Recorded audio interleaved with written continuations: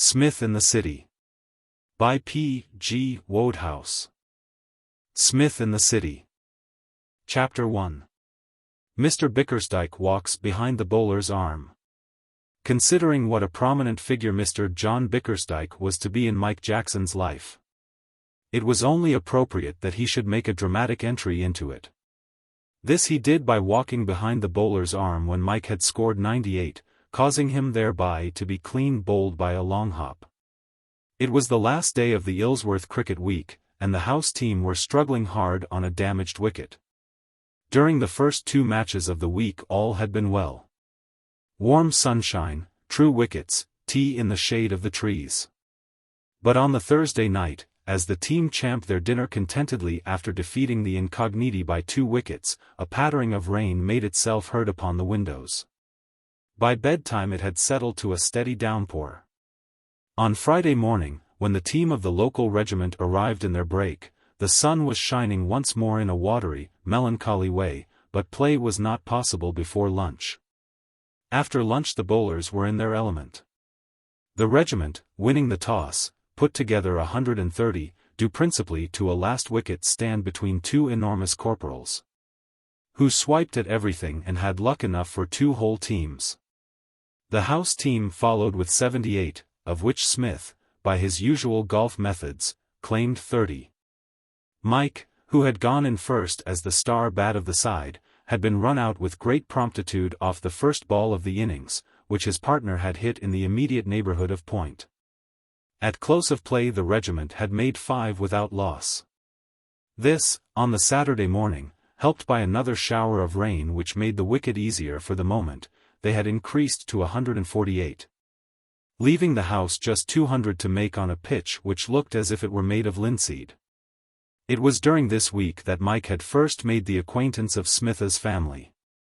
Mr. Smith had moved from Shropshire, and taken Ilsworth Hall in a neighbouring county. This he had done, as far as could be ascertained, simply because he had a poor opinion of Shropshire cricket. And just at the moment cricket happened to be the pivot of his life. My father, Smith had confided to Mike, meeting him at the station in the family motor on the Monday, is a man of vast but volatile brain. He has not that calm, dispassionate outlook on life which marks your true philosopher, such as myself. I say, interrupted Mike, eyeing Smith's movements with apprehension, you aren't going to drive, are you? Who else? As I was saying, I am like some contented spectator of a pageant. My pater wants to jump in and stage manage. He is a man of hobbies. He never has more than one at a time, and he never has that long. But while he has it, it's all there. When I left the house this morning he was all for cricket. But by the time we get to the ground he may have chucked cricket and taken up the Territorial Army. Don't be surprised if you find the wicket being dug up into trenches, when we arrive, and the pro. moving in echelon towards the pavilion. No, he added, as the car turned into the drive, and they caught a glimpse of white flannels and blazers in the distance, and heard the sound of bat meeting ball. Cricket seems still to be topping the bill. Come along, and I'll show you your room. It's next to mine, so that, if brooding on life in the still hours of the night, I hit on any great truth, I shall pop in and discuss it with you. While Mike was changing, Smith sat on his bed, and continued to discourse. I suppose you're going to the varsity, he said. Rather, said Mike, lacing his boots. You are, of course. Cambridge, I hope. I'm going to King's. Between ourselves, confided Smith, I'm dashed if I know what's going to happen to me. I am the thin gummy of what's its name. You look it, said Mike, brushing his hair. Don't stand there cracking the glass, said Smith. I tell you I am practically a human 3 shies a penny ball.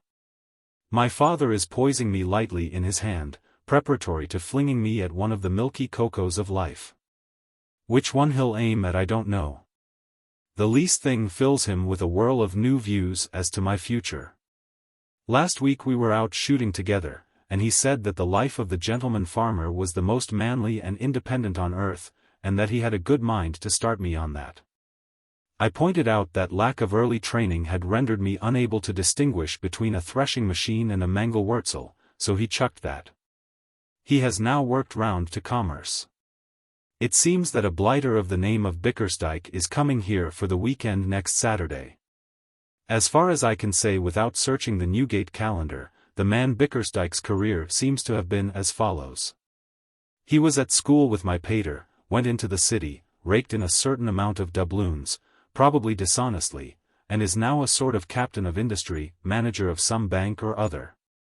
And about to stand for Parliament. The result of these excesses is that my pater's imagination has been fired, and at time of going to press he wants me to imitate Comrade Bickersdyke. However, there's plenty of time. That's one comfort. He's certain to change his mind again. Ready? Then suppose we filter forth into the arena? Out on the field Mike was introduced to the man of hobbies. Mr. Smith, Sr., was a long, earnest-looking man who might have been Smith in a grey wig but for his obvious energy. He was as wholly on the move as Smith was wholly statuesque.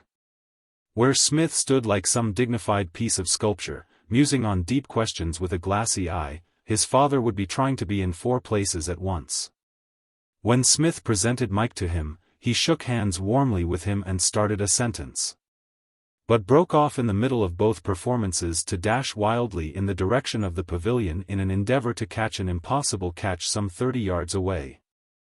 The impetus so gained carried him on towards Bagley, the Ilsworth Hall ground man, with whom a moment later he was carrying on an animated discussion as to whether he had or had not seen a dandelion on the field that morning. 2 minutes afterwards he had skimmed away again. Mike, as he watched him, began to appreciate Smith's reasons for feeling some doubt as to what would be his future walk in life. At lunch that day Mike sat next to Mr. Smith, and improved his acquaintance with him, and by the end of the week they were on excellent terms. Smith's father had Smith's gift of getting on well with people. On this Saturday, as Mike buckled on his pads, Mr. Smith bounded up, full of advice and encouragement. "My boy," he said, "we rely on you. These others," he indicated with a disparaging wave of the hand the rest of the team, who were visible through the window of the changing room, "are all very well. Decent club bats. Good for a few on a billiard table. But you're our hope on a wicket like this. I have studied cricket all my life, till that summer it is improbable that Mr. Smith had ever handled a bat, and I know a first-class batsman when I see one. I've seen your brothers play. Pooh, you're better than any of them. That century of yours against the Green Jackets was a wonderful innings, wonderful. Now look here, my boy. I want you to be careful. We've a lot of runs to make, so we mustn't take any risks. Hit plenty of boundaries, of course, but be careful. Careful. Dash it, there's a youngster trying to climb up the elm. He'll break his neck. It's young Giles, my keeper's boy. Hi. Hi, there." He scudded out to avert the tragedy, leaving Mike to digest his expert advice on the art of batting on bad wickets. Possibly it was the excellence of this advice which induced Mike to play what was, to date, the best innings of his life. There are moments when the batsman feels an almost superhuman fitness. This came to Mike now. The sun had begun to shine strongly. It made the wicket more difficult, but it added a cheerful touch to the scene. Mike felt calm and masterful. The bowling had no terrors for him. He scored 9 off his first over and 7 off his second, halfway through which he lost his partner. He was to undergo a similar bereavement several times that afternoon, and at frequent intervals. However simple the bowling might seem to him, it had enough sting in it to worry the rest of the team considerably. Batsmen came and went at the other end with such rapidity that it seemed hardly worth while their troubling to come in at all. Every now and then one would give promise of better things by lifting the slow bowler into the pavilion or over the boundary, but it always happened that a similar stroke, a few balls later, ended in an easy catch. At 5 o'clock the Ilsworth score was 81 for 7 wickets, last man not, Mike not out 59. As most of the house team, including Mike, were dispersing to their homes or were due for visits at other houses that night, stumps were to be drawn at 6. It was obvious that they could not hope to win.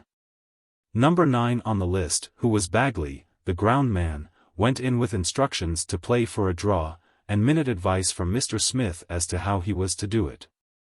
Mike had now begun to score rapidly, and it was not to be expected that he could change his game.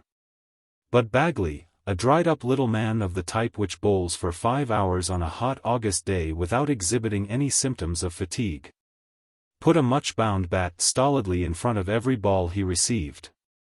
And the Hall's prospects of saving the game grew brighter. At 5:45 the professional left, caught at very silly point for 8. The score was 115, of which Mike had made 85. A lengthy young man with yellow hair, who had done some good fast bowling for the Hall during the week, was the next man in.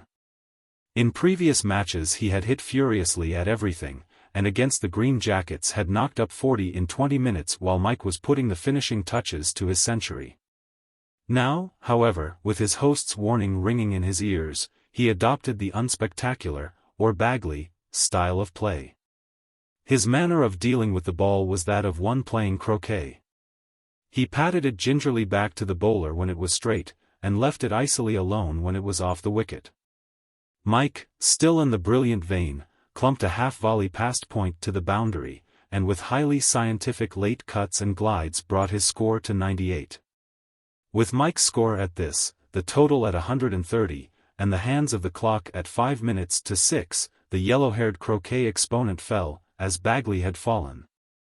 A victim to silly point, the ball being the last of the over.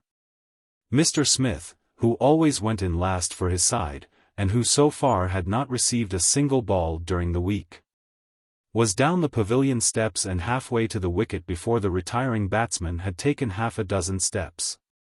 "Last over," said the wicket-keeper to Mike. "Any idea how many you've got? You must be near your century, I should think." 98, said Mike. He always counted his runs. "By Jove, as near as that? This is something like a finish." Mike left the first ball alone, and the second. They were too wide of the off stump to be hit at safely. Then he felt a thrill as the third ball left the bowler's hand. It was a long hop.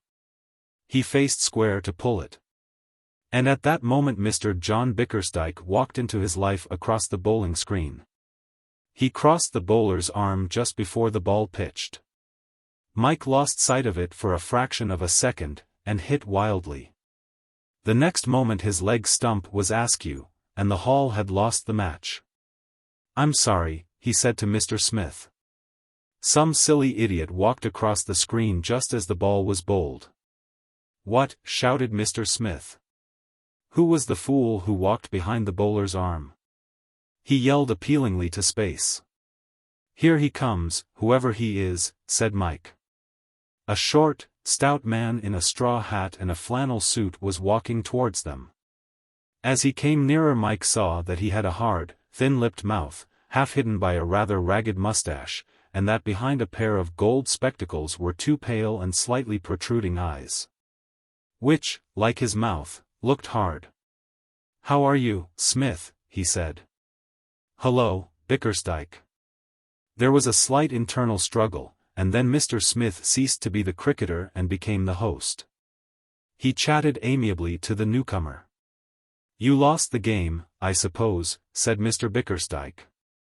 The cricketer in Mr. Smith came to the top again, blended now, however, with the host. He was annoyed, but restrained in his annoyance. "I say, Bickersdyke, you know, my dear fellow," he said complainingly, "you shouldn't have walked across the screen. You put Jackson off, and made him get bowled." "The screen? That curious white object," said Mike.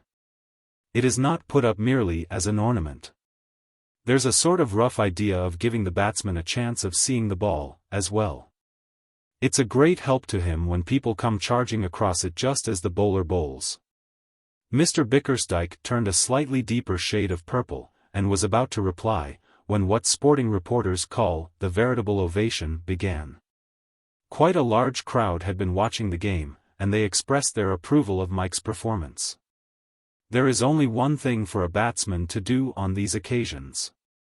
Mike ran into the pavilion, leaving Mr. Bickersdyke standing. How do you find this book? Any thoughts about the book or the author? Any suggestion for improvement? Please take a moment to share your thoughts in a comment. If you like it, share it with your friends who might enjoy it as well. Subscribe to keep in touch. Visit CompleteAudiobooks.com for more quality content. Chapter 2. Mike hears bad news. It seemed to Mike, when he got home, that there was a touch of gloom in the air. His sisters were as glad to see him as ever.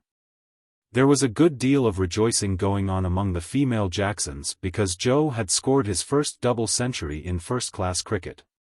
Double centuries are too common, nowadays, for the papers to take much notice of them, but, still, it is not everybody who can make them, and the occasion was one to be marked. Mike had read the news in the evening paper in the train, and had sent his brother a wire from the station, congratulating him. He had wondered whether he himself would ever achieve the feat in first-class cricket. He did not see why he should not. He looked forward through a long vista of years of county cricket. He had a berth qualification for the county in which Mr. Smith had settled, and he had played for it once already at the beginning of the holidays. His debut had not been sensational, but it had been promising. The fact that 2 members of the team had made centuries, and a third 70-odd, had rather eclipsed his own 29 not out. But it had been a faultless innings, and nearly all the papers had said that here was yet another Jackson, evidently well up to the family standard, who was bound to do big things in the future. The touch of gloom was contributed by his brother Bob to a certain extent, and by his father more noticeably. Bob looked slightly thoughtful. Mr. Jackson seemed thoroughly worried. Mike approached Bob on the subject in the billiard room after dinner. Bob was practicing cannons in rather a listless way. "What's up, Bob?" asked Mike. Bob laid down his cue. "I'm hanged if I know," said Bob. "Something seems to be. Father's worried about something. He looked as if he'd got the hump rather at dinner. I only got here this afternoon, about 3 hours before you did. I had a bit of a talk with him before dinner. I can't make out what's up. He seemed awfully keen on my finding something to do now I've come down from Oxford. Wanted to know whether I couldn't get a tutoring job or a mastership at some school next term. I said I'd have a shot. I don't see what all the hurry's about, though. I was hoping he'd give me a bit of traveling on the continent somewhere before I started in." "Rough luck," said Mike. "I wonder why it is. Jolly good about Joe, wasn't it? Let's have 50 up, shall we?" Bob's remarks had given Mike no hint of impending disaster. It seemed strange, of course, that his father, who had always been so easygoing, should have developed a hustling get-on or get-out spirit, and be urging Bob to do it now. But it never occurred to him that there could be any serious reason for it. After all, fellows had to start working some time or other. Probably his father had merely pointed this out to Bob, and Bob had made too much of it. Halfway through the game Mr. Jackson entered the room, and stood watching in silence. "Want a game, father?" asked Mike. "No, thanks, Mike." "What is it? 100 up? 50? Oh, then you'll be finished in a moment. When you are, I wish you'd just look into the study for a moment, Mike. I want to have a talk with you." "Rum," said Mike, as the door closed. "I wonder what's up." For a wonder his conscience was free. It was not as if a bad school report might have arrived in his absence. His Sedleigh report had come at the beginning of the holidays, and had been, on the whole, fairly decent, nothing startling either way. Mr. Downing, perhaps through remorse at having harried Mike to such an extent during the Sammy episode, had exercised a studied moderation in his remarks. He had let Mike down far more easily than he really deserved. So it could not be a report that was worrying Mr. Jackson. And there was nothing else on his conscience.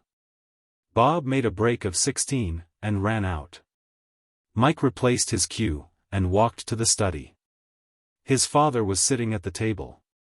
Except for the very important fact that this time he felt that he could plead not guilty on every possible charge. Mike was struck by the resemblance in the general arrangement of the scene to that painful 10 minutes at the end of the previous holidays, when his father had announced his intention of taking him away from WRYKYN and sending him to Sedleigh. The resemblance was increased by the fact that, as Mike entered, Mr. Jackson was kicking at the waste paper basket, a thing which with him was an infallible sign of mental unrest. "Sit down, Mike," said Mr. Jackson. "How did you get on during the week?" "Topping. Only once out under double figures. And then I was run out. Got a century against the Green Jackets, 71 against the Incogs, and today I made 98 on a beast of a wicket, and only got out because some silly goat of a chap." He broke off. Mr. Jackson did not seem to be attending. There was a silence. Then Mr. Jackson spoke with an obvious effort. "Look here, Mike, we've always understood one another, haven't we?" "Of course we have. You know I wouldn't do anything to prevent you having a good time, if I could help it. I took you away from WRYKYN, I know, but that was a special case. It was necessary.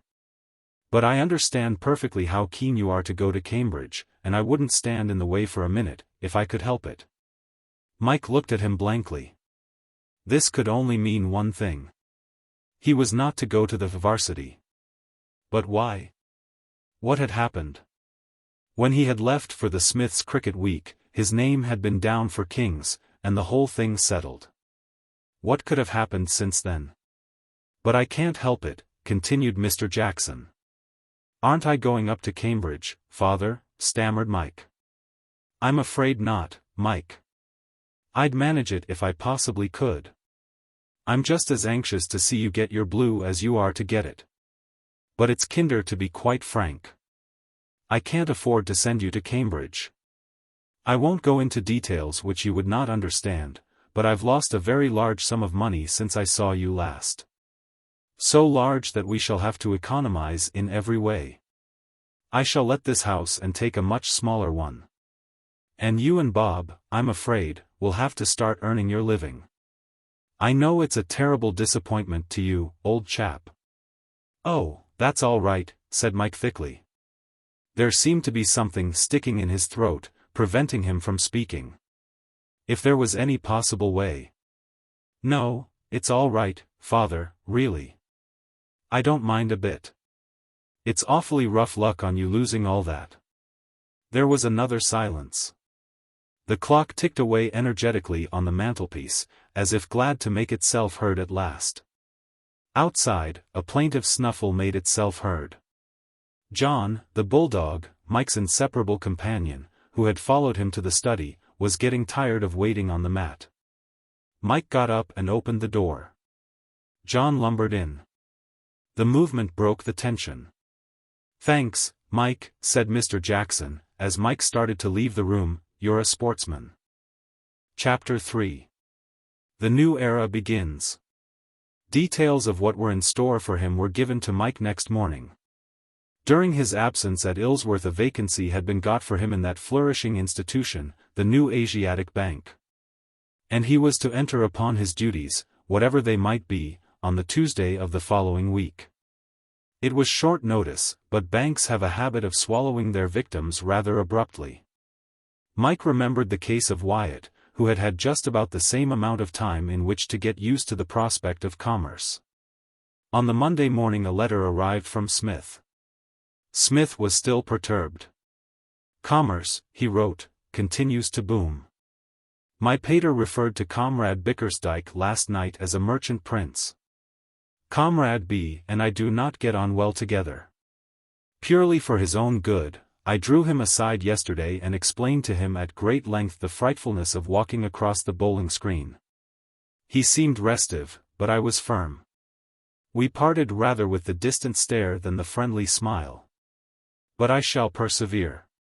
In many ways the casual observer would say that he was hopeless.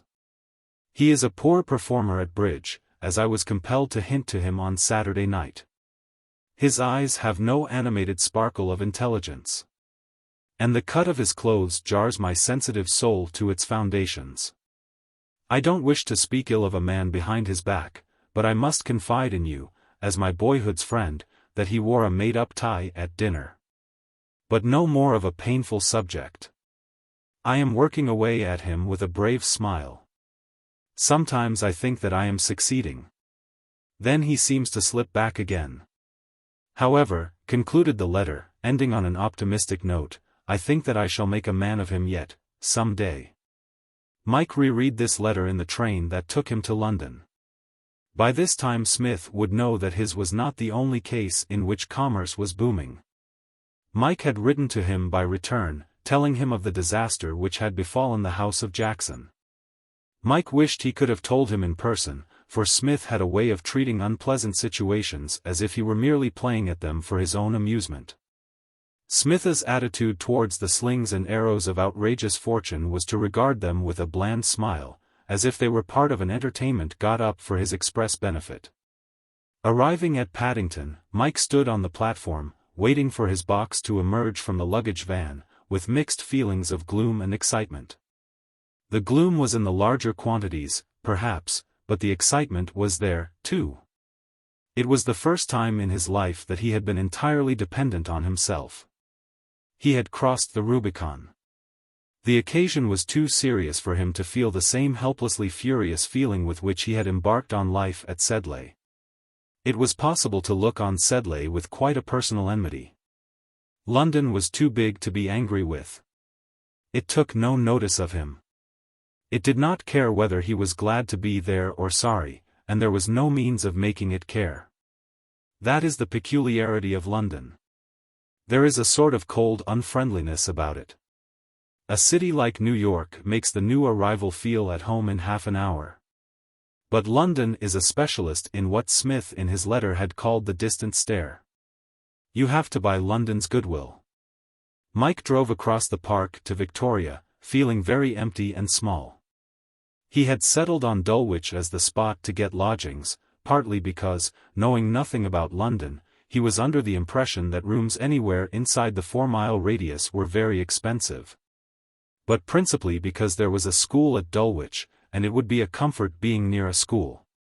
He might get a game of fives there sometimes, he thought, on a Saturday afternoon, and, in the summer, occasional cricket. Wandering at a venture up the asphalt passage which leads from Dulwich Station in the direction of the college, he came out into Acacia Road. There is something about Acacia Road which inevitably suggests furnished apartments. A child could tell at a glance that it was bristling with bed-sitting rooms. Mike knocked at the first door over which a card hung. There is probably no more depressing experience in the world than the process of engaging furnished apartments. Those who let furnished apartments seem to take no joy in the act. Like Pooh Bah, they do it, but it revolts them. In answer to Mike's knock, a female person opened the door. In appearance she resembled a pantomime dame, inclining towards the restrained melancholy of Mr. Wilkie Bard rather than the joyous abandon of Mr. George Robey.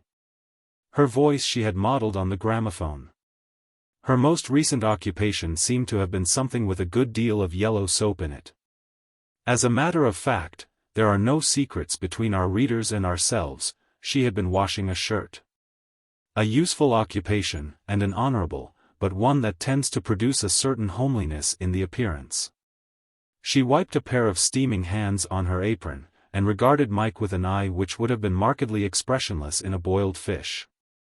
Was there anything? She asked. Mike felt that he was in for it now. He had not sufficient ease of manner to back gracefully away and disappear, so he said that there was something. In point of fact, he wanted a bed-sitting room. "Orcup stays," said the pantomime dame. Which Mike interpreted to mean, would he walk upstairs? The procession moved up a dark flight of stairs until it came to a door. The pantomime dame opened this, and shuffled through. Mike stood in the doorway, and looked in. It was a repulsive room. One of those characterless rooms which are only found in furnished apartments. To Mike, used to the comforts of his bedroom at home and the cheerful simplicity of a school dormitory, it seemed about the most dismal spot he had ever struck. A sort of Sargasso Sea among bedrooms. He looked round in silence. Then he said, "Yes." There did not seem much else to say. "It's a nice room," said the pantomime dame. Which was a black lie. It was not a nice room. It never had been a nice room. And it did not seem at all probable that it ever would be a nice room. But it looked cheap. That was the great thing. Nobody could have the assurance to charge much for a room like that. A landlady with a conscience might even have gone to the length of paying people some small sum by way of compensation to them for sleeping in it. About what? Queried Mike. Cheapness was the great consideration. He understood that his salary at the bank would be about £4.10 a month, to begin with, and his father was allowing him £5 a month. One does not do things en prince on £114 a year. The pantomime dame became slightly more animated. Prefacing her remarks by a repetition of her statement that it was a nice room, she went on to say that she could do it at 7 and 6 per week for him, giving him to understand. Presumably, that, if the Shah of Persia or Mr. Carnegie ever applied for a night's rest, they would sigh in vain for such easy terms. And that included lights. Coals were to be looked on as an extra. 6 a scuttle. Attendance was thrown in. Having stated these terms, she dribbled a piece of fluff under the bed, after the manner of a professional association footballer, and relapsed into her former moody silence. Mike said he thought that would be all right. The pantomime dame exhibited no pleasure. "'Bout meals," she said. "You'll be wanting breakfast. Bacon, eggs, and that, I suppose?" Mike said he supposed so. "That'll be extra," she said. "And dinner? A chop, or a nice steak?" Mike bowed before this original flight of fancy. A chop or a nice steak seemed to be about what he might want. "That'll be extra," said the pantomime dame in her best Wilkie Bard manner. Mike said yes, he supposed so. After which, having put down 7 and 6, 1 week's rent in advance, he was presented with a grubby receipt and an enormous latchkey, and the séance was at an end. Mike wandered out of the house.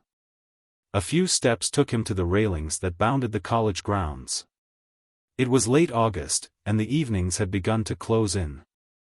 The cricket field looked very cool and spacious in the dim light, with the school buildings looming vague and shadowy through the slight mist. The little gate by the railway bridge was not locked. He went in, and walked slowly across the turf towards the big clump of trees which marked the division between the cricket and football fields. It was all very pleasant and soothing after the pantomime dame and her stuffy bed-sitting room.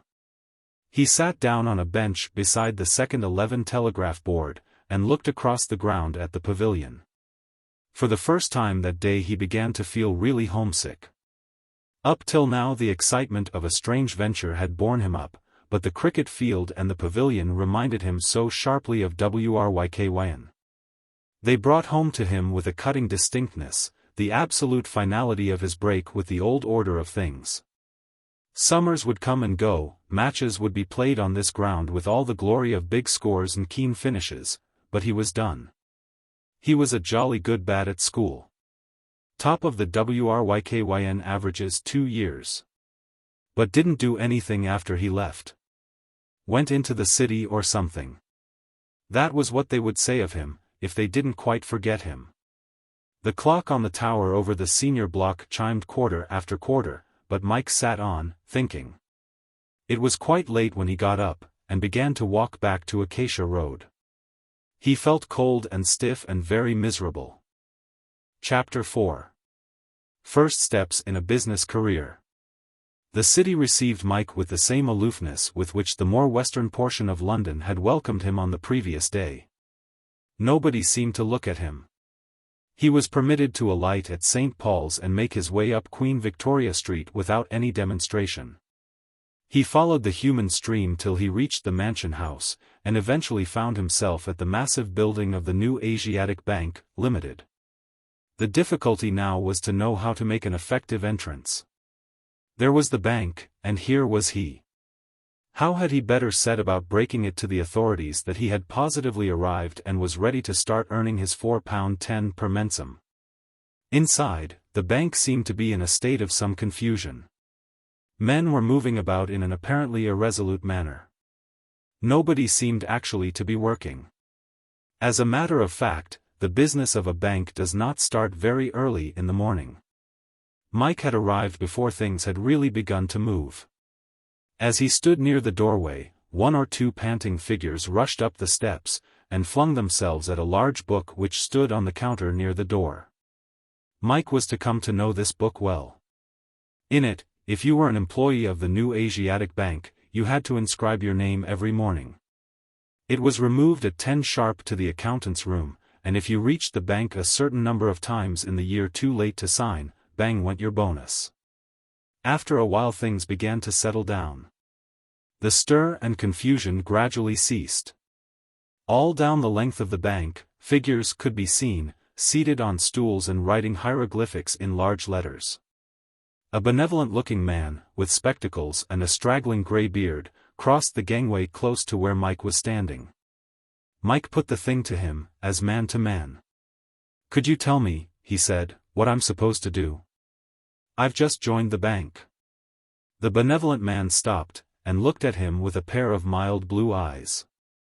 "I think, perhaps, that your best plan would be to see the manager," he said. "Yes, I should certainly do that. He will tell you what work you have to do.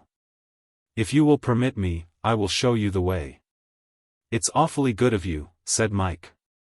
He felt very grateful.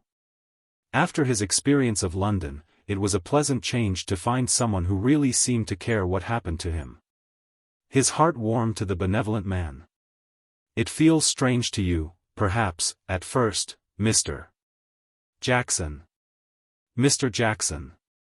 My name is Waller. I have been in the city some time, but I can still recall my first day. But one shakes down. One shakes down quite quickly. Here is the manager's room. If you go in, he will tell you what to do." "Thanks awfully," said Mike. "Not at all." He ambled off on the quest which Mike had interrupted, turning, as he went, to bestow a mild smile of encouragement on the new arrival. There was something about Mr. Waller which reminded Mike pleasantly of the White Knight in Alice Through the Looking-Glass. Mike knocked at the managerial door, and went in.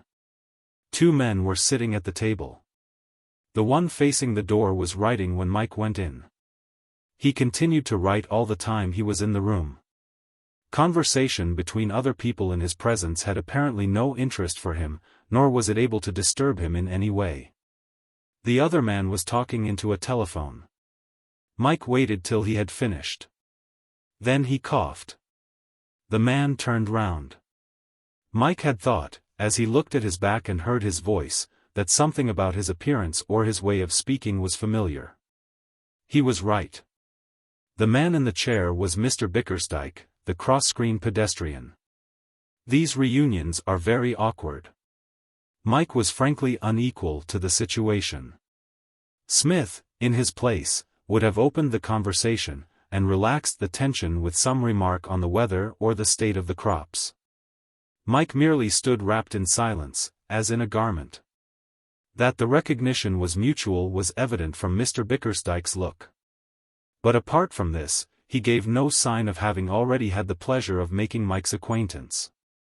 He merely stared at him as if he were a blot on the arrangement of the furniture, and said, "Well?" The most difficult parts to play in real life as well as on the stage are those in which no business is arranged for the performer. It was all very well for Mr. Bickersdyke. He had been discovered sitting. But Mike had had to enter, and he wished now that there was something he could do instead of merely standing and speaking. "I've come," was the best speech he could think of. It was not a good speech. It was too sinister. He felt that even as he said it. It was the sort of thing Mephistopheles would have said to Faust by way of opening conversation. And he was not sure, either, whether he ought not to have added, "Sir." Apparently such subtleties of address were not necessary, for Mr. Bickersdyke did not start up and shout, "This language to me," or anything of that kind. He merely said, "Oh. And who are you?" "Jackson," said Mike. It was irritating, this assumption on Mr. Bickersdyke's part that they had never met before. "Jackson? Ah, yes. You have joined the staff?" Mike rather liked this way of putting it. It lent a certain dignity to the proceedings, making him feel like some important person for whose services there had been strenuous competition. He seemed to see the bank's directors being reassured by the chairman. "I am happy to say, gentlemen, that our profits for the past year are £3,000. 006,221 cheers, and, impressively, that we have finally succeeded in inducing Mr. Mike Jackson, sensation, in fact, to join the staff." Frantic cheers, in which the chairman joined. "Yes," he said. Mr. Bickersdyke pressed a bell on the table beside him, and picking up a pen, began to write. Of Mike he took no further notice, leaving that toy of fate standing stranded in the middle of the room. After a few moments one of the men in fancy dress, whom Mike had seen hanging about the gangway, and whom he afterwards found to be messengers, appeared. Mr. Bickersdyke looked up. "Ask Mr. Bannister to step this way," he said. The messenger disappeared, and presently the door opened again to admit a shock-headed youth with paper cuff protectors round his wrists. "This is Mr. Jackson, a new member of the staff. He will take your place in the postage department. You will go into the cash department, under Mr. Waller. Kindly show him what he has to do." Mike followed Mr. Bannister out. On the other side of the door the shock-headed one became communicative. "Phew," he said, mopping his brow. "That's the sort of thing which gives me the pip. When William came and said old Bick wanted to see me, I said to him, 'William, my boy, my number is up. This is the sack.' I made certain that Rossiter had run me in for something. He's been waiting for a chance to do it for weeks, only I've been as good as gold and haven't given it him. I pity you going into the postage. There's one thing, though. If you can stick it for about a month, you'll get through all right. Men are always leaving for the East, and then you get shunted on into another department, and the next new man goes into the postage. That's the best of this place. It's not like one of those banks where you stay in London all your life. You only have 3 years here, and then you get your orders, and go to one of the branches in the East, where you're the dickens of a big pot straight away. With a big screw and a dozen native Johnnies under you.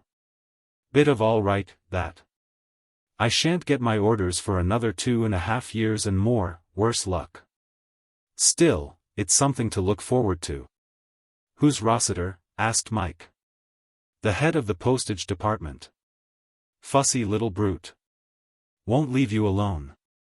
Always trying to catch you on the hop. There's one thing, though. The work in the postage is pretty simple. You can't make many mistakes, if you're careful. It's mostly entering letters and stamping them." They turned in at the door in the counter, and arrived at a desk which ran parallel to the gangway. There was a high rack running along it, on which were several ledgers. Tall, green-shaded electric lamps gave it rather a cozy look. As they reached the desk, a little man with short, black whiskers buzzed out from behind a glass screen, where there was another desk. "Where have you been, Bannister, where have you been? You must not leave your work in this way. There are several letters waiting to be entered. Where have you been?" "Mr. Bickersdyke sent for me," said Bannister, with the calm triumph of one who trumps an ace. "Oh. Ah. Oh. Yes, very well. I see. But get to work, get to work. Who is this?" "This is a new man. He's taking my place. I've been moved on to the cash." "Oh. Ah. "Is your name Smith?" asked Mr. Rossiter, turning to Mike. Mike corrected the rash guess, and gave his name. It struck him as a curious coincidence that he should be asked if his name were Smith, of all others. Not that it is an uncommon name. "Mr. Bickersdyke told me to expect a Mr. Smith." Well, perhaps there are two new men. Mr. Bickersdyke knows we are short-handed in this department. But, come along, Bannister, come along. Show Jackson what he has to do. We must get on. There is no time to waste. He buzzed back to his lair.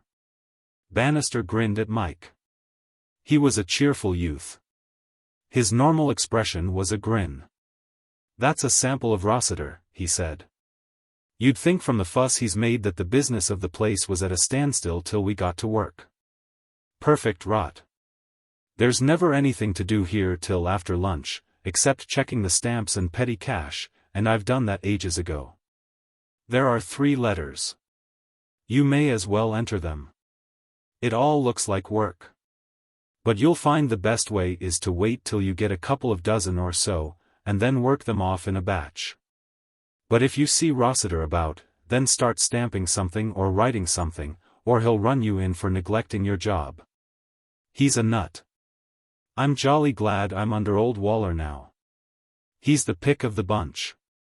The other heads of departments are all nuts, and Bickersdyke's the nuttiest of the lot. Now, look here. This is all you've got to do. I'll just show you, and then you can manage for yourself. I shall have to be shunting off to my own work in a minute." Chapter 5. The Other Man. As Bannister had said, the work in the postage department was not intricate.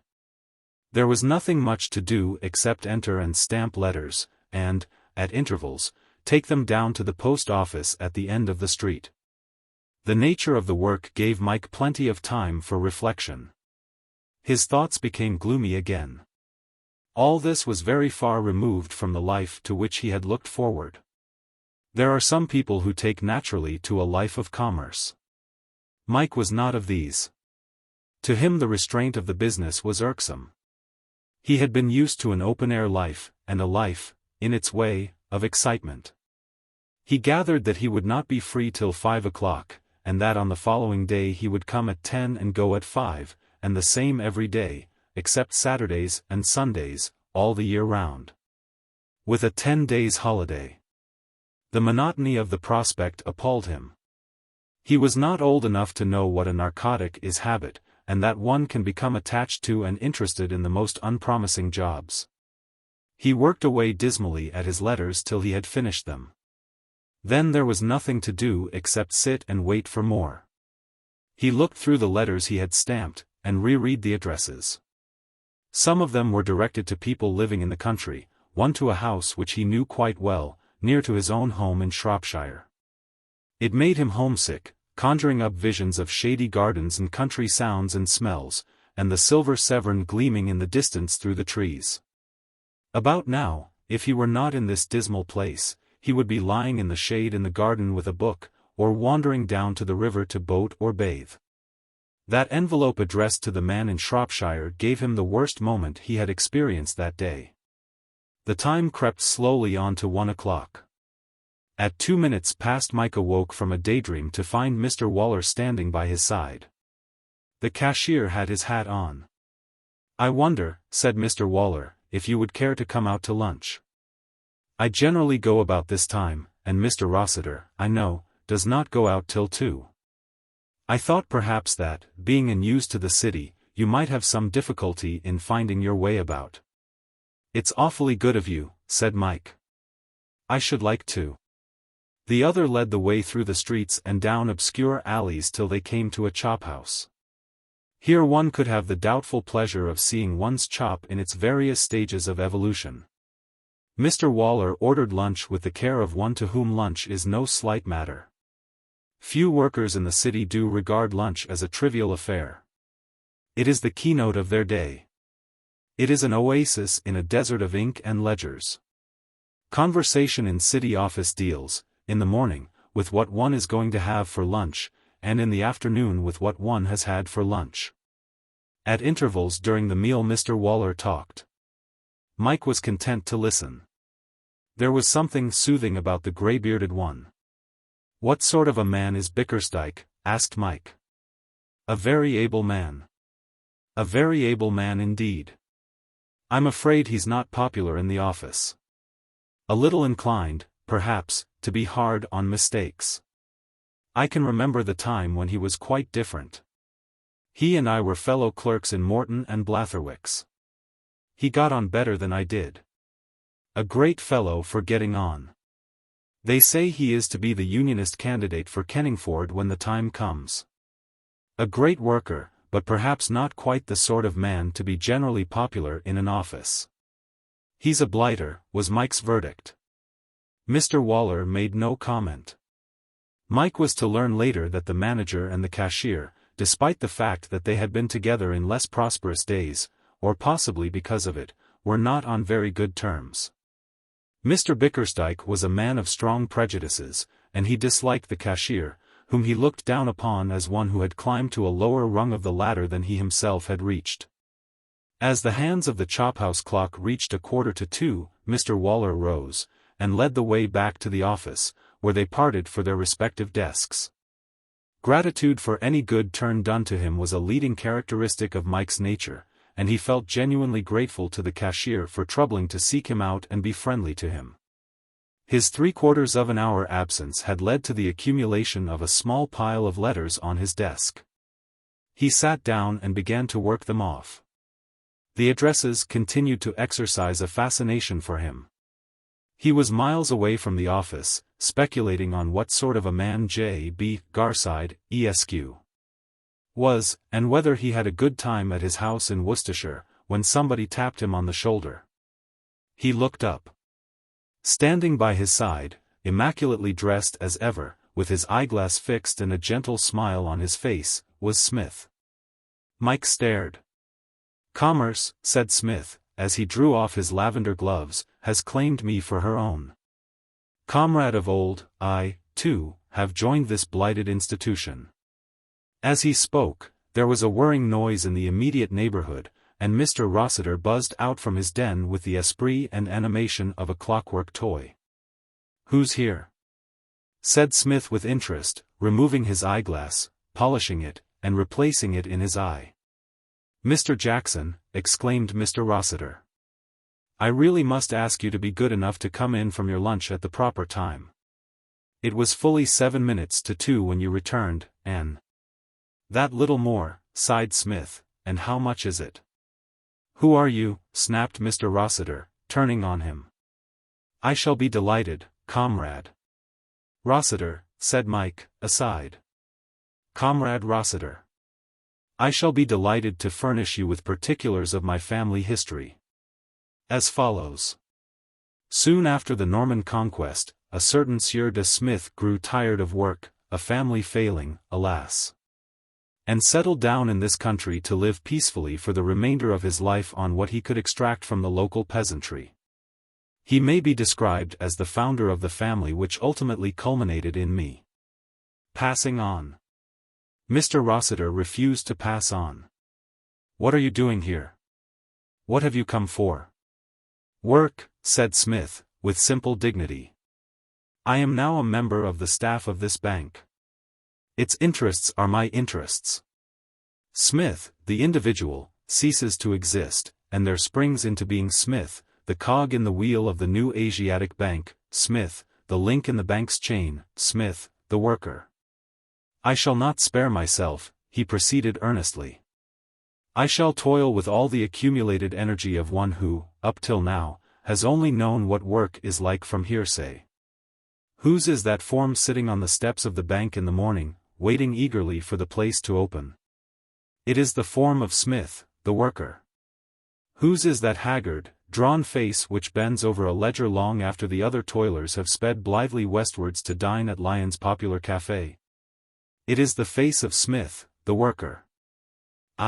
Began Mr. Rossiter. "I tell you," continued Smith, waving aside the interruption and tapping the head of the department rhythmically in the region of the second waistcoat button with a long finger, "I tell you, Comrade Rossiter, that you have got hold of a good man. You and I together, not forgetting Comrade Jackson, the pet of the smart set. We'll toil early and late till we boost up this postage department into a shining model of what a postage department should be. What that is, at present, I do not exactly know. However, excursion trains will be run from distant shires to see this postage department. American visitors to London will do it before going on to the Tower. And now, he broke off, with a crisp, business-like intonation, I must ask you to excuse me. Much as I have enjoyed this little chat, I fear it must now cease. The time has come to work. Our trade rivals are getting ahead of us. The whisper goes round, Rossiter and Smith are talking, not working, and other firms prepare to pinch our business. Let me work. 2 minutes later, Mr. Rossiter was sitting at his desk with a dazed expression, while Smith, perched gracefully on a stool, entered figures in a ledger. Chapter 6. Psmith Explains. For the space of about 25 minutes Smith sat in silence, concentrated on his ledger, the picture of the model bank clerk.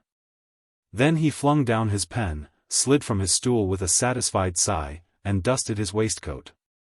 A commercial crisis, he said, has passed. The job of work which Comrade Rossiter indicated for me has been completed with masterly skill. The period of anxiety is over. The bank ceases to totter.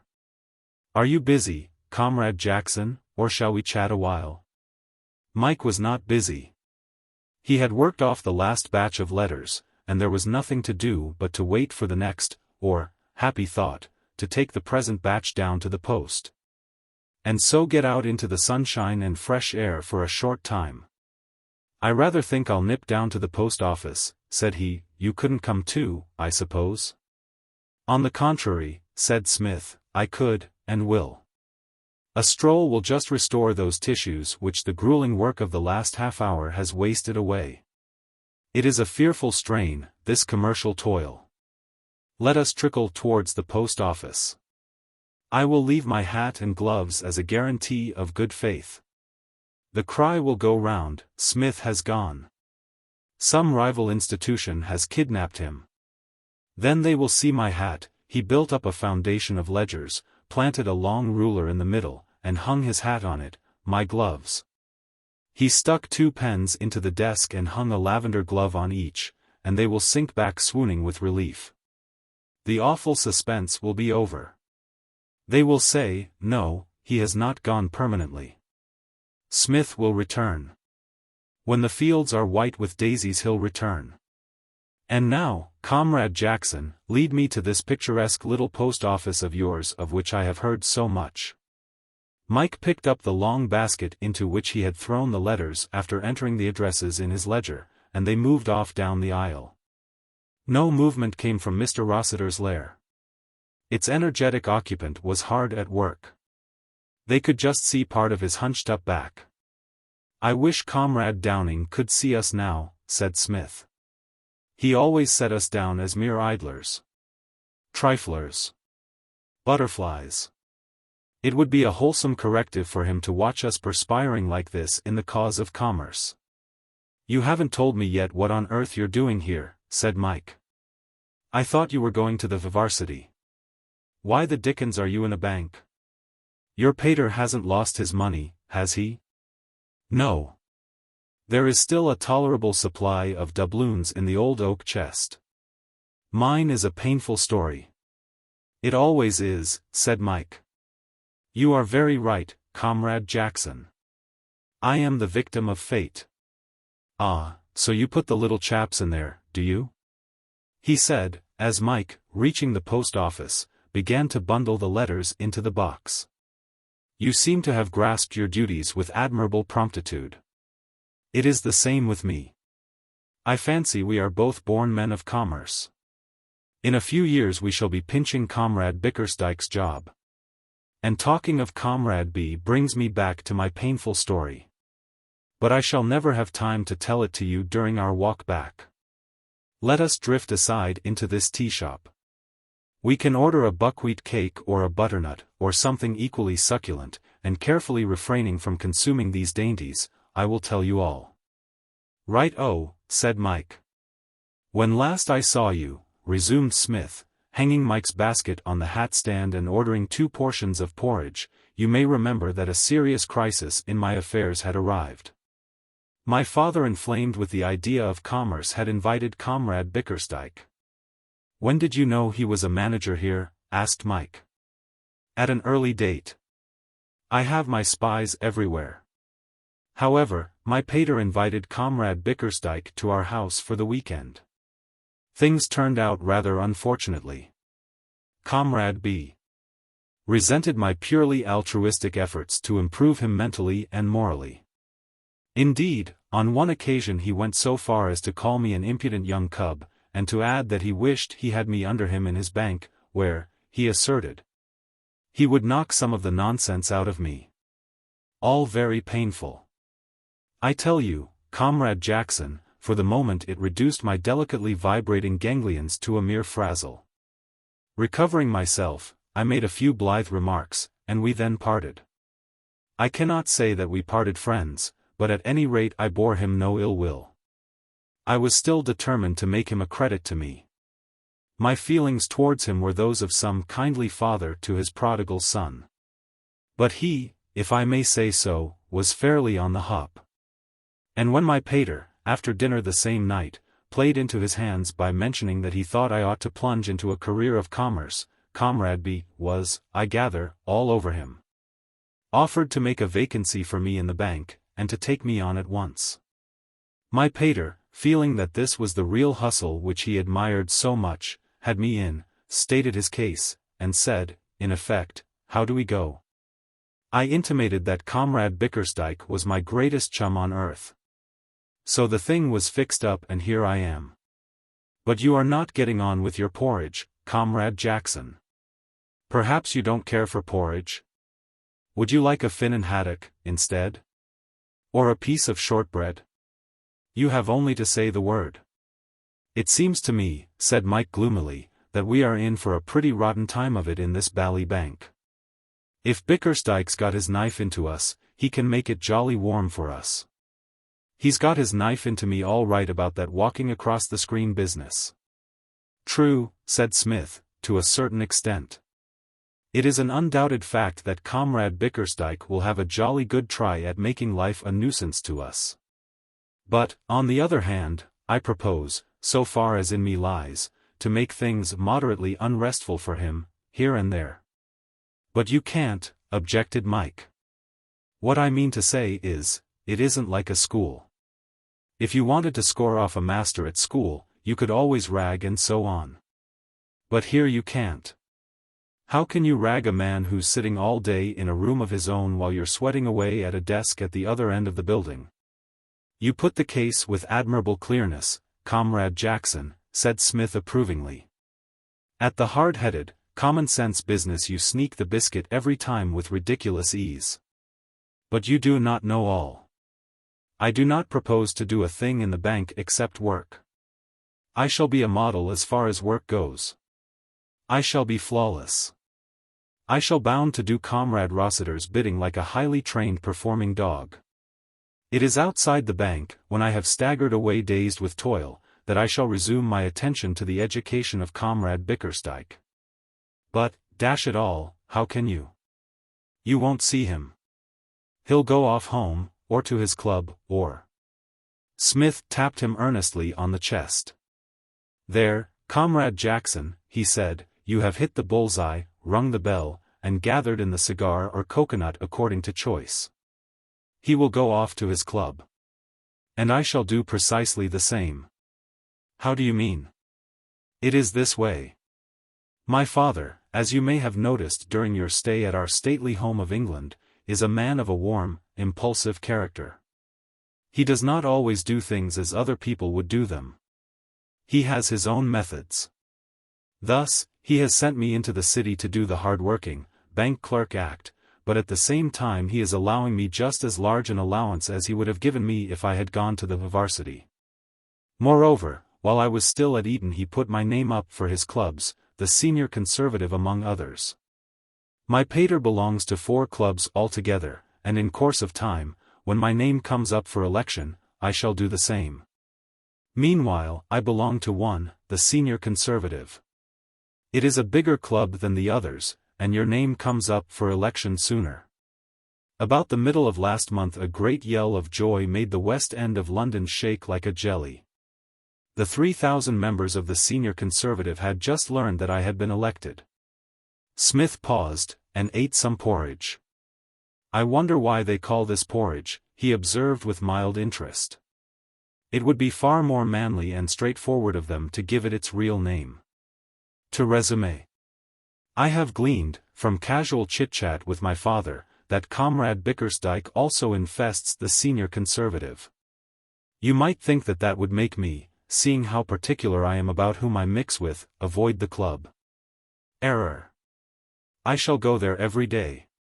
If Comrade Bickersdyke wishes to amend any little traits in my character of which he may disapprove, he shall never say that I did not give him the opportunity. I shall mix freely with Comrade Bickersdyke at the Senior Conservative Club. I shall be his constant companion. I shall, in short, haunt the man. By these strenuous means I shall, as it were, get a bit of my own back. And now, said Smith, rising, it might be as well, perhaps, to return to the bank and resume our commercial duties. I don't know how long you are supposed to be allowed for your little trips to and from the post office, but, seeing that the distance is about 30 yards. I should say at a venture not more than half an hour. Which is exactly the space of time which has flitted by since we started out on this important expedition.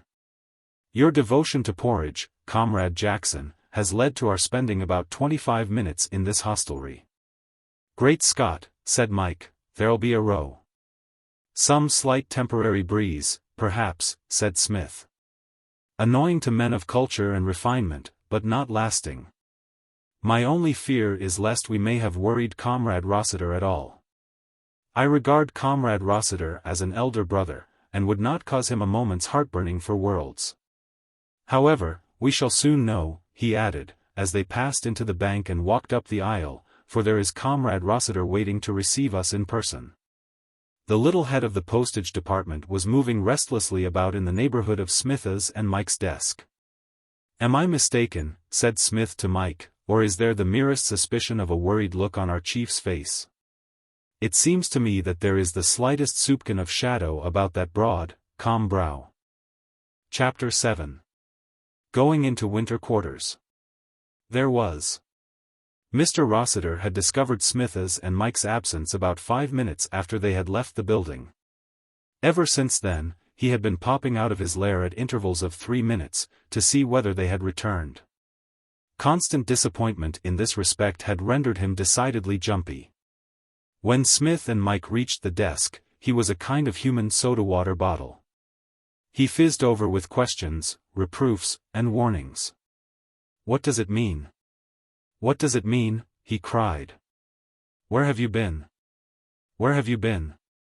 Poetry, said Smith approvingly. You have been absent from your places for over half an hour. Why? Why? Why? Where have you been? Where have you been? I cannot have this. It is preposterous. Where have you been? Suppose Mr. Bickersdyke had happened to come round here. I should not have known what to say to him. Never an easy man to chat with, Comrade Bickersdyke, agreed Smith. You must thoroughly understand that you are expected to remain in your places during business hours.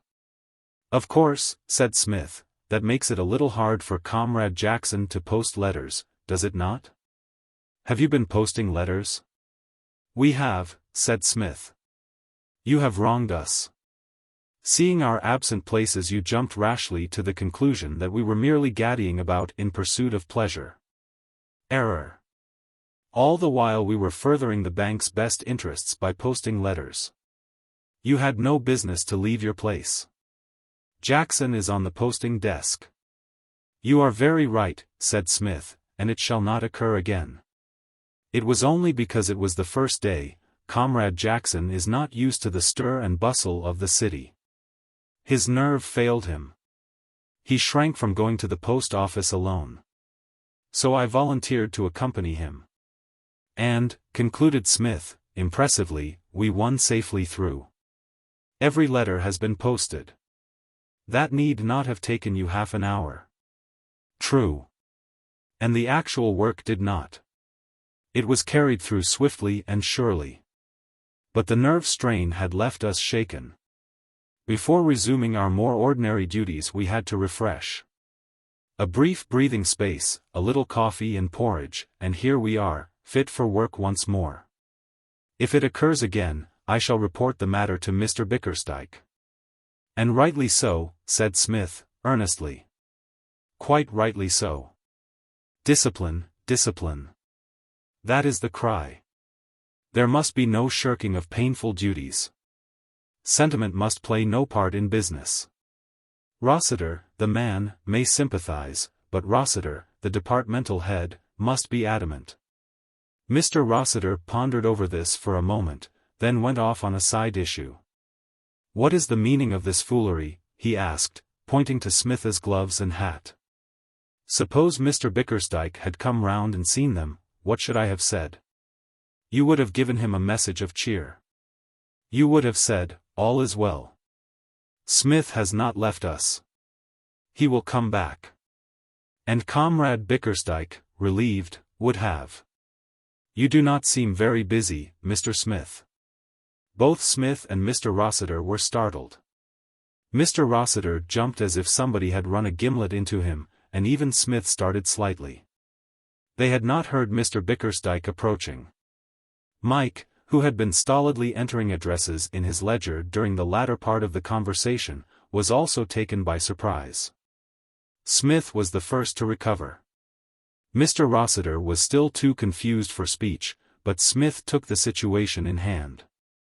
Apparently no, he said, swiftly removing his hat from the ruler. In reality, yes. Mr. Rossiter and I were just scheming out a line of work for me as you came up.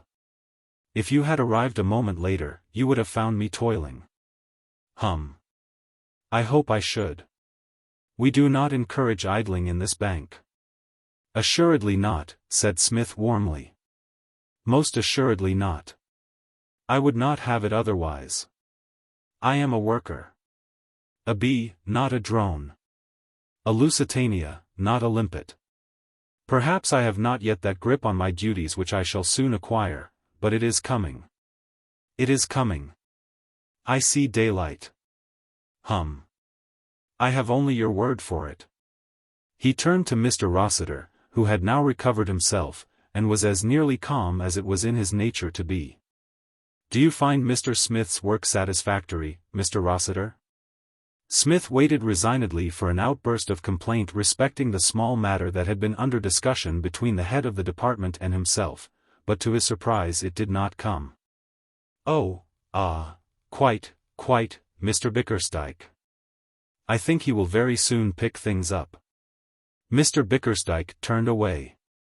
He was a conscientious bank manager, and one can only suppose that Mr. Rossiter's tribute to the earnestness of one of his employees was gratifying to him. But for that, one would have said that he was disappointed. Oh, Mr. Bickersdyke, said Smith. The manager stopped. Father sent his kind regards to you, said Smith benevolently. Mr. Bickersdyke walked off without comment. An uncommonly cheery, companionable feller, murmured Smith, as he turned to his work. The first day anywhere, if one spends it in a sedentary fashion, always seemed unending, and Mike felt as if he had been sitting at his desk for weeks when the hour for departure came. A bank's day ends gradually, reluctantly, as it were. At about 5 there is a sort of stir, not unlike the stir in a theater when the curtain is on the point of falling. Ledgers are closed with a bang. Men stand about and talk for a moment or two before going to the basement for their hats and coats. Then, at irregular intervals, forms pass down the central aisle and out through the swing doors. There is an air of relaxation over the place, though some departments are still working as hard as ever under a blaze of electric light. Somebody begins to sing, and an instant chorus of protests and maledictions rises from all sides. Gradually, however, the electric lights go out. The procession down the center aisle becomes more regular, and eventually the place is left to darkness and the night watchman. The postage department was one of the last to be freed from duty. This was due to the inconsiderateness of the other departments, which omitted to disgorge their letters till the last moment. Mike, as he grew familiar with the work, and began to understand it, used to prowl round the other departments during the afternoon and wrest letters from them, usually receiving with them much abuse for being a nuisance and not leaving honest workers alone. Today, however, he had to sit on till nearly 6, waiting for the final batch of correspondence. Smith, who had waited patiently with him, though his own work was finished, accompanied him down to the post office and back again to the bank to return the letter basket. And they left the office together. "By the way," said Smith, "what with the strenuous labors of the bank and the disturbing interviews with the powers that be, I have omitted to ask you where you are digging. Wherever it is, of course you must clear out. It is imperative, in this crisis, that we should be together. I have acquired a quite snug little flat in Clement's Inn. There is a spare bedroom. It shall be yours." "My dear chap," said Mike, "it's all rot. I can't sponge on you. You pain me, Comrade Jackson. I was not suggesting such a thing. We are businessmen, hard-headed young bankers. I make you a business proposition. I offer you the post of confidential secretary and advisor to me in exchange for a comfortable home. The duties will be light. You will be required to refuse invitations to dinner from crowned heads, and to listen attentively to my views on life. Apart from this, there is little to do. So that's settled." "It isn't," said Mike. You will enter upon your duties tonight. Where are you suspended at present?" "Dulwich." "But, look here. A little more, and you'll get the sack. I tell you the thing is settled. Now, let us hail yon taximeter cab, and desire the stern-faced aristocrat on the box to drive us to Dulwich. We will then collect a few of your things in a bag, have the rest off by train, come back in the taxi, and go and bite a chop at the Carlton. This is a momentous day in our careers, Comrade Jackson. We must buoy ourselves up." Mike made no further objections. The thought of that bed-sitting room in Acacia Road and the pantomime dame rose up and killed them. After all, Smith was not like any ordinary person. There would be no question of charity. Smith had invited him to the flat in exactly the same spirit as he had invited him to his house for the cricket week. "You know," said Smith, after a silence, as they flitted through the streets in the taximeter, "one lives and learns. Were you so wrapped up in your work this afternoon that you did not hear my very entertaining little chat with Comrade Bickersdyke, or did it happen to come under your notice?" "It did." "Then I wonder if you were struck by the singular conduct of Comrade Rossiter? I thought it rather decent of him not to give you away to that blighter Bickersdyke." "Admirably put. It was precisely that struck me. He had his opening, already made for him, but he refrained from depositing me in the soup. I tell you, Comrade Jackson, my rugged old heart was touched. I said to myself, there must be good in Comrade Rossiter, after all. I must cultivate him. I shall make it my business to be kind to our departmental head. He deserves the utmost consideration. His action shone like a good deed in a wicked world. Which it was, of course. From today onwards I take Comrade Rossiter under my wing. We seem to be getting into a tolerably benighted quarter. Are we anywhere near? Through darkest Dulwich in a taximeter." The cab arrived at Dulwich Station, and Mike stood up to direct the driver. They whirred down Acacia Road. Mike stopped the cab and got out. A brief and somewhat embarrassing interview with the pantomime dame, during which Mike was separated from a week's rent in lieu of notice, and he was in the cab again, bound for Clement's Inn. His feelings that night differed considerably from the frame of mind in which he had gone to bed the night before. It was partly a very excellent dinner and partly the fact that Smith's flat, though at present in some disorder, was obviously going to be extremely comfortable, that worked the change. But principally it was due to his having found an ally. The gnawing loneliness had gone. He did not look forward to a career of commerce with any greater pleasure than before. But there was no doubt that with Smith, it would be easier to get through the time after office hours.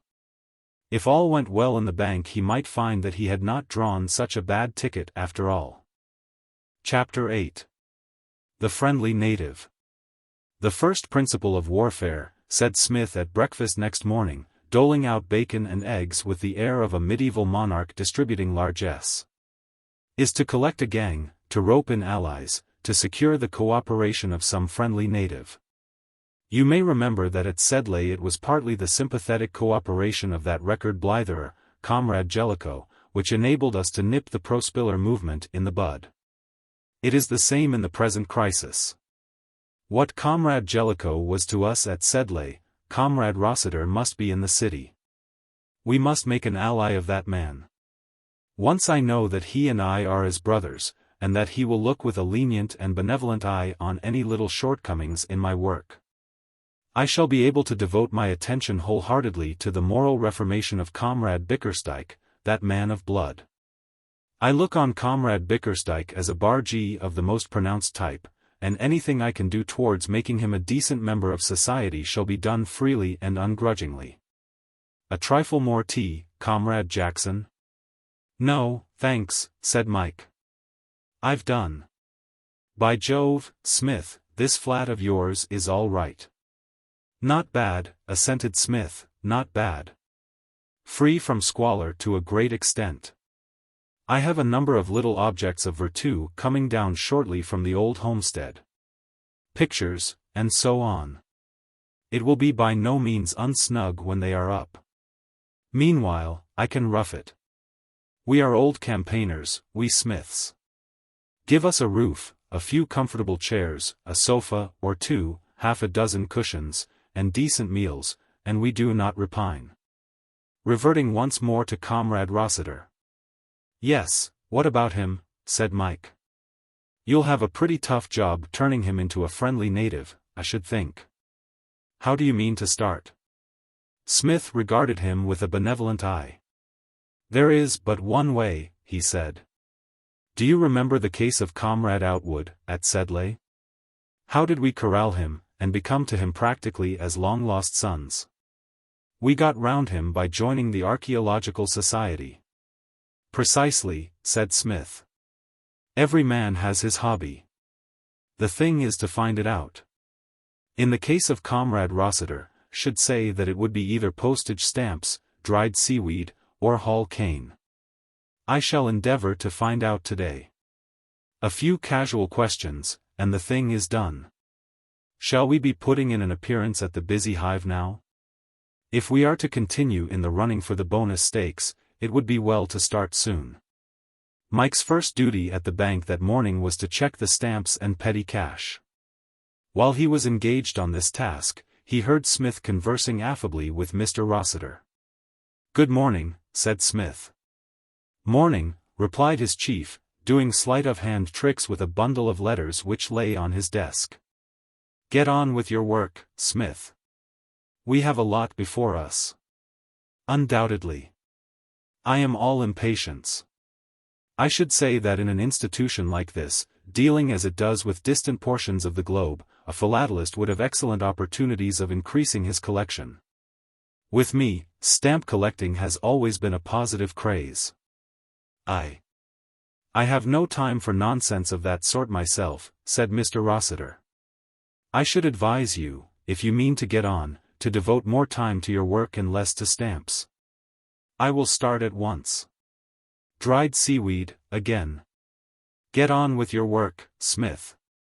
Smith retired to his desk. "This," he said to Mike, "is undoubtedly something in the nature of a setback. I have drawn blank. The papers bring out posters," Smith baffled. "I must try again. Meanwhile, to work. Work, the hobby of the philosopher and the poor man's friend." The morning dragged slowly on without incident. At 12 o'clock Mike had to go out and buy stamps, which he subsequently punched in the punching machine in the basement. A not very exhilarating job in which he was assisted by one of the bank messengers, who discoursed learnedly on roses during the séance. Roses were his hobby.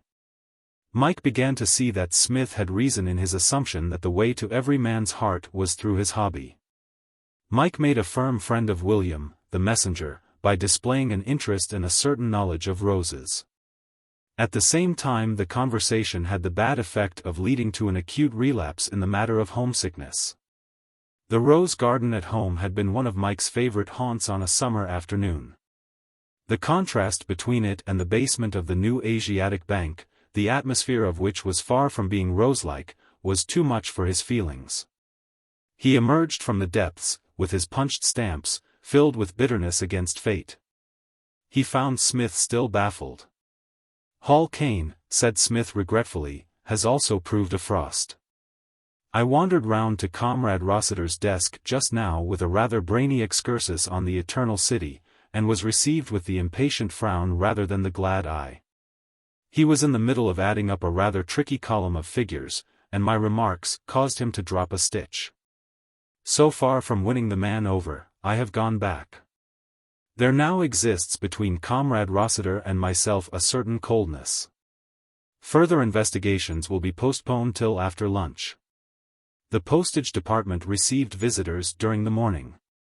Members of other departments came with letters, among them Bannister. Mr. Rossiter was away in the manager's room at the time. "How are you getting on?" said Bannister to Mike. "Oh, all right," said Mike. "Had any trouble with Rossiter yet?" "No, not much." "He hasn't run you into Bickersdyke?" "No." "Pardon my interrupting a conversation between old college chums," said Smith courteously, "but I happened to overhear, as I toiled at my desk, the name of Comrade Rossiter." Bannister looked somewhat startled. Mike introduced them. "This is Smith," he said. "Chap I was at school with. This is Bannister, Smith, who used to be on here till I came." "In this department?" asked Smith. "Yes." "Then, Comrade Bannister, you are the very man I have been looking for. Your knowledge will be invaluable to us. I have no doubt that, during your stay in this excellently managed department, you had many opportunities of observing Comrade Rossiter?" "I should jolly well think I had," said Bannister with a laugh. "He saw to that. He was always popping out and cursing me about something." "Comrade Rossiter's manners are a little restive," agreed Smith. "What used you to talk to him about?" "What used I to talk to him about?" "Exactly. In those interviews to which you have alluded, how did you entertain Comrade Rossiter?" "I didn't. He used to do all the talking there was." Smith straightened his tie, and clicked his tongue, disappointed. "This is unfortunate," he said, smoothing his hair. "You see, Comrade Bannister, it is this way. In the course of my professional duties, I find myself continually coming into contact with Comrade Rossiter." "I bet you do," said Bannister. "On these occasions I am frequently at a loss for entertaining conversation. He has no difficulty, as apparently happened in your case, in keeping up his end of the dialogue. The subject of my shortcomings provides him with ample material for speech. I, on the other hand, am dumb. I have nothing to say." "I should think that was a bit of a change for you, wasn't it?" "Perhaps so," said Smith, "perhaps so. On the other hand, however restful it may be to myself, it does not enable me to secure Comrade Rossiter's interest and win his esteem." "What Smith wants to know," said Mike, "is whether Rossiter has any hobby of any kind. He thinks, if he has, he might work it to keep in with him." Smith, who had been listening with an air of pleased interest, much as a father would listen to his child prattling for the benefit of a visitor, confirmed this statement. "Comrade Jackson," he said, "has put the matter with his usual admirable clearness. That is the thing in a nutshell. Has Comrade Rossiter any hobby that you know of? Spillikins, brass rubbing, the Near Eastern question, or anything like that? I have tried him with postage stamps, which you'd think, as head of a postage department, he ought to be interested in, and dried seaweed, Hall Caine, but I have the honor to report total failure. The man seems to have no pleasures. What does he do with himself when the day's toil is ended? That giant brain must occupy itself somehow. I don't know, said Bannister, unless it's football. I saw him once watching Chelsea. I was rather surprised. Football, said Smith thoughtfully, football. By no means a scaly idea. I rather fancy, Comrade Bannister, that you have wanged the nail on the head. Is he strong on any particular team? I mean, have you ever heard him, in the intervals of business worries, stamping on his desk and yelling, "Buck up cottagers," or "Lay 'em out, pensioners," or anything like that? One moment. Smith held up his hand. I will get my Sherlock Holmes system to work. What was the other team in the modern gladiatorial contest at which you saw Comrade Rossiter? Manchester United. And Comrade Rossiter, I should say, was a Manchester man. I believe he is. Then I am prepared to bet a small sum that he is nuts on Manchester United. My dear Holmes, how? Elementary, my dear fellow, quite elementary. But here comes the lad in person. Mr. Rossiter turned in from the central aisle through the counter door, and, observing the conversational group at the postage desk, came bounding up. Bannister moved off. Really, Smith, said Mr. Rossiter, you always seem to be talking. I have overlooked the matter once, as I did not wish to get you into trouble so soon after joining, but, really, it cannot go on. I must take notice of it. Smith held up his hand. The fault was mine, he said, with manly frankness. Entirely mine. Bannister came in a purely professional spirit to deposit a letter with Comrade Jackson. I engaged him in conversation on the subject of the Football League, and I was just trying to correct his view that Newcastle United were the best team playing, when you arrived. It is perfectly absurd, said Mr. Rossiter, that you should waste the bank's time in this way. The bank pays you to work, not to talk about professional football. Just so, murmured Smith. There is too much talking in this department. I fear you are right. It is nonsense. My own view, said Smith, was that Manchester United were by far the finest team before the public. Get on with your work, Smith. Mr. Rossiter stumped off to his desk, where he sat as one in thought. Smith, he said at the end of 5 minutes. Smith slid from his stool, and made his way deferentially towards him. Bannister's a fool, snapped Mr. Rossiter. So I thought, said Smith. A perfect fool. He always was. Smith shook his head sorrowfully, as who should say, exit Bannister. There is no team playing today to touch Manchester United. Precisely what I said to Comrade Bannister. Of course. You know something about it.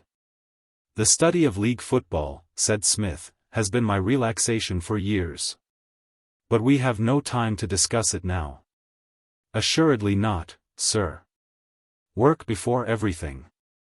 Some other time, when we are less busy. Precisely. Smith moved back to his seat. I fear, he said to Mike, as he resumed work, that as far as Comrade Rossiter's friendship and esteem are concerned, I have to a certain extent landed Comrade Bannister in the bouillon. But it was in a good cause. I fancy we have won through. Half an hour's thoughtful perusal of the footballers' who's who, just to find out some elementary facts about Manchester United, and I rather think the friendly native is corralled. And now once more to work. Work, the hobby of the hustler and the deadbeat's dread. Chapter 9. The haunting of Mr. Bickersdyke. Anything in the nature of a rash and hasty move was wholly foreign to Smith's tactics. He had the patience which is the chief quality of the successful general. He was content to secure his base before making any offensive movement. It was a fortnight before he turned his attention to the education of Mr. Bickersdyke. During that fortnight he conversed attractively, in the intervals of work, on the subject of league football in general and Manchester United in particular. The subject is not hard to master if one sets oneself earnestly to it, and Psmith spared no pains. The football editions of the evening papers are not reticent about those who play the game, and Psmith drank in every detail with the thoroughness of the conscientious student. By the end of the fortnight he knew what was the favourite breakfast food of J. Turnbull, what Sandy Turnbull wore next his skin, and who, in the opinion of Meredith, was England's leading politician. These facts, imparted to and discussed with Mr. Rossiter, made the progress of the Entente Cordiale rapid. It was on the 8th day that Mr. Rossiter consented to lunch with the Old Etonian. On the 10th he played the host. By the end of the fortnight the flapping of the white wings of peace over the postage department was setting up a positive draft. Mike, who had been introduced by Psmith as a distant relative of Moger, the goalkeeper, was included in the great peace. So that now, said Psmith, reflectively polishing his eyeglass, I think that we may consider ourselves free to attend to Comrade Bickersdyke.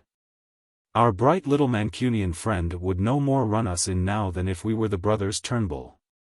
We are as inside forwards to him. The club to which Psmith and Mr. Bickersdyke belonged was celebrated for the steadfastness of its political views, the excellence of its cuisine, and the curiously gorgonzolesque marble of its main staircase. It takes all sorts to make a world.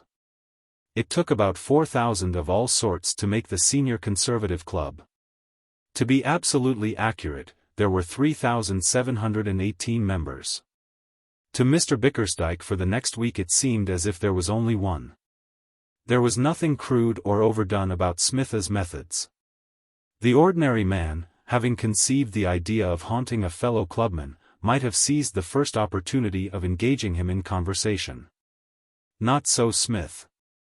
The first time he met Mr. Bickersdyke in the club was on the stairs after dinner one night. The great man, having received practical proof of the excellence of cuisine referred to above, was coming down the main staircase at peace with all men, when he was aware of a tall young man in the faultless evening dress, of which the female novelist is so fond, who was regarding him with a fixed stare through an eyeglass.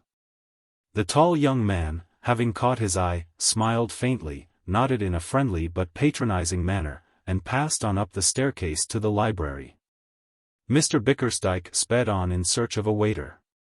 As Psmith sat in the library with a novel, the waiter entered, and approached him. "Beg pardon, sir," he said. "Are you a member of this club?" Psmith fumbled in his pocket and produced his eyeglass, through which he examined the waiter, button by button. "I am Psmith," he said simply. "A member, sir?" "The member," said Psmith. "Surely you participated in the general rejoicings which ensued when it was announced that I had been elected? But perhaps you were too busy working to pay any attention. If so, I respect you. I also am a worker. A twaller, not a flatfish. A sizzler, not a squab. Yes, I am a member. Will you tell Mr. Bickersdyke that I am sorry, but I have been elected, and have paid my entrance fee and subscription. Thank you, sir." The waiter went downstairs and found Mr. Bickersdyke in the lower smoking room. "The gentleman says he is, sir." Said the bank manager. "Coffee and Benedictine, and a cigar." "Yes, sir." On the following day Mr. Bickersdyke met Psmith in the club 3 times, and on the day after that 7. Each time the latter's smile was friendly, but patronizing. Mr. Bickersdyke began to grow restless. On the 4th day Psmith made his first remark. The manager was reading the evening paper in a corner, when Psmith, sinking gracefully into a chair beside him, caused him to look up. "The rain keeps off," said Psmith. Mr. Bickersdyke looked as if he wished his employee would imitate the rain, but he made no reply. Psmith called a waiter. "Would you mind bringing me a small cup of coffee?" he said. "And for you," he added to Mr. Bickersdyke. "Nothing," growled the manager. "And nothing for Mr. Bickersdyke." The waiter retired. Mr. Bickersdyke became absorbed in his paper. "I see from my morning paper," said Smith, affably, "that you are to address a meeting at the Kenningford Town Hall next week. I shall come and hear you. Our politics differ in some respects, I fear. I incline to the socialist view, but nevertheless I shall listen to your remarks with great interest, great interest." The paper rustled, but no reply came from behind it. "I heard from father this morning," resumed Smith. Mr. Bickersdyke lowered his paper and glared at him. "I don't wish to hear about your father," he snapped. An expression of surprise and pain came over Smith's face. "What?" he cried. "You don't mean to say that there is any coolness between my father and you?" "I am more grieved than I can say. Knowing, as I do, what a genuine respect my father has for your great talents, I can only think that there must have been some misunderstanding. Perhaps if you would allow me to act as a mediator." Mr. Bickersdyke put down his paper and walked out of the room. Smith found him a quarter of an hour later in the card room. He sat down beside his table, and began to observe the play with silent interest. Mr. Bickersdyke, never a great performer at the best of times, was so unsettled by the scrutiny that in the deciding game of the rubber he revoked, thereby presenting his opponents with the rubber by a very handsome majority of points. Smith clicked his tongue sympathetically. Dignified reticence is not a leading characteristic of the bridge player's manner at the Senior Conservative Club on occasions like this. Mr. Bickersdyke's partner did not bear his calamity with manly resignation. He gave tongue on the instant. What on earth's, and why on earth's, flowed from his mouth like molten lava. Mr. Bickersdyke sat and fermented in silence. Smith clicked his tongue sympathetically throughout. Mr. Bickersdyke lost that control over himself which every member of a club should possess. He turned on Smith with a snort of frenzy. "How can I keep my attention fixed on the game when you sit staring at me like a... "I am sorry," said Smith gravely, "if my stare falls short in any way of your ideal of what a stare should be. But I appeal to these gentlemen. Could I have watched the game more quietly?" "Of course not," said the bereaved partner warmly. "Nobody could have any earthly objection to your behavior. It was absolute carelessness. I should have thought that one might have expected one's partner at a club like this to exercise elementary." But Mr. Bickersdyke had gone. He had melted silently away like the driven snow. Smith took his place at the table. "A somewhat nervous, excitable man, Mr. Bickersdyke, should say," he observed. "A somewhat dashed, blanked idiot," amended the bank manager's late partner. "Thank goodness he lost as much as I did. That's some light consolation." Smith arrived at the flat to find Mike still out. Mike had repaired to the Gaiety earlier in the evening to refresh his mind after the labors of the day. When he returned, Smith was sitting in an armchair with his feet on the mantelpiece, musing placidly on life. "Well," said Mike. "Well? And how was the Gaiety?" "Good show." "Jolly good." "What about Bickersdyke?" Smith looked sad. "I cannot make Comrade Bickersdyke out," he said. "You would think that a man would be glad to see the son of a personal friend. On the contrary, I may be wronging Comrade B, but I should almost be inclined to say that my presence in the Senior Conservative Club tonight irritated him. There was no bonhomie in his manner. He seemed to me to be giving a spirited imitation of a man about to foam at the mouth. I did my best to entertain him. I chatted. His only reply was to leave the room. I followed him to the card room, and watched his very remarkable and brainy tactics at bridge, and he accused me of causing him to revoke. A very curious personality, that of Comrade Bickersdyke. But let us dismiss him from our minds. "Rumors have reached me," said Smith, "that a very decent little supper may be obtained at a quaint, old-world eating-house called the Savoy. Will you accompany me thither on a tissue-restoring expedition? It would be rash not to probe these rumors to their foundation, and ascertain their exact truth." Chapter 10. Mr. Bickersdyke addresses his constituents. It was noted by the observant at the bank next morning that Mr. Bickersdyke had something on his mind. William, the messenger, knew it, when he found his respectful salute ignored. Little Briggs, the accountant, knew it when his obsequious but cheerful "good morning" was acknowledged only by a "morn" which was almost an oath. Mr. Bickersdyke passed up the aisle and into his room like an east wind. He sat down at his table and pressed the bell. Harold, William's brother and co-messenger, entered with the air of one ready to duck if any missile should be thrown at him. The reports of the manager's frame of mind had been circulated in the office, and Harold felt somewhat apprehensive.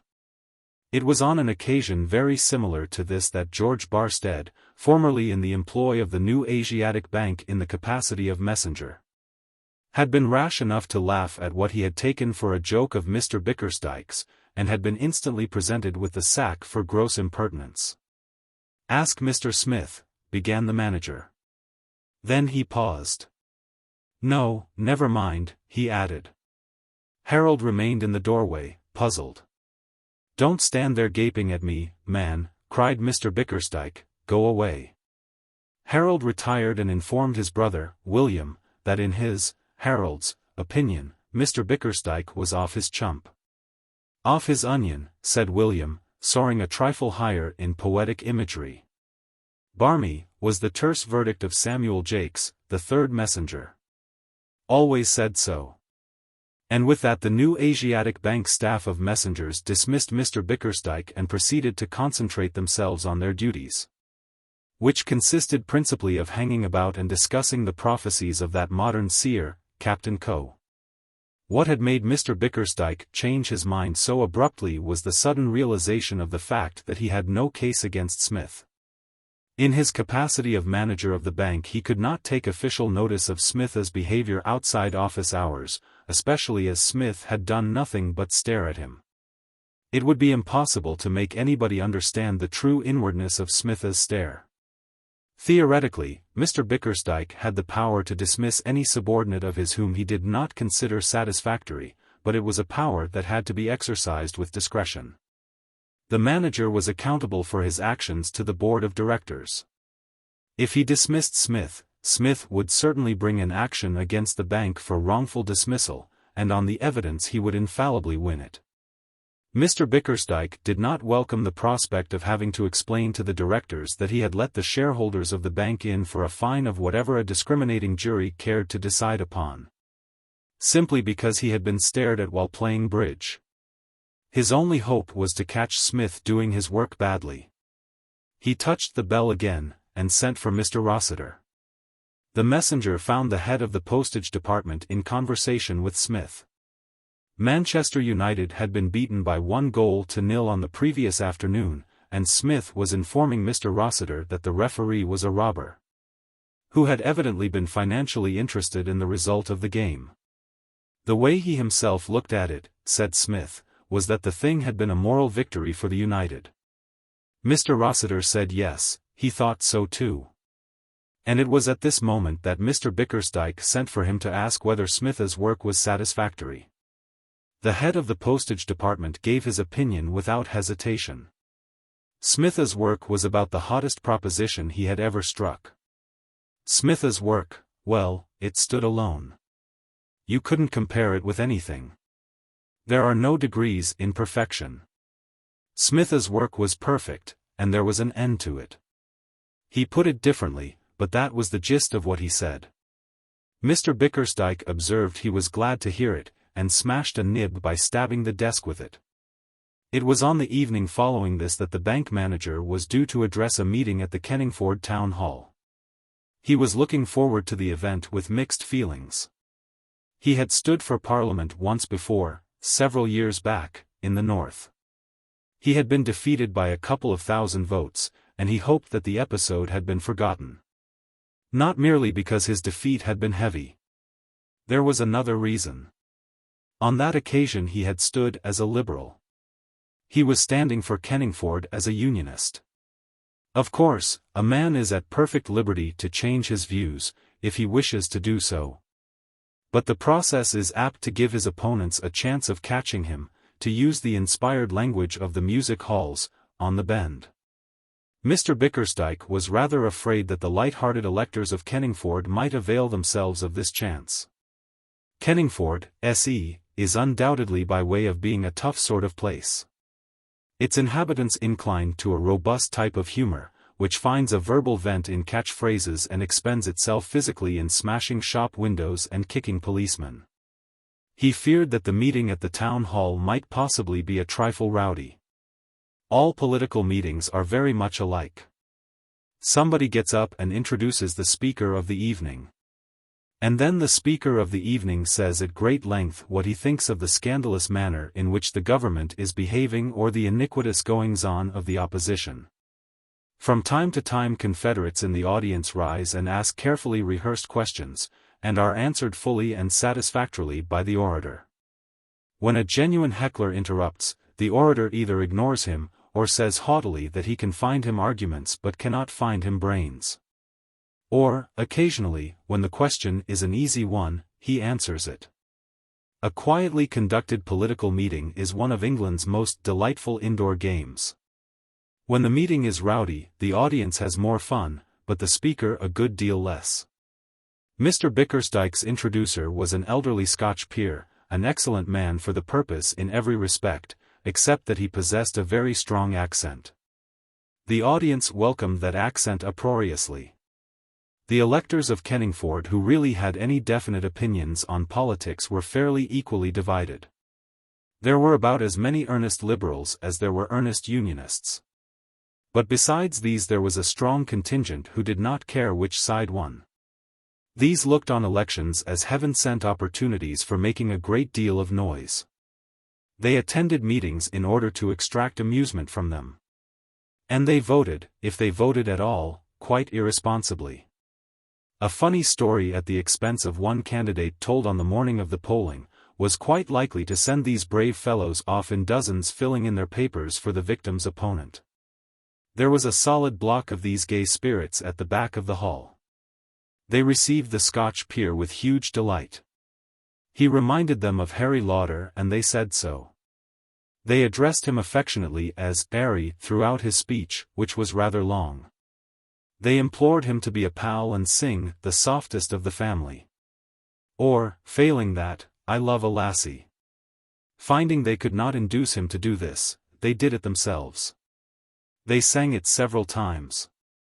When the peer, having finished his remarks on the subject of Mr. Bickersdyke, at length sat down, they cheered for 7 minutes, and demanded an encore.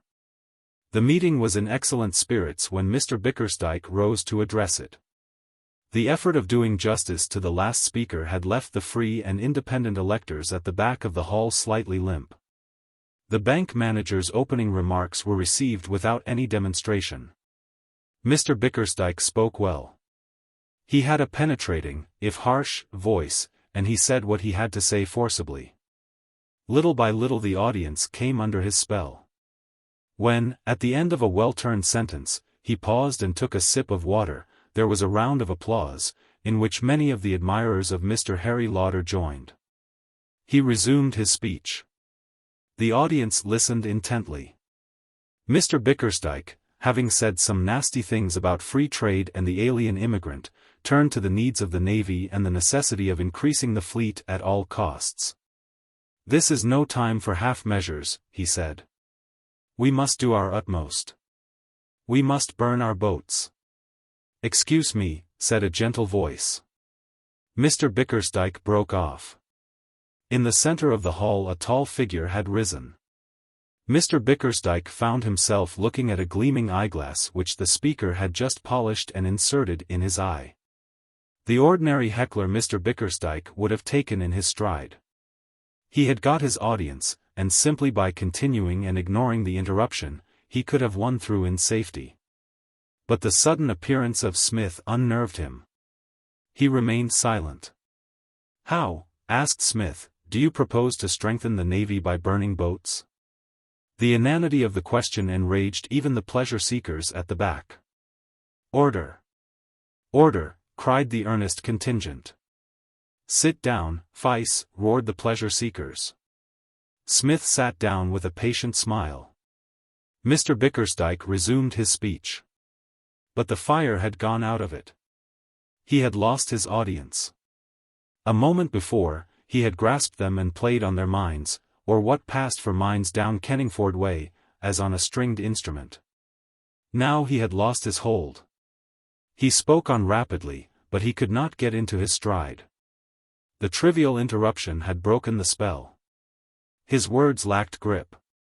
The dead silence in which the first part of his speech had been received, that silence which is a greater tribute to the speaker than any applause, had given place to a restless medley of little noises. Here a cough, there a scraping of a boot along the floor, as its wearer moved uneasily in his seat, in another place a whispered conversation. The audience was bored. Mr. Bickersdyke left the Navy, and went on to more general topics. But he was not interesting. He quoted figures, saw a moment later that he had not quoted them accurately, and instead of carrying on boldly, went back and corrected himself. "Go up top," said a voice at the back of the hall, and there was a general laugh. Mr. Bickersdyke galloped unsteadily on. He condemned the government. He said they had betrayed their trust. And then he told an anecdote. "The government, gentlemen," he said, "achieves nothing worth achieving, and every individual member of the government takes all the credit for what is done to himself. Their methods remind me, gentlemen, of an amusing experience I had while fishing one summer in the Lake District." In a volume entitled 3 Men in a Boat there is a story of how the author and a friend go into a riverside inn and see a very large trout in a glass case. They make inquiries about it. 5 men assure them, one by one, that the trout was caught by themselves. In the end the trout turns out to be made of plaster of Paris. Mr. Bickersdyke told that story as an experience of his own while fishing one summer in the Lake District. It went well. The meeting was amused. Mr. Bickersdyke went on to draw a trenchant comparison between the lack of genuine merit in the trout and the lack of genuine merit in the achievements of His Majesty's government. There was applause. When it had ceased, Smith rose to his feet again. "Excuse me," he said. Chapter 11. Misunderstood. Mike had refused to accompany Smith to the meeting that evening, saying that he got too many chances in the ordinary way of business of hearing Mr. Bickersdyke speak, without going out of his way to make more. So Smith had gone off to Kenningford alone, and Mike, feeling too lazy to sally out to any place of entertainment, had remained at the flat with a novel. He was deep in this, when there was the sound of a key in the latch, and shortly afterward Smith entered the room. On Smith's brow there was a look of pensive care, and also a slight discoloration. When he removed his overcoat, Mike saw that his collar was burst and hanging loose and that he had no tie. On his erstwhile speckless and gleaming shirt front were number of finger impressions, of a boldness and clearness of outline which would have made a Bertillon expert leap with joy. "Hello," said Mike, dropping his book. Smith nodded in silence, went to his bedroom, and returned with a looking-glass. Propping this up on a table, he proceeded to examine himself with the utmost care. He shuddered slightly as his eye fell on the finger marks, and without a word he went into his bathroom again. He emerged after an interval of 10 minutes in sky-blue pajamas, slippers, and an old Etonian blazer. He lit a cigarette, and, sitting down, stared pensively into the fire. "What the dickens have you been playing at?" demanded Mike. Smith heaved a sigh. "That," he replied, "I could not say precisely. At one moment it seemed to be rugby football, at another a jiu-jitsu séance. Later, it bore a resemblance to a pantomime rally. However, whatever it was all very bright and interesting. A distinct experience." "Have you been scrapping?" asked Mike. "What happened? Was there a row?" "There was," said Smith, "in a measure what might be described as a row. At least, when you find a perfect stranger attaching himself to your collar and pulling, you begin to suspect that something of that kind is on the bill." "Did they do that?" Smith nodded. "A merchant in a moth-eaten bowler started warbling to a certain extent with me. It was all very trying for a man of culture. He was a man who had, I should say, discovered that alcohol was a food long before the doctors found it out. A good chap, possibly, but a little boisterous in his manner. Well, well. Smith shook his head sadly. He got you one on the forehead, said Mike, or somebody did. Tell us what happened. I wish the dickens I'd come with you. I'd no notion there would be a rag of any sort. What did happen? Comrade Jackson, said Smith sorrowfully, how sad it is in this life of ours to be consistently misunderstood. You know, of course, how wrapped up I am in Comrade Bickersdyke's welfare. You know that all my efforts are directed towards making a decent man of him, that, in short, I am his truest friend. Does he show by so much as a word that he appreciates my labors? Not he. I believe that man is beginning to dislike me, Comrade Jackson. What happened, anyhow? Never mind about Bickersdyke. Perhaps it was mistaken zeal on my part. Well, I will tell you all. Make a long arm for the shovel, Comrade Jackson, and pile on a few more coals. I thank you. Well, all went quite smoothly for a while. Comrade B, in quite good form. Got his second wind, and was going strong for the tape, when a regrettable incident occurred. He informed the meeting, that while up in the lake country, fishing, he went to an inn and saw a remarkably large stuffed trout in a glass case. He made inquiries, and found that 5 separate and distinct people had caught. Why, dash it all, said Mike, that's a frightful chestnut. Smith nodded. It certainly has appeared in print, he said. In fact, I should have said it was rather a well-known story. I was so interested in Comrade Bickersdyke's statement that the thing had happened to himself that, purely out of goodwill towards him, I got up and told him that I thought it was my duty, as a friend, to let him know that a man named Jerome had pinched his story, put it in a book, and got money by it. Money, mark you, that should by rights have been Comrade Bickersdyke's. He didn't appear to care much about sifting the matter thoroughly. In fact, he seemed anxious to get on with his speech, and slur the matter over. But, tactlessly perhaps, I continued rather to harp on the thing. I said that the book in which the story had appeared was published in 1889. I asked him how long ago it was that he had been on his fishing tour, because it was important to know in order to bring the charge home against Jerome. Well, after a bit, I was amazed, and pained, too, to hear Comrade Bickersdyke urging certain bravos in the audience to turn me out. If ever there was a case of biting the hand that fed him. Well, well. By this time the meeting had begun to take sides to some extent. What I might call my party, the earnest investigators, were whistling between their fingers, stamping on the floor, and shouting, "Chestnuts." While the opposing party, the bravos, seemed to be trying, as I say, to do jujitsu tricks with me. It was a painful situation. I know the cultivated man of affairs should have passed the thing off with a short, careless laugh. But, owing to the above-mentioned alcohol expert having got both hands under my collar, short, careless laughs were off. I was compelled, very reluctantly, to conclude the interview by tapping the bright boy on the jaw. He took the hint, and sat down on the floor. I thought no more of the matter, and was making my way thoughtfully to the exit, when a second man of wrath put the above on my forehead. You can't ignore a thing like that. I collected some of his waistcoat and one of his legs, and hove him with some vim into the middle distance. By this time a good many of the earnest investigators were beginning to join in. And it was just there that the affair began to have certain points of resemblance to a pantomime rally. Everybody seemed to be shouting a good deal and hitting everybody else. It was no place for a man of delicate culture, so I edged towards the door, and drifted out. There was a cab in the offing. I boarded it. And, having kicked a vigorous politician in the stomach, as he was endeavoring to climb in too, I drove off home. Smith got up, looked at his forehead once more in the glass, sighed, and sat down again. All very disturbing, he said. Great Scott, said Mike, I wish I'd come. Why on earth didn't you tell me you were going to Rag? I think you might as well have done. I wouldn't have missed it for worlds. Smith regarded him with raised eyebrows. Rag, he said. Comrade Jackson, I do not understand you. You surely do not think that I had any other object in doing what I did than to serve Comrade Bickersdyke?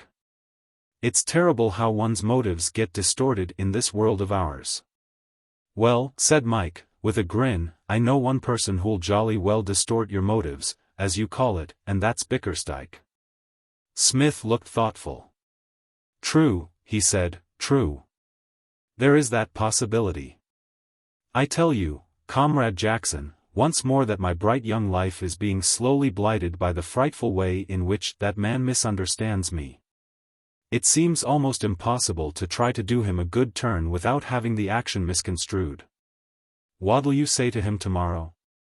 I shall make no allusion to the painful affair. If I happen to meet him in the ordinary course of business routine, I shall pass some light, pleasant remark, on the weather, let us say, or the bank rate, and continue my duties. How about if he sends for you, and wants to do the light, pleasant remark business on his own? In that case I shall not thwart him. If he invites me into his private room, I shall be his guest, and shall discuss, to the best of my ability, any topic which he may care to introduce. There shall be no constraint between Comrade Bickersdyke and myself. No, I shouldn't think there would be. I wish I could come and hear you. I wish you could, said Smith courteously. Still, it doesn't matter much to you. You don't care if you do get sacked. Smith rose. In that way possibly, as you say, I am agreeably situated. If the new Asiatic Bank does not require Smith's services, there are other spheres where a young man of spirit may carve a place for himself. No, what is worrying me, Comrade Jackson, is not the thought of the push. It is the growing fear that Comrade Bickersdyke and I will never thoroughly understand and appreciate one another. A deep gulf lies between us. I do what I can do to bridge it over, but he makes no response. On his side of the gulf building operations appear to be at an entire standstill. That is what is carving these lines of care on my forehead, Comrade Jackson. That is what is painting these purple circles beneath my eyes. Quite inadvertently to be disturbing Comrade Bickersdyke, annoying him, preventing him from enjoying life. How sad this is. Life bulges with these tragedies. Mike picked up the evening paper. Don't let it keep you awake at night, he said. By the way, did you see that Manchester United were playing this afternoon? They won. You'd better sit down and sweat up some of the details. You'll want them tomorrow. You are very right, Comrade Jackson, said Smith, reseating himself. So the Mancunians pushed the bulb into the meshes beyond the uprights no fewer than 4 times, did they? Bless the dear boys, what spirits they do enjoy, to be sure. Comrade Jackson, do not disturb me. I must concentrate myself. These are deep waters. Chapter 12. In a nutshell. Mr. Bickersdyke sat in his private room at the new Asiatic Bank with a pile of newspapers before him. At least, the casual observer would have said that it was Mr. Bickersdyke. In reality, however, it was an active volcano in the shape and clothes of the bank manager. It was freely admitted in the office that morning that the manager had lowered all records with ease. The staff had known him to be in a bad temper before, frequently. But his frame of mind on all previous occasions had been, compared with his present frame of mind, that of a rather exceptionally good-natured lamb. Within 10 minutes of his arrival the entire office was on the jump. The messengers were collected in a pallid group in the basement, discussing the affair in whispers and endeavoring to restore their nerve with about 6 north of the beverage known as unsweetened. The heads of departments, to a man, had bowed before the storm. Within the space of 7 minutes and a quarter Mr. Bickersdyke had contrived to find some fault with each of them. Inward Bills was out at an ABC shop snatching a hasty cup of coffee, to pull him together again. Outward Bills was sitting at his desk with the glazed stare of one who has been struck in the thorax by a thunderbolt. Mr. Rossiter had been torn from Smith in the middle of a highly technical discussion of the Manchester United match. Just as he was showing, with the aid of a ball of paper, how he had once seen Meredith Centre to Sandy Turnbull in a cup match, and was now leaping about like a distracted grasshopper. Mr. Waller, head of the cash department, had been summoned to the presence, and after listening meekly to a rush of criticism, had retired to his desk with the air of a beaten spaniel.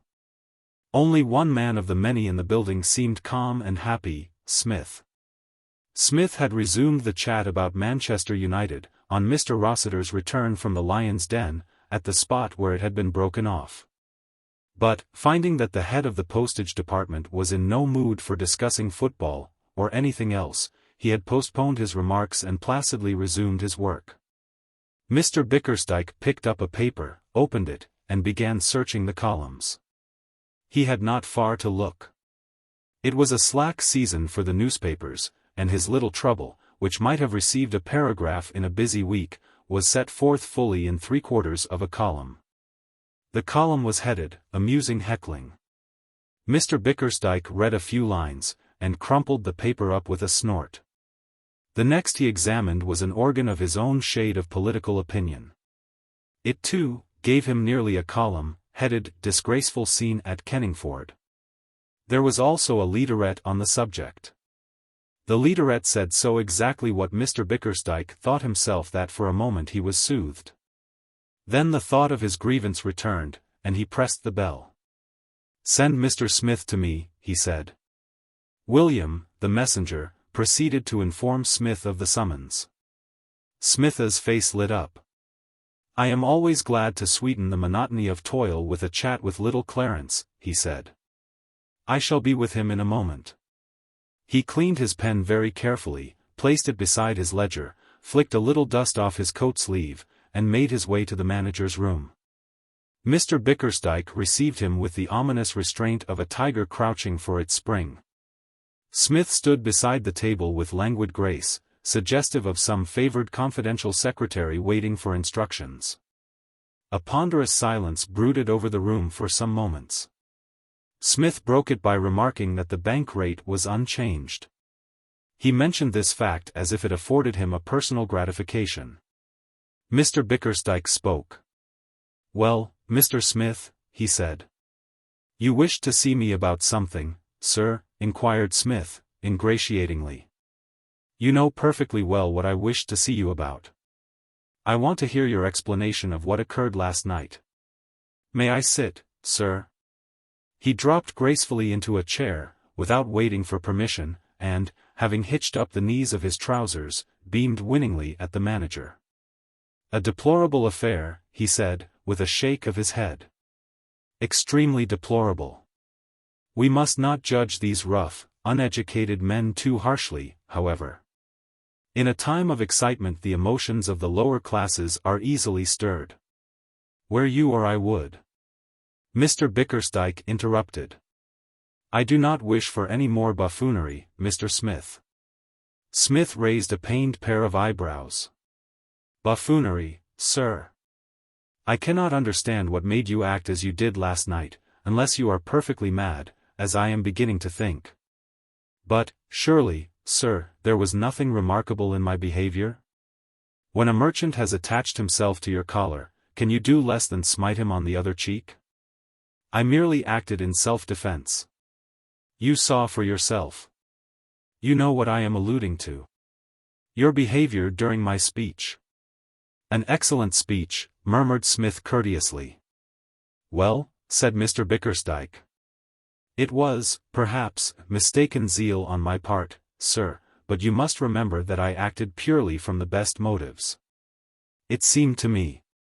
That is enough, Mr. Smith. I confess that I am absolutely at a loss to understand you." "It is too true, sir," sighed Smith. "You seem," continued Mr. Bickersdyke, warming to his subject, and turning gradually a richer shade of purple, "you seem to be determined to endeavor to annoy me. No, no, from Smith. I can only assume that you are not in your right senses. You follow me about in my club. Our club, sir, murmured Smith. Be good enough not to interrupt me, Mr. Smith. You dog my footsteps in my club. Purely accidental, sir. We happen to meet, that is all. You attend meetings at which I am speaking, and behave in a perfectly imbecile manner. Smith moaned slightly.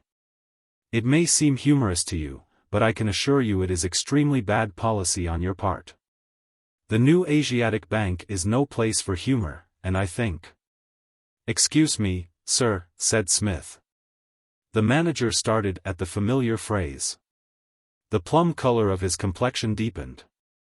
I entirely agree with you, sir, said Smith, that this bank is no place for humor. Very well, then. You.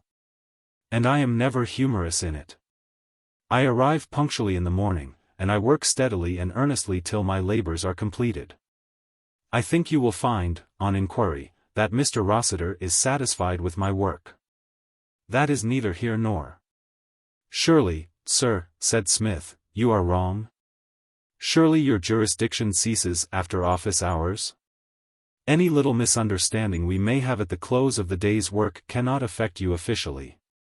You could not, for instance, dismiss me from the service of the bank if we were partners at bridge at the club and I happened to revoke. I can dismiss you, let me tell you, Mr. Smith, for studied insolence, whether in the office or not. I bow to superior knowledge, said Smith politely, but I confess I doubt it. And, he added, there is another point. May I continue to some extent? If you have anything to say, say it. Smith flung one leg over the other, and settled his collar. It is perhaps a delicate matter, he said, but it is best to be frank. We should have no secrets. To put my point quite clearly, I must go back a little, to the time when you paid us that very welcome weekend visit at our house in August. If you hope to make capital out of the fact that I have been a guest of your father. Not at all, said Smith deprecatingly. Not at all. You do not take me. My point is this. I do not wish to revive painful memories, but it cannot be denied that there was, here and there, some slight bickering between us on that occasion. The fault, said Smith magnanimously, was possibly mine. I may have been too exacting, too capricious. Perhaps so. However, the fact remains that you conceived the happy notion of getting me into this bank, under the impression that, once I was in, you would be able to, if I may use the expression, give me beans. You said as much to me, if I remember. I hate to say it, but don't you think that if you give me the sack, although my work is satisfactory to the head of my department, you will be by way of admitting that you bit off rather more than you could chew? I merely make the suggestion. Mr. Bickersdyke half rose from his chair. You. Just so, but, to return to the main point, don't you? The whole painful affair reminds me of the story of Agesilaus and the petulant pterodactyl, which as you have never heard, I will now proceed to relate. Agesilaus. Mr. Bickersdyke made a curious clucking noise in his throat. I am boring you, said Smith, with ready tact. Suffice it to say that Comrade Agesilaus interfered with the pterodactyl, which was doing him no harm, and the intelligent creature, whose motto was Nemo me impune laces sit, turned and bit him. Bit him good and hard, so that Agesilaus ever afterwards had a distaste for pterodactyls. His reluctance to disturb them became quite a byword. The society papers of the period frequently commented upon it. Let us draw the parallel. Here Mr. Bickersdyke, who had been clucking throughout this speech, essayed to speak, but Smith hurried on. You are Agesilaus, he said. I am the petulant pterodactyl. You, if I may say so, butted in of your own free will, and took me from a happy home, simply in order that you might get me into this place under you, and give me beans. But, curiously enough, the major portion of that vegetable seems to be coming to you. Of course, you can administer the push if you like. But, as I say, it will be by way of a confession that your scheme has sprung a leak. Personally, said Smith, as one friend to another, should advise you to stick it out. You never know what may happen. At any moment I may fall from my present high standard of industry and excellence, and then you have me, so to speak, where the hair is crisp. He paused. Mr. Bickersdyke's eyes, which even in their normal state protruded slightly, now looked as if they might fall out at any moment. His face had passed from the plum-colored stage to something beyond. Every now and then he made the clucking noise, but except for that he was silent. Smith, having waited for some time for something in the shape of comment or criticism on his remarks, now rose. "It has been a great treat to me, this little chat," he said affably, "but I fear that I must no longer allow purely social enjoyments to interfere with my commercial pursuits. With your permission, I will rejoin my department, where my absence is doubtless already causing comment and possibly dismay. But we shall be meeting at the club shortly, I hope. Goodbye, sir, goodbye." He left the room, and walked dreamily back to the postage department, leaving the manager still staring glassily at nothing. Chapter 13. Mike is moved on. This episode may be said to have concluded the first act of the commercial drama in which Mike and Smith had been cast for leading parts. And, as usually happens after the end of an act, there was a lull for a while until things began to work up towards another climax. Mike, as day succeeded day, began to grow accustomed to the life of the bank, and to find that it had its pleasant side after all. Whenever a number of people are working at the same thing, even though that thing is not perhaps what they would have chosen as an object in life, if left to themselves, there is bound to exist an atmosphere of good fellowship. Something akin to, though 100 times weaker than, the public school spirit. Such a community lacks the main motive of the public school spirit, which is pride in the school and its achievements. Nobody can be proud of the achievements of a bank. When the business of arranging a new Japanese loan was given to the new Asiatic Bank, its employees did not stand on stools and cheer. On the contrary, they thought of the extra work it would involve. And they cursed a good deal, though there was no denying that it was a big thing for the bank, not unlike winning the Ashburton would be to a school. There is a cold impersonality about a bank. A school is a living thing. Setting aside this important difference, there was a good deal of the public school about the new Asiatic Bank. The heads of departments were not quite so autocratic as masters, and one was treated more on a grown-up scale, as man to man. But, nevertheless, there remained a distinct flavor of a school republic. Most of the men in the bank, with the exception of certain hard-headed Scotch youths drafted in from other establishments in the city, were old public school men.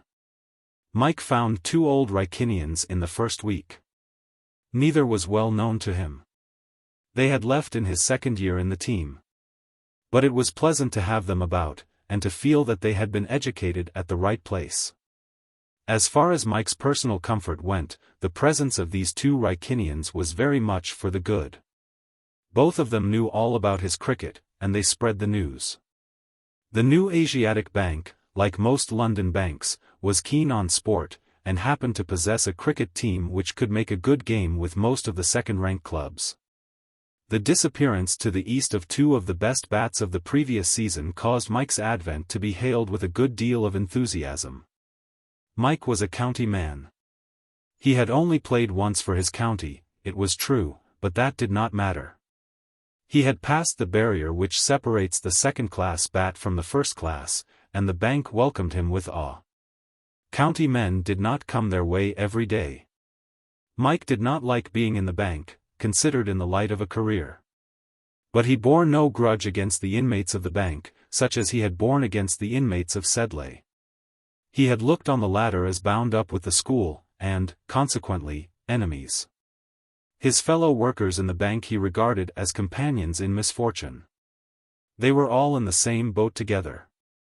There were men from Tunbridge, Dulwich, Bedford, St. Paul's, and a dozen other schools.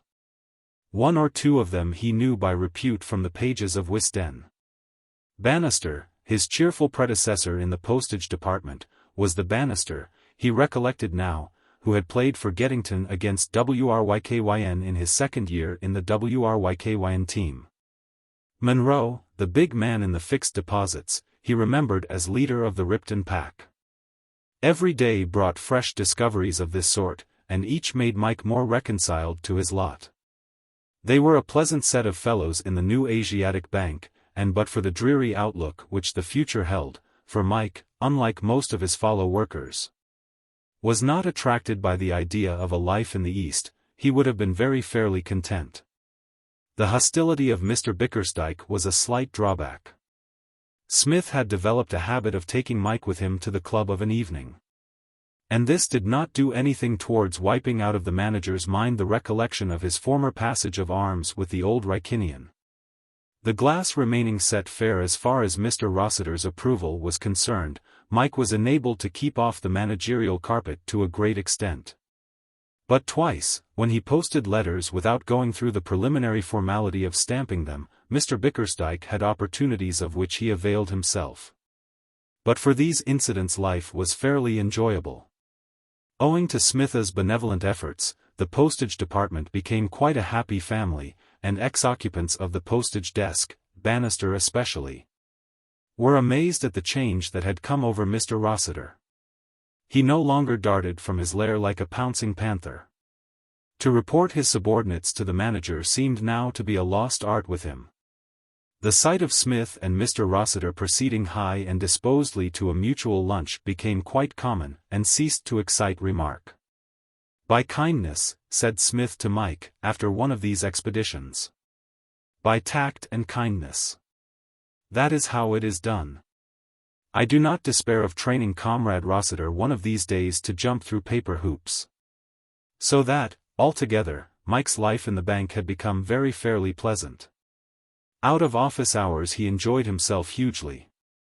London was strange to him, and with Smith as a companion, he extracted a vast deal of entertainment from it. Smith was not unacquainted with the West End, and he proved an excellent guide.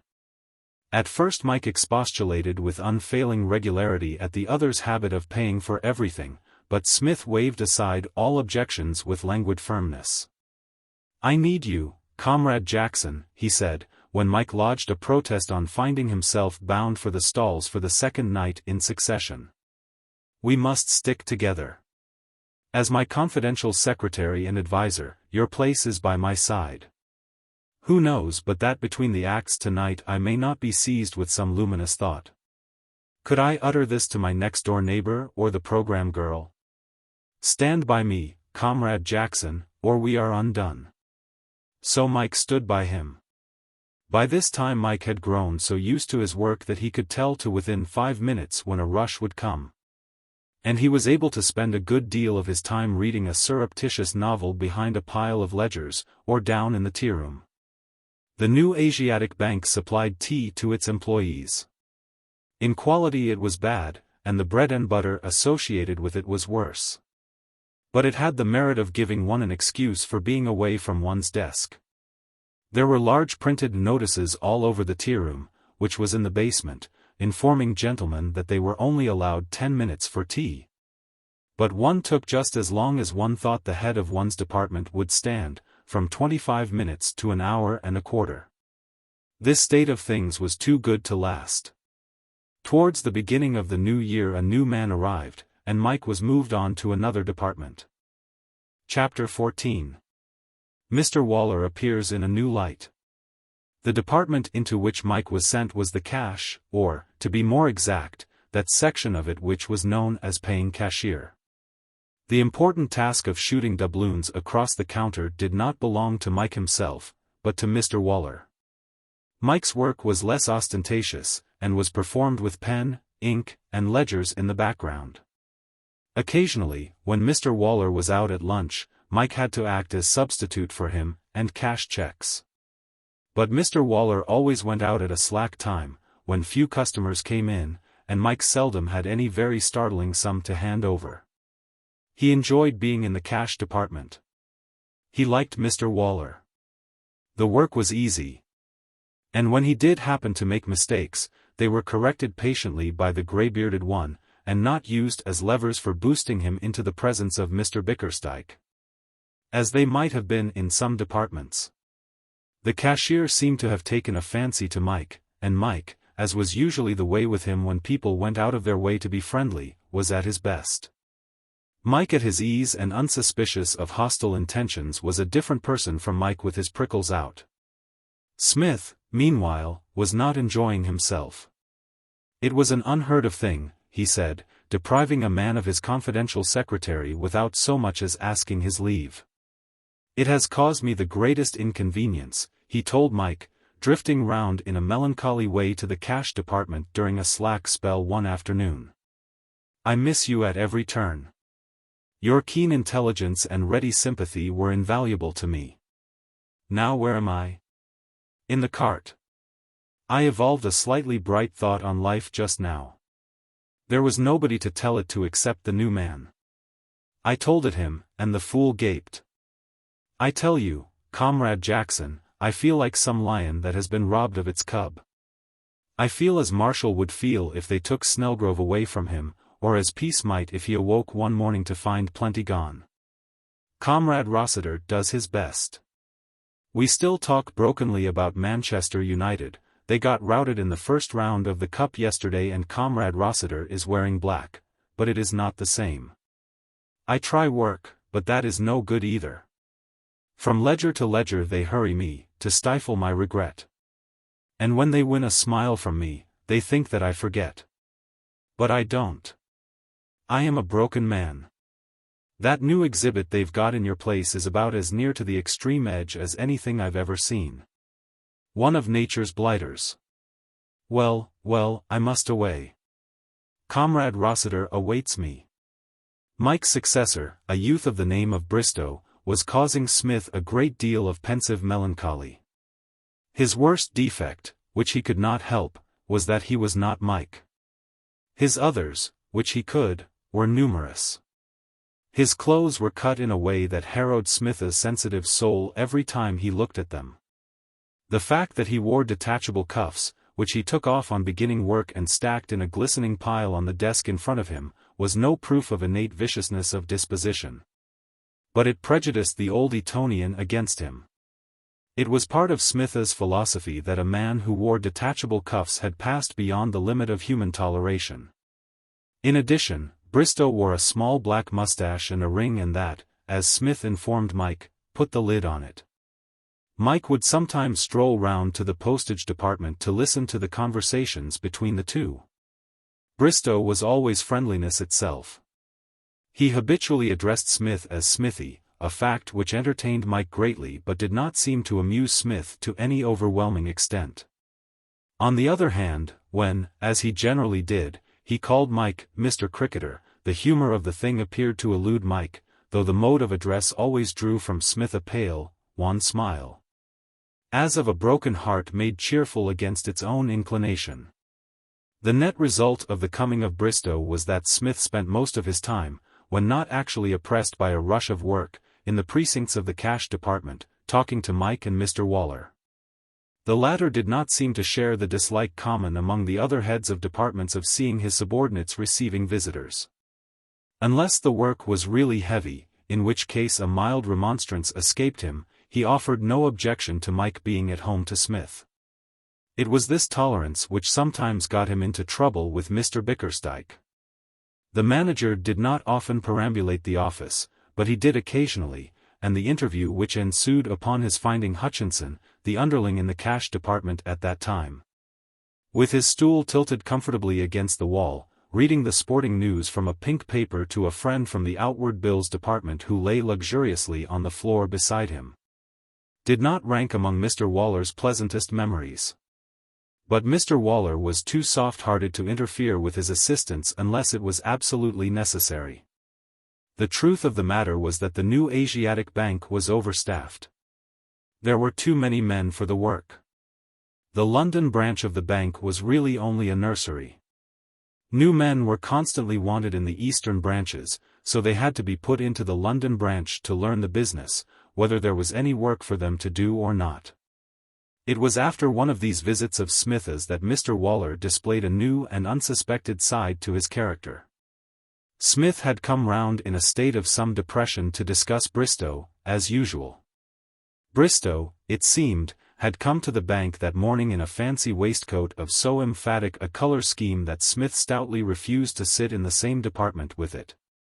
"What with comrades Bristow and Bickersdyke combined," said Smith plaintively, "the work is becoming too hard for me. The whisper is beginning to circulate, Smith's number is up, as a reformer he is merely among those present. He is losing his dash. But what can I do? I cannot keep an eye on both of them at the same time. The moment I concentrate myself on Comrade Bickersdyke for a brief spell, and seem to be doing him a bit of good, what happens? Why, Comrade Bristow sneaks off and buys a sort of woolen sunset. I saw the thing unexpectedly. I tell you I was shaken. It is the suddenness of that waistcoat which hits you. It's discouraging, this sort of thing. I try always to think well of my fellow man. As an energetic socialist, I do my best to see the good that is in him, but it's hard. Comrade Bristow's the most striking argument against the equality of man I've ever come across." Mr. Waller intervened at this point. "I think you must really let Jackson go on with his work, Smith," he said. "There seems to be too much talking." "My besetting sin," said Smith sadly. Well, I will go back and do my best to face it, but it's a tough job." He tottered wearily away in the direction of the postage department. "Oh, Jackson," said Mr. Waller, "will you kindly take my place for a few minutes? I must go round and see the inward bills about something. I shall be back very soon." Mike was becoming accustomed to deputizing for the cashier for short spaces of time. It generally happened that he had to do so once or twice a day. Strictly speaking, perhaps, Mr. Waller was wrong to leave such an important task as the actual cashing of checks to an inexperienced person of Mike's standing. But the new Asiatic Bank differed from most banks in that there was not a great deal of cross-counter work. People came in fairly frequently to cash checks of £2 or £3, but it was rare that any very large dealings took place. Having completed his business with the inward bills, Mr. Waller made his way back by a circuitous route, taking in the postage desk. He found Smith with a pale, set face, inscribing figures in a ledger. The old Etonian greeted him with the faint smile of a persecuted saint who is determined to be cheerful even at the stake. "Comrade Bristow," he said. "Hullo, Smithy," said the other, turning. Smith sadly directed Mr. Waller's attention to the waistcoat, which was certainly definite in its coloring. "Nothing," said Smith. "I only wanted to look at you." "Funny ass," said Bristow, resuming his work. Smith glanced at Mr. Waller, as who should say, "See what I have to put up with. And yet I do not give way." "Oh, Smith," said Mr. Waller, "when you were talking to Jackson just now." "Say no more," said Smith. "It shall not occur again. Why should I dislocate the work of your department in my efforts to win a sympathetic word? I will bear Comrade Bristow like a man here. After all, there are worse things at the zoo." No, said Mr. Waller hastily, "I did not mean that. By all means pay us a visit now and then, if it does not interfere with your own work. But I noticed just now that you spoke to Bristow as Comrade Bristow." "It is too true," said Smith. "I must correct myself of the habit. He will be getting above himself. And when you were speaking to Jackson, you spoke of yourself as a socialist." "Socialism is the passion of my life," said Smith. Mr. Waller's face grew animated. He stammered in his eagerness. "I am delighted," he said. "Really, I am delighted. I also."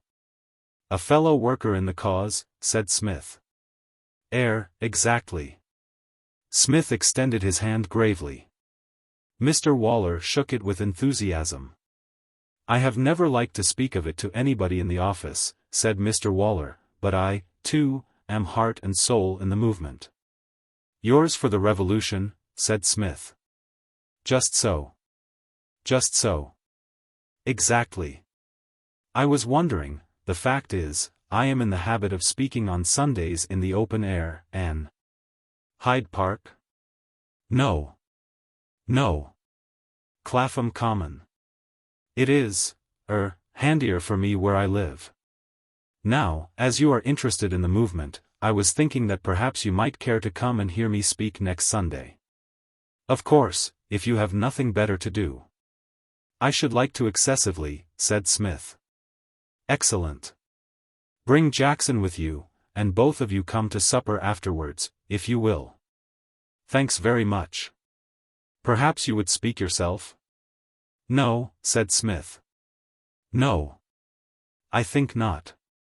My socialism is rather of the practical sort. I seldom speak. But it would be a treat to listen to you. What type of oratory is yours? Oh, well, said Mr. Waller, pulling nervously at his beard, of course I am perhaps a little bitter. Yes. A little mordant and ironical. You would be, agreed Smith. I shall look forward to Sunday with every fiber quivering. And Comrade Jackson shall be at my side. Excellent, said Mr. Waller. I will go and tell him now. Chapter 15. Stirring Times on the Common. The first thing to do, said Smith, is to ascertain that such a place as Clapham Common really exists. One has heard of it, of course, but has its existence ever been proved? I think not. Having accomplished that, we must then try to find out how to get to it. I should say at a venture that it would necessitate a sea voyage. On the other hand, Comrade Waller, who is a native of the spot, seems to find no difficulty in rolling to the office every morning. Therefore, you follow me, Jackson, it must be in England. In that case, we will take a taximeter cab, and go out into the unknown, hand in hand, trusting to luck. I expect you could get there by tram, said Mike. Smith suppressed a slight shudder. I fear, Comrade Jackson, he said, that the old noblesse oblige traditions of the Smiths would not allow me to do that. No. We will stroll gently, after a light lunch, to Trafalgar Square, and hail a taxi. Beastly expensive. But with what an object? Can any expenditure be called excessive which enables us to hear Comrade Waller being mordant and ironical at the other end? It's a rum business, said Mike. I hope the dickens he won't mix us up in it. We should look frightful fools. I may possibly say a few words, said Smith carelessly, if the spirit moves me. Who am I that I should deny people a simple pleasure? Mike looked alarmed. Look here, he said, I say, if you are going to play the goat, for goodness sake don't go lugging me into it. I've got heaps of troubles without that. Smith waved the objection aside. You, he said, will be one of the large, and, I hope, interested audience. Nothing more. But it is quite possible that the spirit may not move me. I may not feel inspired to speak. I am not one of those who love speaking for speaking's sake. If I have no message for the many-headed, I shall remain silent. Then I hope the dickens you won't have, said Mike. Of all things he hated most being conspicuous before a crowd, except at cricket, which was a different thing, and he had an uneasy feeling that Smith would rather like it than otherwise. We shall see, said Smith absently. Of course, if in the vein, I might do something big in the way of oratory. I am a plain, blunt man, but I feel convinced that, given the opportunity, I should haul up my slacks to some effect. But, well, we shall see. We shall see. And with this ghastly state of doubt Mike had to be content. It was with feelings of apprehension that he accompanied Smith from the flat to Trafalgar Square in search of a cab which should convey them to Clapham Common. They were to meet Mr. Waller at the edge of the common nearest the old town of Clapham. On the journey down Smith was inclined to be debonair. Mike, on the other hand, was silent and apprehensive. He knew enough of Smith to know that, if half an opportunity were offered him, he would extract entertainment from this affair after his own fashion. And then the odds were that he himself would be dragged into it. Perhaps, his scalp bristled at the mere idea, he would even be let in for a speech. This grisly thought had hardly come into his head, when Smith spoke. "I'm not half sure," he said thoughtfully, "I shan't call on you for a speech, Comrade Jackson." "Look here, Smith," began Mike agitatedly. "I don't know.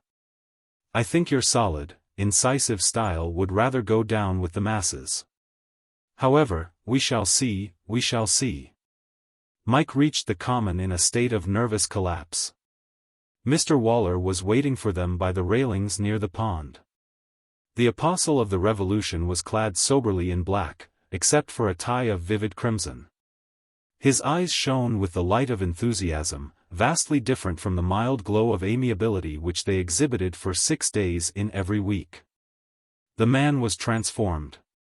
"Here you are," he said. "Here you are. Excellent. You are in good time. Comrades Witherspoon and Preble have already begun to speak. I shall commence now that you have come. This is the way.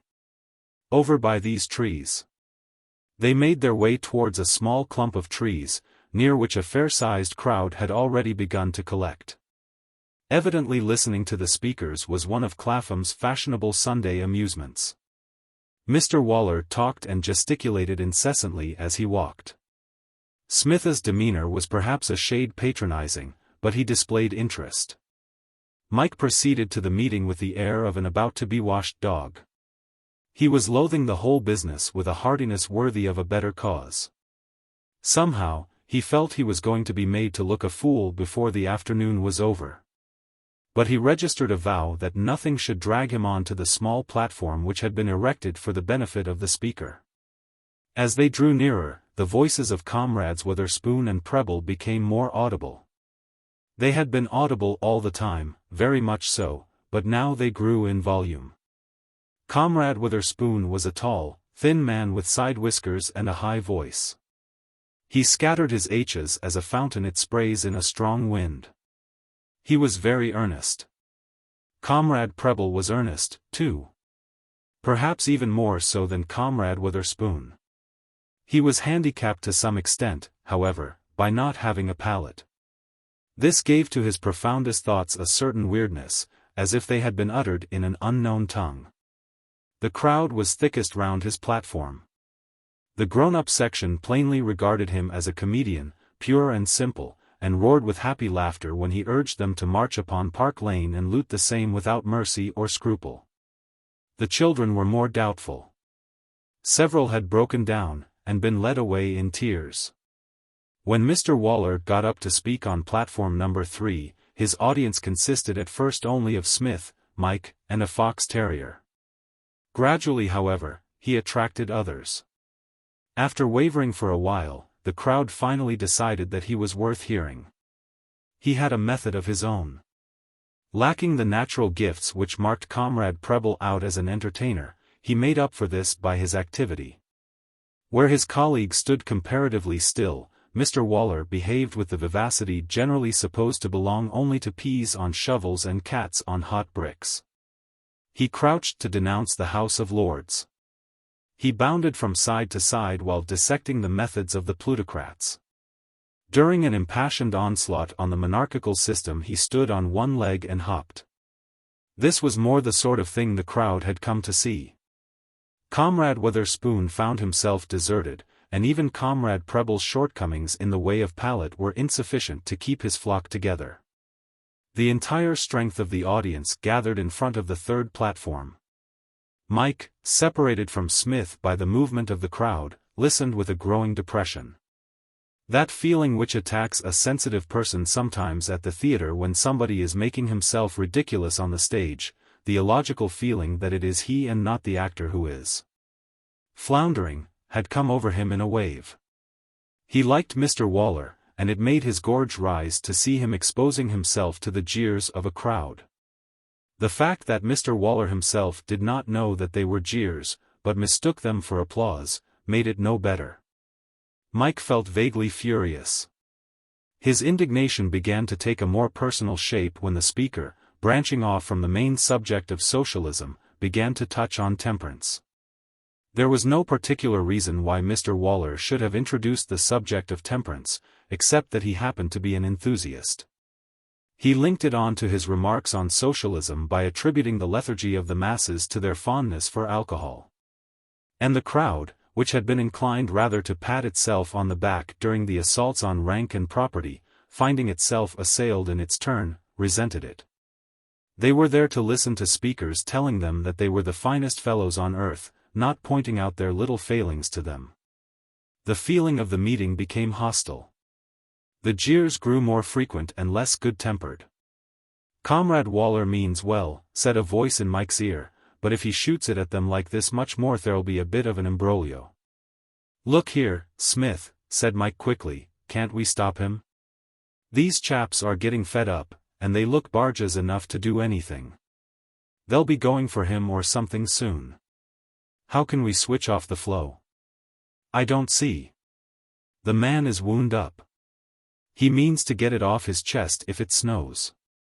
I feel we are by way of being in the soup once more, Comrade Jackson.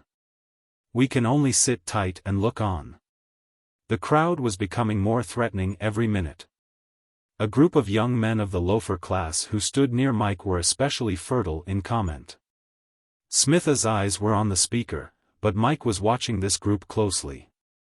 Suddenly he saw one of them, a thick-set youth wearing a cloth cap and no collar, stoop. When he rose again there was a stone in his hand. The sight acted on Mike like a spur. Vague rage against nobody in particular had been simmering in him for half an hour. Now it concentrated itself on the cloth-capped one. Mr. Waller paused momentarily before renewing his harangue. The man in the cloth cap raised his hand. There was a swirl in the crowd, and the first thing that Smith saw as he turned was Mike seizing the would-be marksman round the neck and hurling him to the ground. After the manner of a forward at football tackling an opponent during a line-out from touch. There is one thing which will always distract the attention of a crowd from any speaker, and that is a dispute between two of its units. Mr. Waller's views on temperance were forgotten in an instant. The audience surged round Mike and his opponent. The latter had scrambled to his feet now, and was looking round for his assailant. "That's Bill," cried eager voices, indicating Mike. "'E's the bloke what it yer, Bill," said others, more precise in detail. Bill advanced on Mike in a sidelong, crab-like manner. "'Oo're you, I should like to know," said Bill. Mike, rightly holding that this was merely a rhetorical question and that Bill had no real thirst for information as to his family history, made no reply. Or, rather, the reply he made was not verbal.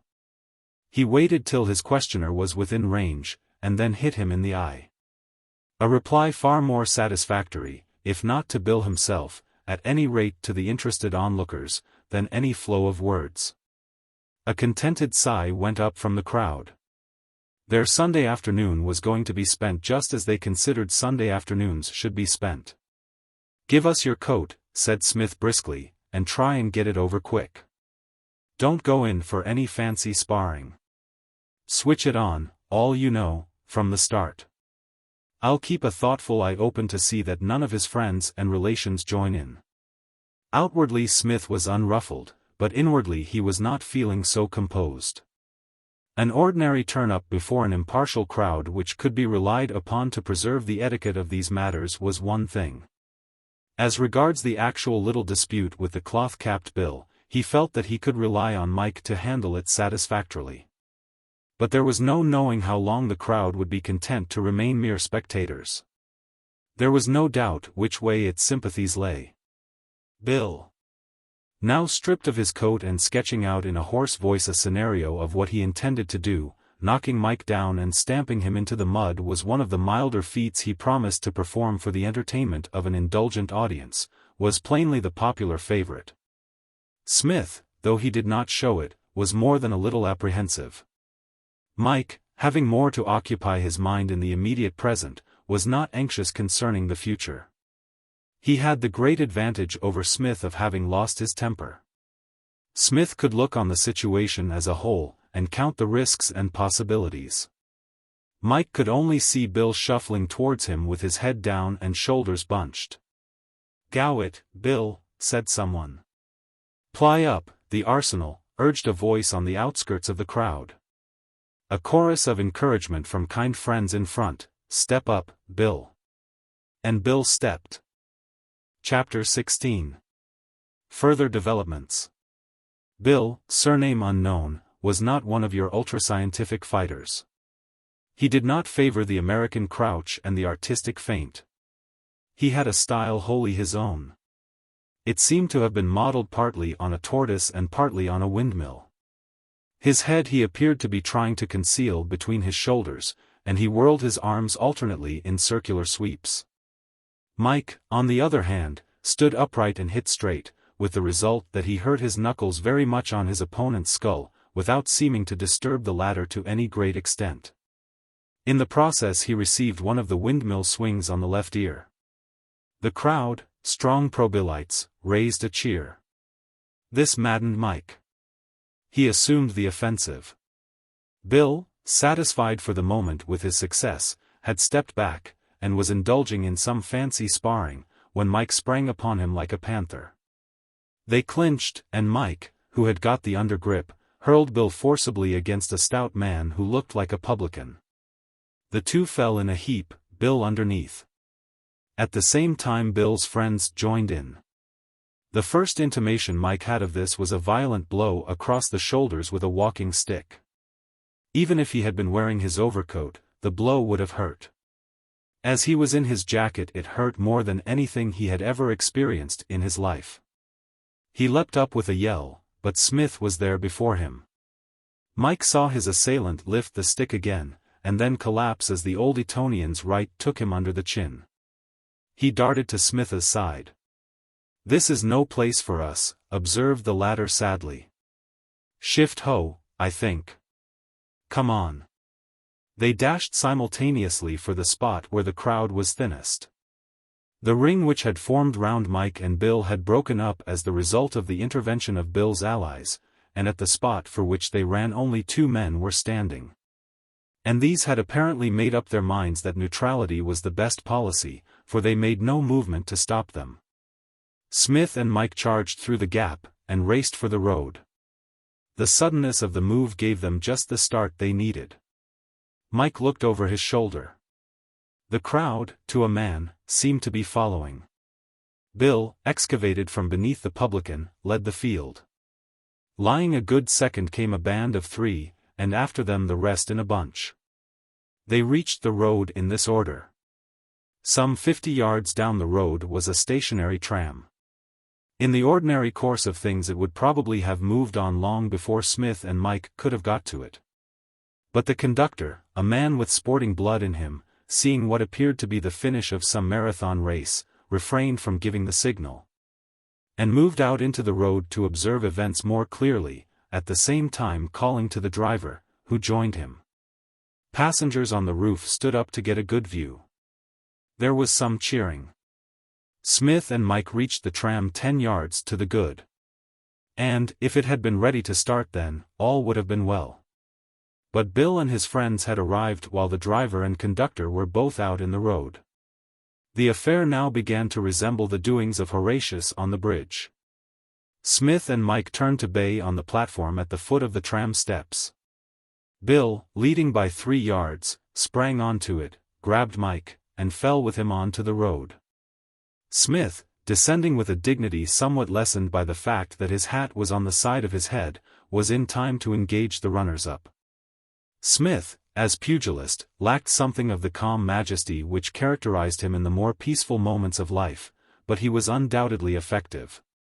Nature had given him an enormous reach and a lightness on his feet remarkable in one of his size, and at some time in his career he appeared to have learned how to use his hands. The first of the 3 runners, the walking stick manipulator, had the misfortune to charge straight into the Old Etonian's left. It was a well-timed blow, and the force of it, added to the speed at which the victim was running, sent him on to the pavement, where he spun round and sat down. In the subsequent proceedings he took no part. The other 2 attacked Smith simultaneously, one on each side.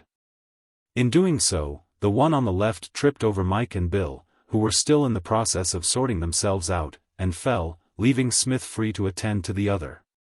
He was a tall, weedy youth. His conspicuous features were a long nose and a light yellow waistcoat.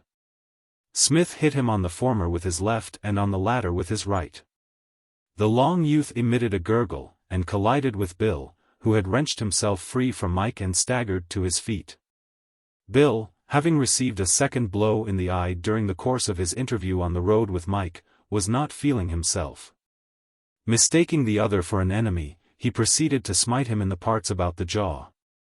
He had just upset him, when a stern official voice observed, "Now, what's all this?" There is no more unfailing corrective to a scene of strife than the "what's all this?" of the London policeman. Bill abandoned his intention of stamping on the prostrate one, and the latter, sitting up, blinked and was silent. "What's all this?" asked the policeman again. Smith, adjusting his hat at the correct angle again, undertook the explanations. "A distressing scene, officer," he said. "A case of that unbridled brawling which is, alas, but too common in our London streets.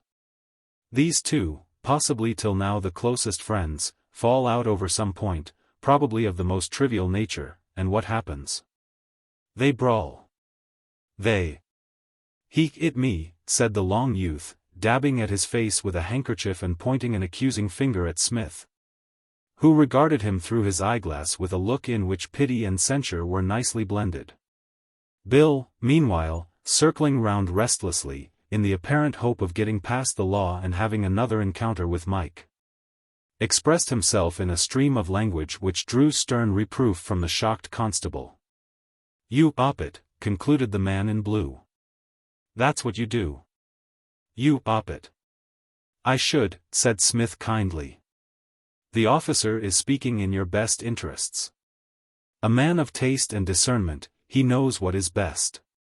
His advice is good, and should be followed." The constable seemed to notice Smith for the first time. He turned and stared at him. Smith's praise had not had the effect of softening him. His look was one of suspicion. "And what might you have been up to?" he inquired coldly. "This man says you hit him." Smith waved the matter aside. "Purely in self-defense," he said, "purely in self-defense. What else could the man of spirit do? A mere tap to discourage an aggressive movement." The policeman stood silent, weighing matters in the balance. He produced a notebook and sucked his pencil. Then he called the conductor of the tram as a witness. "A brainy and admirable step," said Smith, approvingly.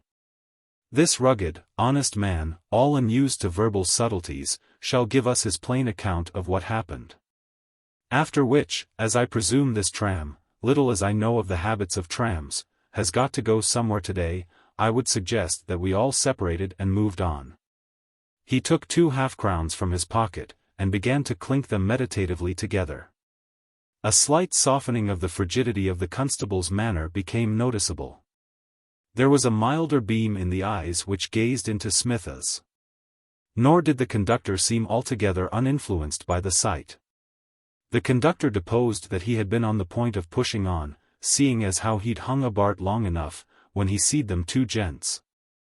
The long un with the high glass, Smith bowed, and t'other un, a legging of it down the road towards him, with the other blokes pelting after them. He added that, when they reached the tram, the 2 gents had got aboard, and was then set upon by the blokes. And after that, he concluded, well, there was a bit of a scrap, and that's how it was. "Lucidly and excellently put," said Smith. "That is just how it was. Comrade Jackson, I fancy we leave the court without a stain on our characters. We win through. Constable, we have given you a great deal of trouble." "Possibly." "Thank you, sir." There was a musical clinking. "Now then, all of you, you op it. You're all been poking your noses in air long enough. Pop off. Get on with that tram, conductor." Smith and Mike settled themselves in a seat on the roof. When the conductor came along, Smith gave him half a crown, and asked after his wife and the little ones at home. The conductor thanked goodness that he was a bachelor, punched the tickets, and retired. "Subject for a historical picture," said Smith. "Wounded leaving the field after the Battle of Clapham Common. How are your injuries, Comrade Jackson?" "My back's hurting like blazes," said Mike. "And my ears all sore where that chap got me." "Anything the matter with you?" "Physically," said Smith, "no. Spiritually much. Do you realize, Comrade Jackson, the thing that has happened? I am riding in a tram. I, Smith, have paid a penny for a ticket on a tram. If this should get about the clubs. I tell you, Comrade Jackson, no such crisis has ever occurred before in the course of my career. You can always get off, you know," said Mike. "He thinks of everything," said Smith, admiringly. "You have touched the spot with an unerring finger. Let us descend. I observe in the distance a cab. That looks to me more the sort of thing we want. Let us go and parley with the driver." Chapter 17. Sunday Supper.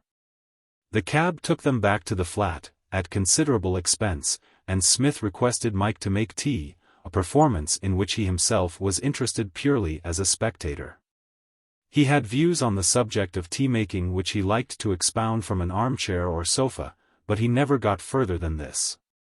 Mike, his back throbbing dully from the blow he had received, and feeling more than a little sore all over, prepared the Etna, fetched the milk, and finally produced the finished article. Smith sipped meditatively. "How pleasant," he said, "after strife is rest. We shouldn't have appreciated this simple cup of tea had our sensibilities remained unstirred this afternoon. We can now sit at our ease, like warriors after the fray, till the time comes for setting out to Comrade Waller's once more." Mike looked up. "What? You don't mean to say you're going to sweat out to Clapham again?" "Undoubtedly. Comrade Waller is expecting us to supper." "What absolute rot. We can't fag back there." "Noblesse oblige. The cry has gone round the Waller household, Jackson and Smith are coming to supper, and we cannot disappoint them now. Already the fatted blancmange has been killed, and the table creaks beneath what's left of the midday beef. We must be there. Besides, don't you want to see how the poor man is? Probably we shall find him in the act of emitting his last breath. I expect he was lynched by the enthusiastic mob." "Not much," grinned Mike. "They were too busy with us." "All right, I'll come if you really want me to, but it's awful rot." One of the many things Mike could never understand in Smith was his fondness for getting into atmospheres that were not his own. He would go out of his way to do this. Mike, like most boys of his age, was never really happy and at his ease except in the presence of those of his own years and class. Smith, on the contrary, seemed to be bored by them, and infinitely preferred talking to somebody who lived in quite another world. Mike was not a snob. He simply had not the ability to be at his ease with people in another class from his own. He did not know what to talk to them about, unless they were cricket professionals. With them he was never at a loss. But Smith was different. He could get on with anyone. He seemed to have the gift of entering into their minds and seeing things from their point of view.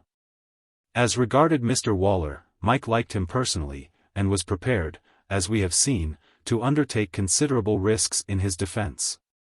But he loathed with all his heart and soul the idea of supper at his house. He knew that he would have nothing to say.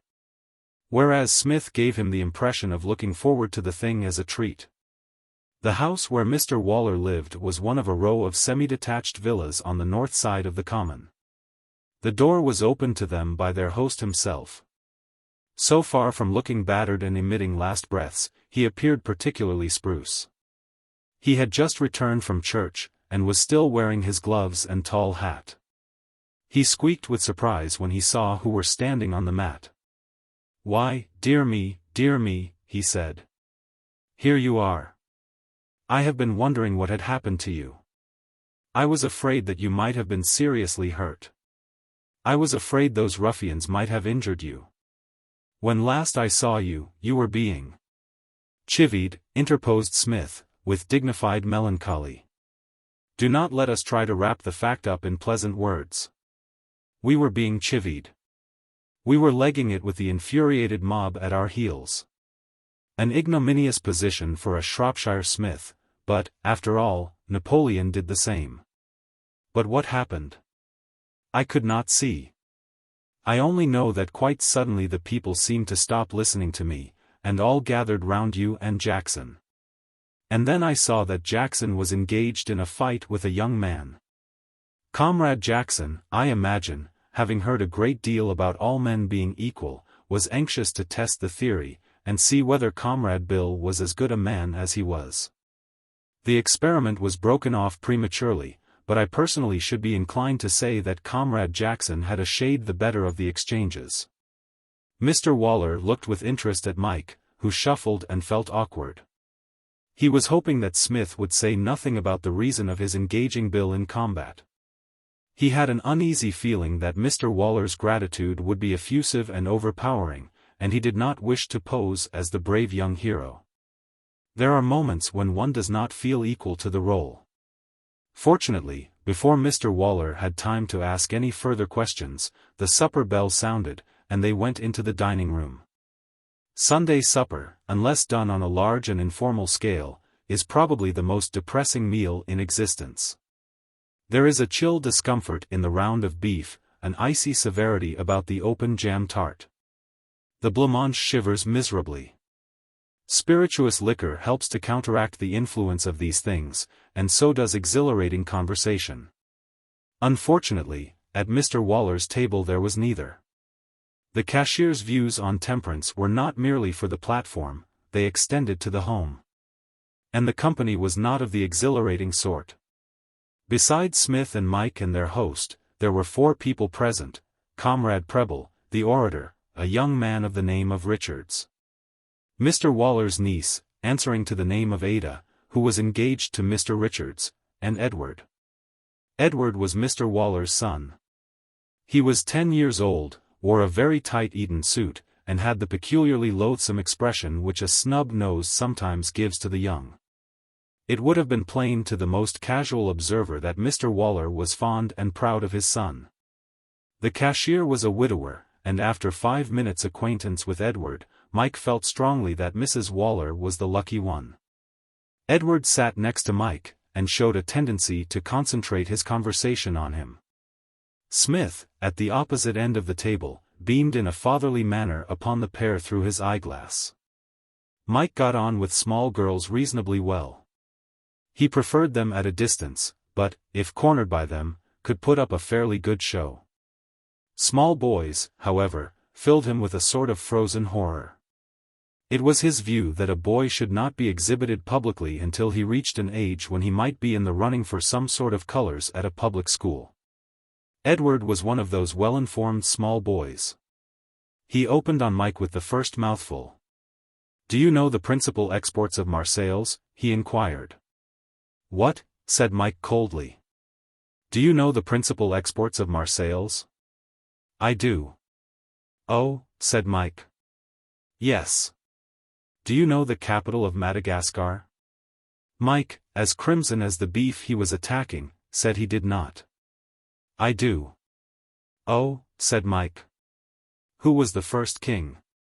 "You mustn't worry Mr. Jackson, Teddy," said Mr. Waller, with a touch of pride in his voice, as who should say, "There are not many boys of his age, I can tell you. Who could worry you with questions like that?" "No, no, he likes it," said Smith, unnecessarily. "He likes it. I always hold that much may be learned by casual chit-chat across the dinner table. I owe much of my own grasp of—" "I bet you don't know what's the capital of Madagascar," interrupted Mike rudely. "I do," said Edward. "I can tell you the kings of Israel," he added, turning to Mike. He seemed to have no curiosity as to the extent of Smith's knowledge. Mike's appeared to fascinate him. Mike helped himself to beetroot in moody silence. His mouth was full when Comrade Preble asked him a question. Comrade Preble, as has been pointed out in an earlier part of the narrative, was a good chap, but had no roof to his mouth. "I beg your pardon," said Mike. Comrade Preble repeated his observation.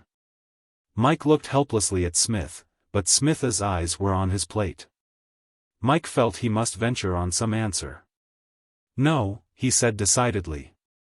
Comrade Preble seemed slightly taken aback. There was an awkward pause. Then Mr. Waller, for whom his fellow socialists' methods of conversation held no mysteries, interpreted. "The mustard, Preble?" "Yes, yes." "Would you mind passing Preble the mustard, Mr. Jackson?"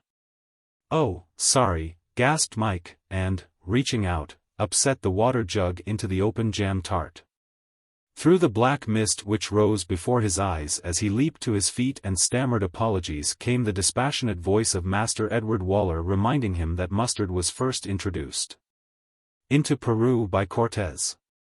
His host was all courtesy and consideration. He passed the matter off genially. But life can never be quite the same after you have upset a water jug into an open jam tart at the table of a comparative stranger. Mike's nerve had gone. He ate on, but he was a broken man. At the other end of the table it became gradually apparent that things were not going on altogether as they should have done. There was a sort of bleakness in the atmosphere. Young Mr. Richards was looking like a stuffed fish, and the face of Mr. Waller's niece was cold and set.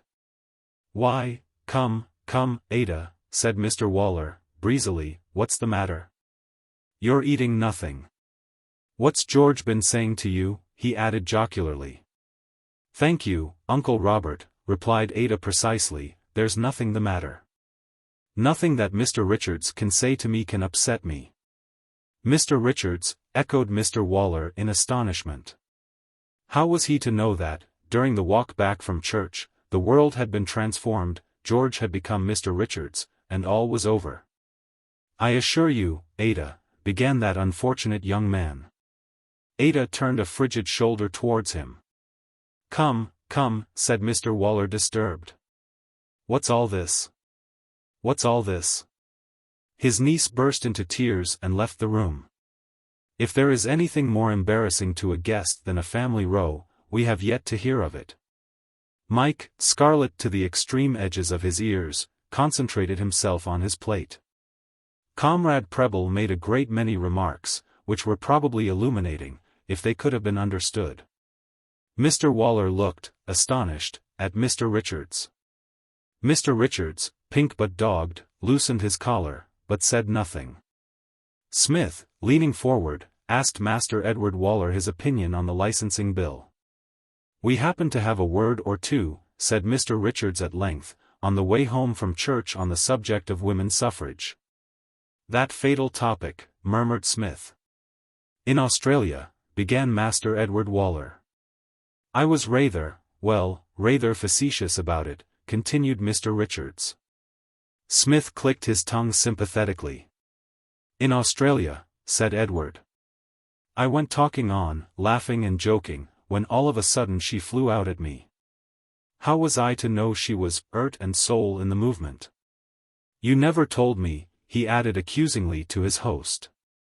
"In Australia," said Edward. "I'll go and try and get her round." "How was I to know?" Mr. Richards thrust back his chair and bounded from the room. "Now, Yewinya, ye're oiler," said Comrade Preble judicially, but was interrupted. "How very disturbing," said Mr. Waller. "I am so sorry that this should have happened. Ada is such a touchy, sensitive girl. In Australia," said Edward in even tones, "they've got women's suffrage already. Did you know that?" he said to Mike. Mike made no answer. His eyes were fixed on his plate. A bead of perspiration began to roll down his forehead. If his feelings could have been ascertained at that moment, they would have been summed up in the words, "Death, where is thy sting?" Chapter 18. Smith makes a discovery. "Women," said Smith, helping himself to trifle, and speaking with the air of one launched upon his special subject, one must recollect, well. In fact, just so. Passing on lightly from that conclusion, let us turn for a moment to the rights of property. In connection with which Comrade Preble and yourself had so much that was interesting to say this afternoon. Perhaps you, he bowed in Comrade Preble's direction, would resume, for the benefit of Comrade Jackson, a novice in the cause, but earnest, you're very lucid. Comrade Preble beamed. And took the floor. Mike began to realize that, till now, he had never known what boredom meant. There had been moments in his life which had been less interesting than other moments, but nothing to touch this for agony. Comrade Preble's address streamed on like water rushing over a weir. Every now and then there was a word or two which was recognizable, but this happened so rarely that it amounted to little. Sometimes Mr. Waller would interject a remark, but not often. He seemed to be of the opinion that Comrade Preble's was the mastermind and that to add anything to his views would be in the nature of painting the lily and gilding the refined gold. Mike himself said nothing. Smith and Edward were equally silent. The former sat like one in a trance, thinking his own thoughts, while Edward, who, prospecting on the sideboard, had located a rich biscuit mine, was too occupied for speech. After about 20 minutes, during which Mike's discomfort changed to a dull resignation, Mr. Waller suggested a move to the drawing-room, where Ada, he said, would play some hymns. The prospect did not dazzle Mike, but any change, he thought, must be for the better. He had sat staring at the ruin of the blancmange so long that it had begun to hypnotize him. Also, the move had the excellent result of eliminating the snub-nosed Edward, who was sent to bed. His last words were in the form of a question, addressed to Mike, on the subject of the hypotenuse and the square upon the same. A remarkably intelligent boy, said Smith. You must let him come to tea at our flat one day. I may not be in myself, I have many duties which keep me away, but Comrade Jackson is sure to be there, and will be delighted to chat with him. On the way upstairs Mike tried to get Smith to himself for a moment to suggest the advisability of an early departure, but Smith was in close conversation with his host. Mike was left to Comrade Preble, who, apparently, had only touched the fringe of his subject in his lecture in the dining-room. When Mr. Waller had predicted hymns in the drawing-room, he had been too sanguine, or too pessimistic. Of Ada, when they arrived, there were no signs. It seemed that she had gone straight to bed. Young Mr. Richards was sitting on the sofa, moodily turning the leaves of a photograph album, which contained portraits of Master Edward Waller in geometrically progressing degrees of repulsiveness, here, in frocks, looking like a gargoyle. There, in sailor suit, looking like nothing on earth. The inspection of these was obviously deepening Mr. Richards' gloom, but he proceeded doggedly with it. Comrade Preble backed the reluctant Mike into a corner, and, like the ancient mariner, held him with a glittering eye. Smith and Mr. Waller, in the opposite corner, were looking at something with their heads close together. Mike definitely abandoned all hope of a rescue from Smith, and tried to buoy himself up with the reflection that this could not last forever. Hours seemed to pass, and then at last he heard Smith's voice saying goodbye to his host. He sprang to his feet. Comrade Preble was in the middle of a sentence, but this was no time for polished courtesy. He felt that he must get away, and at once. I fear, Smith was saying, that we must tear ourselves away. We have greatly enjoyed our evening. You must look us up at our flat one day, and bring Comrade Preble. If I am not in, Comrade Jackson is certain to be, and he will be more than delighted to hear Comrade Preble speak further on the subject of which he is such a master. Comrade Preble was understood to say that he would certainly come. Mr. Waller beamed. Mr. Richards, still steeped in gloom, shook hands in silence. Out in the road, with the front door shut behind them, Mike spoke his mind. Look here, Smith, he said definitely, if being your confidential secretary and advisor is going to let me in for any more of that sort of thing, you can jolly well accept my resignation. The orgy was not to your taste, said Smith sympathetically. Mike laughed. One of those short, hollow, bitter laughs. I am at a loss, Comrade Jackson, said Smith, to understand your attitude. You fed sumptuously. You had fun with the crockery, that knockabout act of yours with the water jug was alone worth the money, and you had the advantage of listening to the views of a master of his subject. What more do you want? What on earth did you land me with that man Preble for? Land you? Why, you courted his society. I had practically to drag you away from him.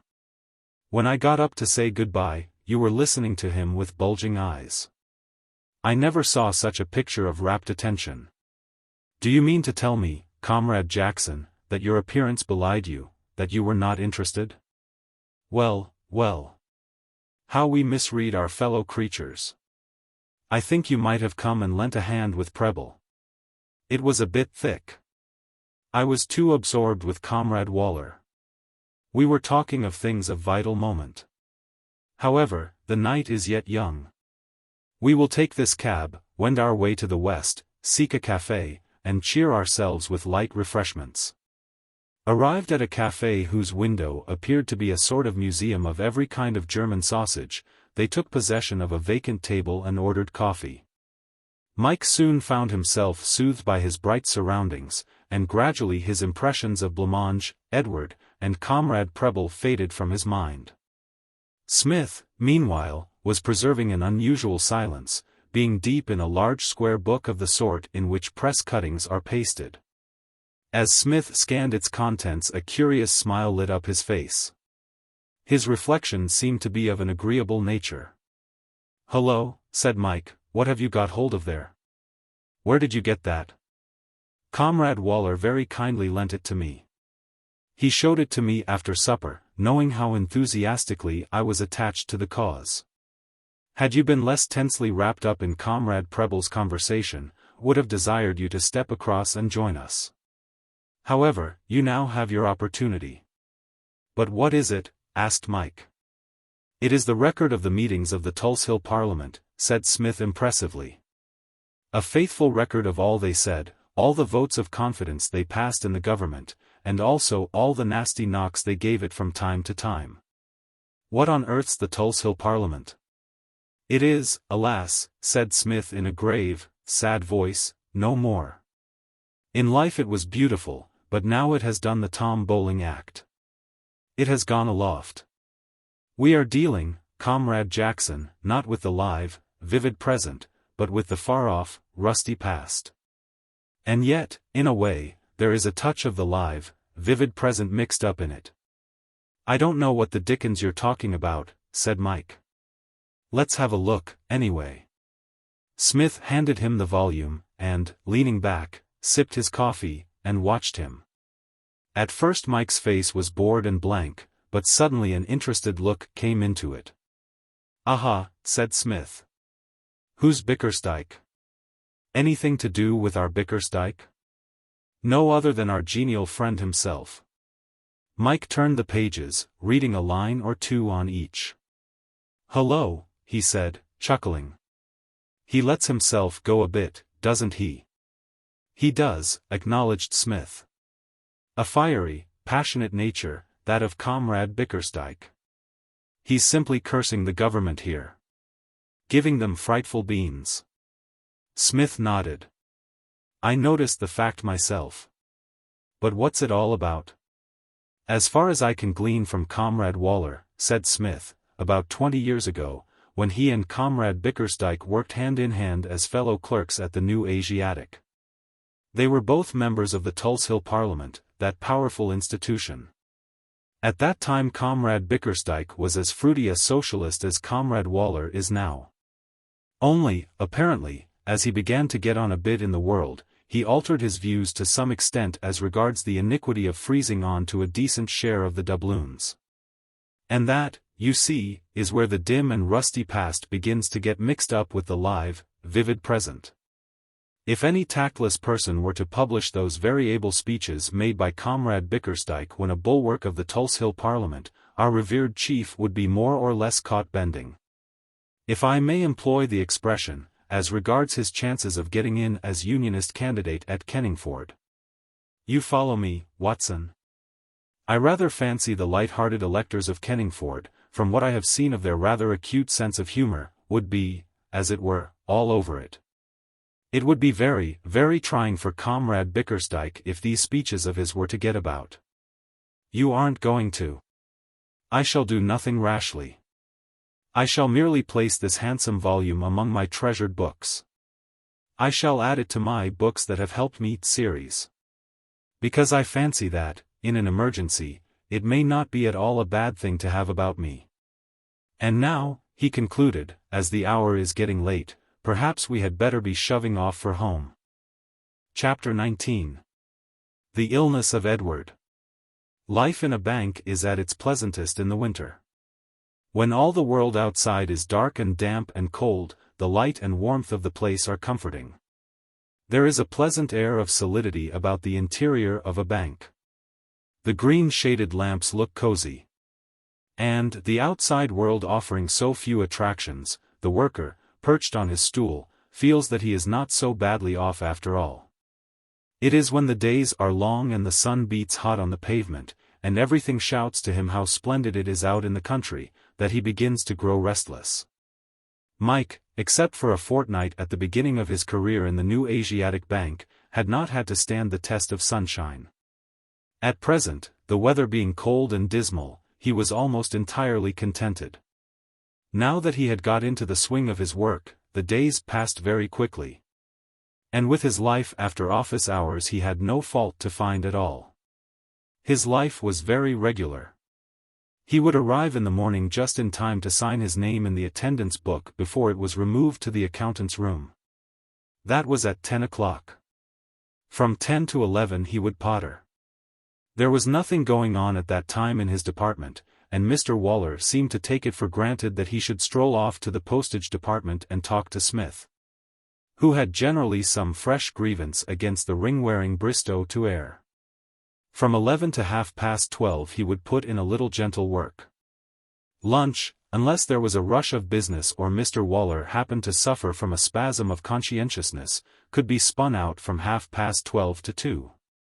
More work from 2 till 3:30. From 3:30 till 4:30 tea in the tea-room, with a novel. And from 4:30 till 5 either a little more work or more pottering, according to whether there was any work to do or not. It was by no means an unpleasant mode of spending a late January day. Then there was no doubt that it was an interesting little community, that of the new Asiatic Bank.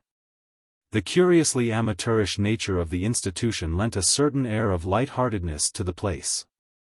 It was not like one of those banks whose London office is their main office, where stern business is everything and a man becomes a mere machine for getting through a certain amount of routine work. The employees of the new Asiatic Bank, having plenty of time on their hands, were able to retain their individuality. They had leisure to think of other things besides their work. Indeed, they had so much leisure that it is a wonder they thought of their work at all. The place was full of quaint characters. There was West, who had been requested to leave Haylabury owing to his habit of borrowing horses and attending meets in the neighborhood. The same being always out of bounds and necessitating a complete disregard of the rules respecting evening chapel and lock-up. He was a small, dried-up youth, with black hair plastered down on his head. He went about his duties in a costume which suggested the sportsman of the comic papers. There was also Hignett, who added to the meager salary allowed him by the bank by singing comic songs at the minor music halls. He confided to Mike his intention of leaving the bank as soon as he had made a name, and taking seriously to the business. He told him that he had knocked them at the Bedford the week before, and in support of the statement showed him a cutting from the Era, in which the writer said that other acceptable turns were the Bounding Zouaves, Steingruber's dogs, and Arthur Hignett. Mike wished him luck. And there was Raymond, who dabbled in journalism and was the author of Straight Talks to Housewives, in Trifles, under the pseudonym of Lady Gussie. Ragg, who believed that the earth was flat, and addressed meetings on the subject in Hyde Park on Sundays.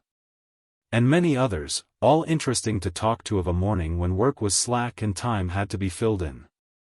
Mike found himself, by degrees, growing quite attached to the new Asiatic Bank.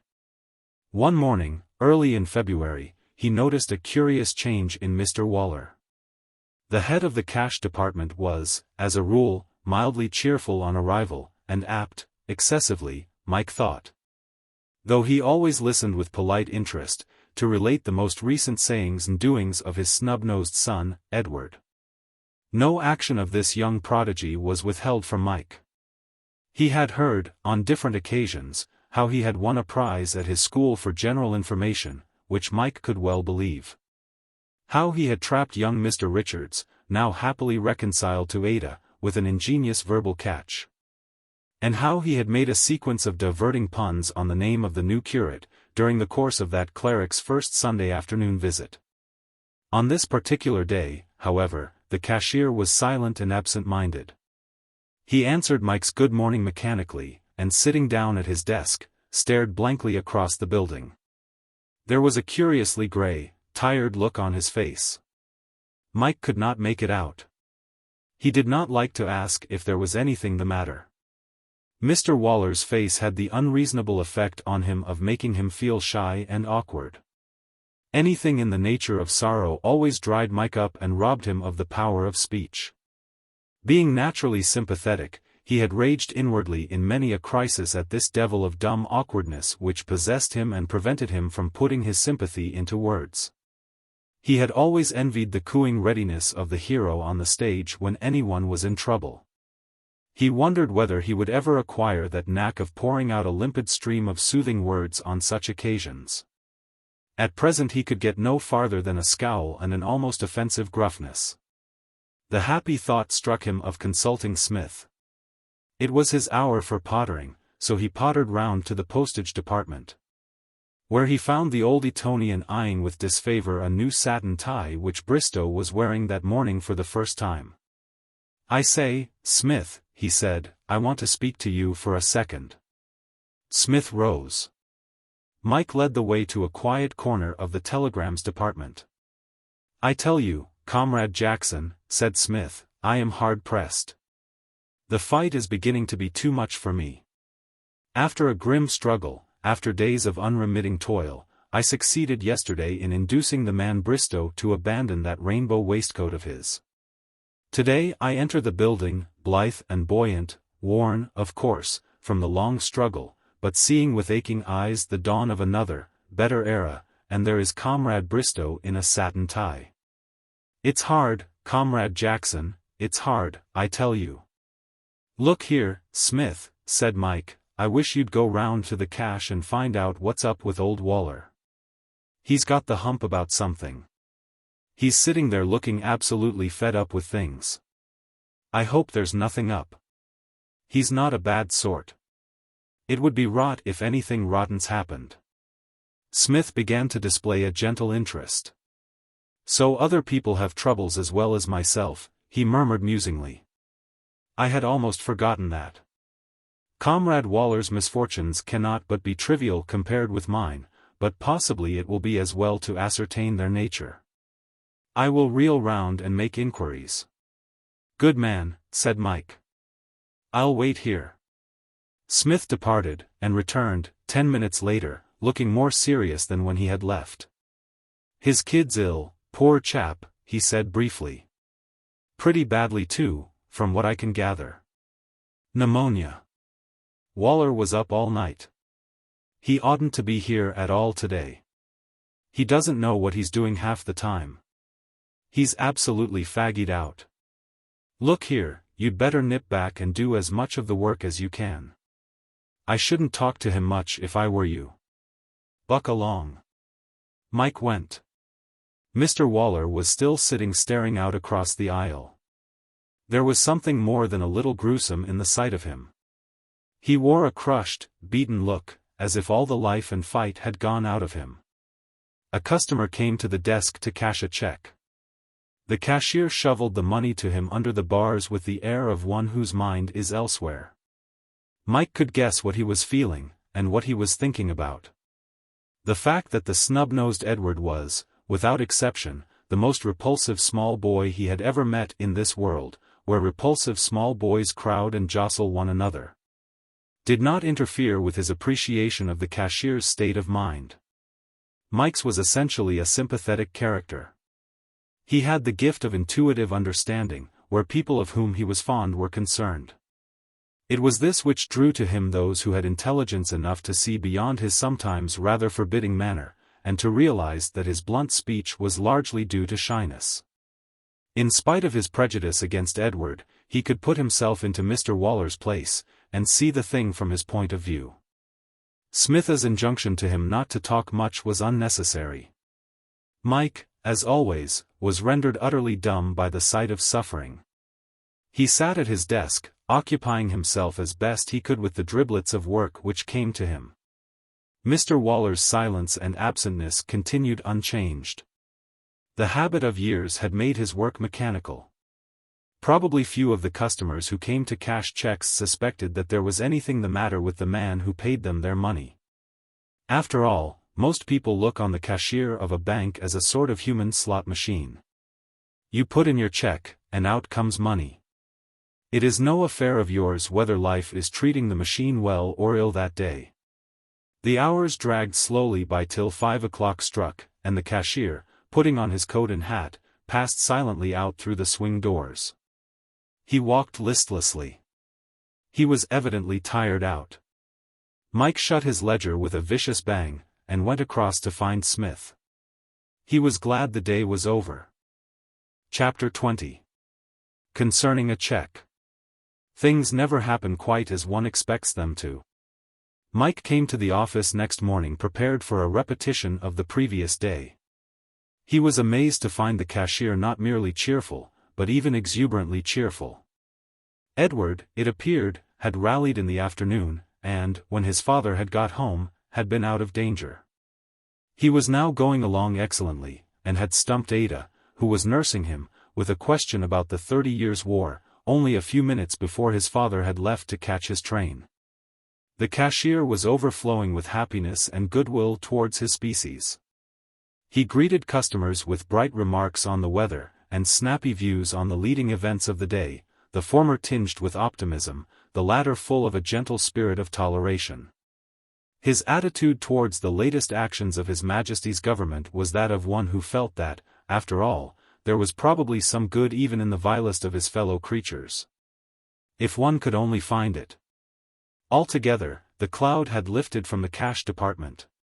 All was joy, jollity, and song.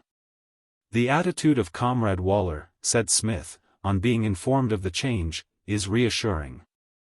I may now think of my own troubles.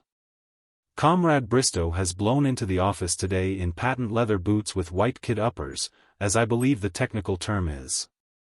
Add to that the fact that he is still wearing the satin tie, the waistcoat, and the ring, and you will understand why I have definitely decided this morning to abandon all hope of his reform. Henceforth my services, for what they are worth, are at the disposal of Comrade Bickersdyke. My time from now onward is his. He shall have the full educative value of my exclusive attention. I give Comrade Bristow up. Made straight for the corner flag, you understand, he added, as Mr. Rossiter emerged from his lair, and centered, and Sandy Turnbull headed a beautiful goal. I was just telling Jackson about the match against Blackburn Rovers, he said to Mr. Rossiter. Just so, just so. But get on with your work, Smith. We are a little behindhand. I think perhaps it would be as well not to leave it just yet. I will leap at it at once, said Smith cordially. Mike went back to his department. The day passed quickly. Mr. Waller, in the intervals of work, talked a good deal, mostly of Edward, his doings, his sayings, and his prospects. The only thing that seemed to worry Mr. Waller was the problem of how to employ his son's almost superhuman talents to the best advantage.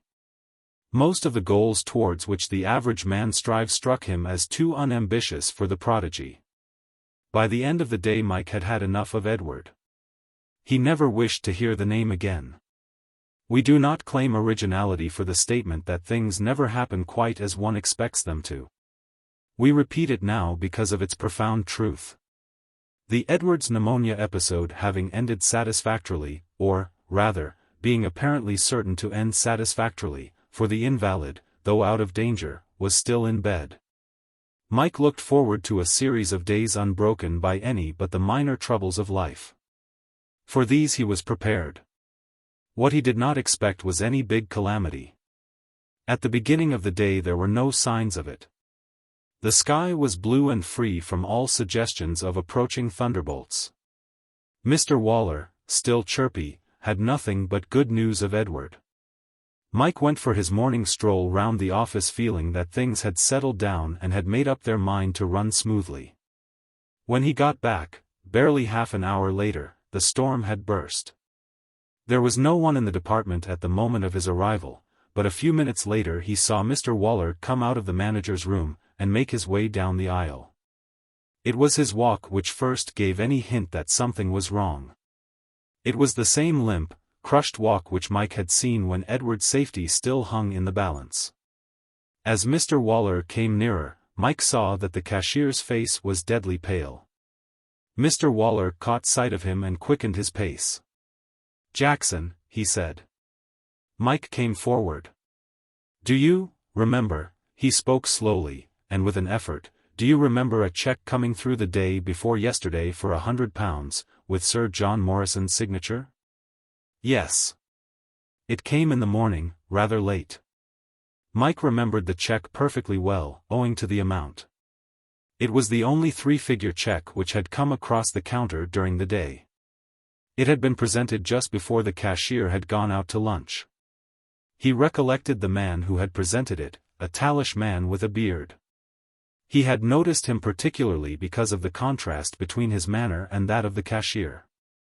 The former had been so very cheery and breezy, the latter so dazed and silent. "Why," he said.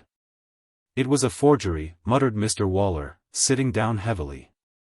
Mike could not take it in all at once. He was stunned. All he could understand was that a far worse thing had happened than anything he could have imagined. "A forgery?" he said. "A forgery. And a clumsy one. Oh, it's hard. I should have seen it on any other day but that. I could not have missed it. They showed me the cheque in there just now. I could not believe that I had passed it.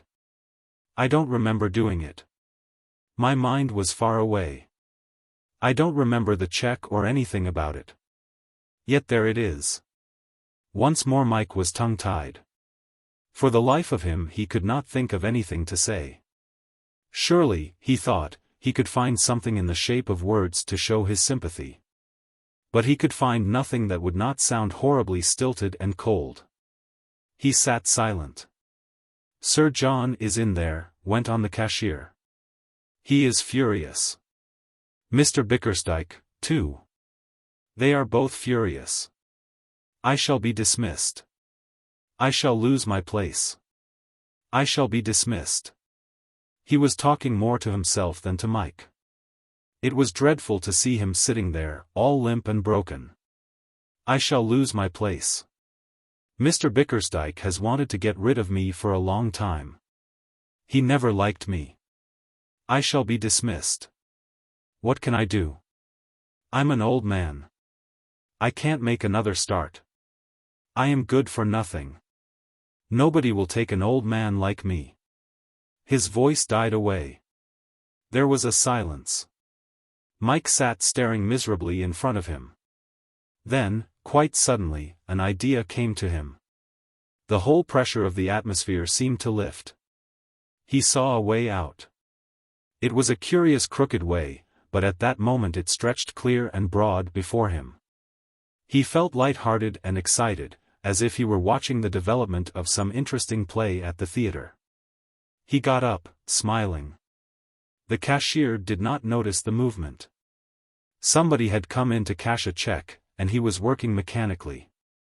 Mike walked up the aisle to Mr. Bickersdyke's room, and went in.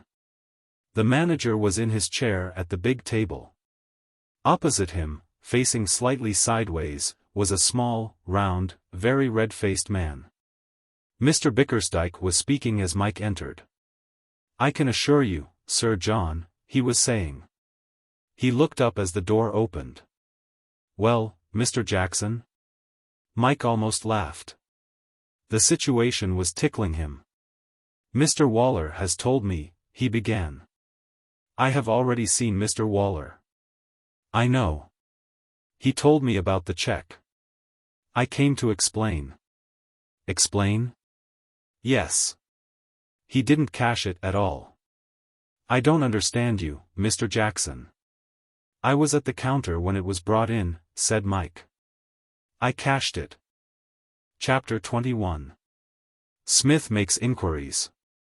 Smith, as was his habit of a morning when the fierce rush of his commercial duties had abated somewhat, was leaning gracefully against his desk, musing on many things.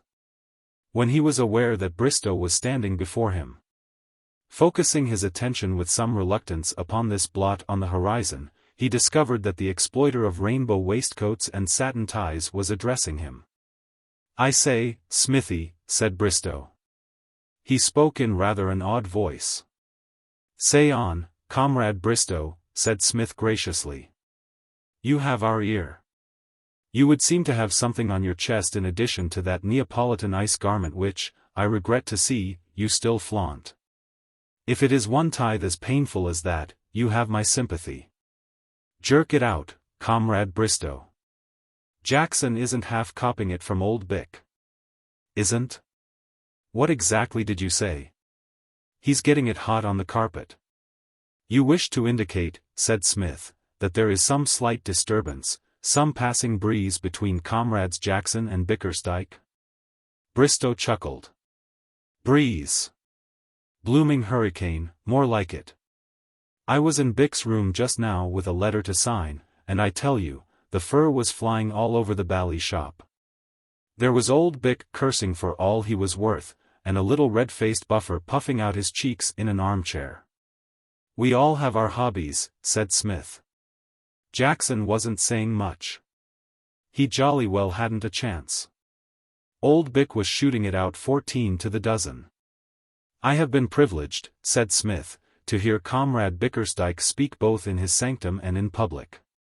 He has, as you suggest, a ready flow of speech." "What, exactly was the cause of the turmoil?" "I couldn't wait to hear. I was too jolly glad to get away. Old Bick looked at me as if he could eat me, snatched the letter out of my hand, signed it, and waved his hand at the door as a hint to hop it.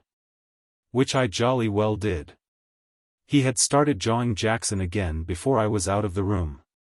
While applauding his hustle," said Smith, "I fear that I must take official notice of this. Comrade Jackson is essentially a sensitive plant, highly strung, neurotic. I cannot have his nervous system jolted and disorganized in this manner, and his value as a confidential secretary and advisor impaired, even though it be only temporarily. I must look into this. I will go and see if the orgy is concluded. I will hear what Comrade Jackson has to say on the matter. I shall not act rashly, Comrade Bristow. If the man Bickersdyke is proved to have had good grounds for his outbreak, he shall escape uncensured. I may even look in on him and throw him a word of praise. But if I find, as I suspect, that he has wronged Comrade Jackson, I shall be forced to speak sharply to him." Mike had left the scene of battle by the time Smith reached the cash department, and was sitting at his desk in a somewhat dazed condition, trying to clear his mind sufficiently to enable him to see exactly how matters stood as concerned himself. He felt confused and rattled. He had known, when he went to the manager's room to make his statement, that there would be trouble. But, then, trouble is such an elastic word. It embraces 100 degrees of meaning. Mike had expected sentence of dismissal, and he had got it. So far he had nothing to complain of. But he had not expected it to come to him riding high on the crest of a great, frothing wave of verbal denunciation. Mr. Bickersdyke, through constantly speaking in public, had developed the habit of fluent denunciation to a remarkable extent. He had thundered at Mike as if Mike had been His Majesty's government or the encroaching alien or something of that sort. And that kind of thing is a little overwhelming at short range. Mike's head was still spinning. It continued to spin, but he never lost sight of the fact round which it revolved, namely, that he had been dismissed from the service of the bank. And for the first time he began to wonder what they would say about this at home. Up till now the matter had seemed entirely a personal one. He had charged in to rescue the harassed cashier in precisely the same way as that in which he had dashed in to save him from Bill, the stone-flinging scourge of Clapham Common. Mike's was one of those direct, honest minds which are apt to concentrate themselves on the crisis of the moment, and to leave the consequences out of the question entirely. What would they say at home? That was the point. Again, what could he do by way of earning a living? He did not know much about the city and its ways, but he knew enough to understand that summary dismissal from a bank is not the best recommendation one can put forward in applying for another job. And if he did not get another job in the city, what could he do? If it were only summer, he might get taken on somewhere as a cricket professional. Cricket was his line. He could earn his pay at that. But it was very far from being summer. He had turned the problem over in his mind till his head ached, and had eaten in the process 1/3 of a wooden penholder, when Smith arrived. "It has reached me," said Smith, "that you and Comrade Bickersdyke have been seen doing the Hackenschmidt-Gotch act on the floor. When my informant left, he tells me, Comrade B. had got a half-Nelson on you, and was biting pieces out of your ear. Is this so?" Mike got up. Smith was the man, he felt, to advise him in this crisis. Smith's was the mind to grapple with his hard case. "Look here, Smith," he said, "I want to speak to you. I'm in a bit of a hole, and perhaps you can tell me what to do. Let's go out and have a cup of coffee, shall we? I can't tell you about it here." "An admirable suggestion," said Smith. "Things in the postage department are tolerably quiescent at present. Naturally I shall be missed, if I go out. But my absence will not spell irretrievable ruin, as it would at a period of greater commercial activity. Comrades Rossiter and Bristow have studied my methods. They know how I like things to be done. They are fully competent to conduct the business of the department in my absence. Let us, as you say, scud forth. We will go to a Mecca. Why so-called I do not know, nor, indeed, do I ever hope to know. There we may obtain, at a price, a passable cup of coffee, and you shall tell me your painful story." The Mecca, except for the curious aroma which pervades all Meccas, was deserted. Smith, moving a box of dominoes onto the next table, sat down. "Dominoes," he said, "is one of the few manly sports which have never had great attractions for me. A cousin of mine, who secured his chess blue at Oxford, would, they tell me, have represented his university in the dominoes match also. Had he not unfortunately dislocated the radius bone of his bazooka while training for it. Except for him, there has been little dominoes talent in the Smith family. Let us merely talk. What of this slight brass rag parting to which I alluded just now? Tell me all." He listened gravely while Mike related the incidents which had led up to his confession and the results of the same. At the conclusion of the narrative he sipped his coffee in silence for a moment. "This habit of taking on to your shoulders the harvest of other people's bloomers," he said meditatively, "is growing upon you, Comrade Jackson. You must check it. It is like dram drinking. You begin in a small way by breaking school rules to extract Comrade Jellicoe, perhaps the supremest of all the blitherers I have ever met, from a hole. If you had stopped there, all might have been well. But the thing, once started, fascinated you. Now you have landed yourself with a splash in the very center of the Oxo in order to do a good turn to Comrade Waller. You must drop it, Comrade Jackson. When you were free and without ties, it did not so much matter. But now that you are confidential secretary and advisor to a Shropshire Smith, the thing must stop. Your secretarial duties must be paramount. Nothing must be allowed to interfere with them. Yes. The thing must stop before it goes too far." "It seems to me," said Mike, "that it has gone too far. I've got the sack. I don't know how much farther you want it to go. Smith stirred his coffee before replying. True, he said, things look perhaps a shade rocky just now, but all is not yet lost. You must recollect that Comrade Bickersdyke spoke in the heat of the moment. That generous temperament was stirred to its depths. He did not pick his words. But calm will succeed storm, and we may be able to do something yet. I have some little influence with Comrade Bickersdyke.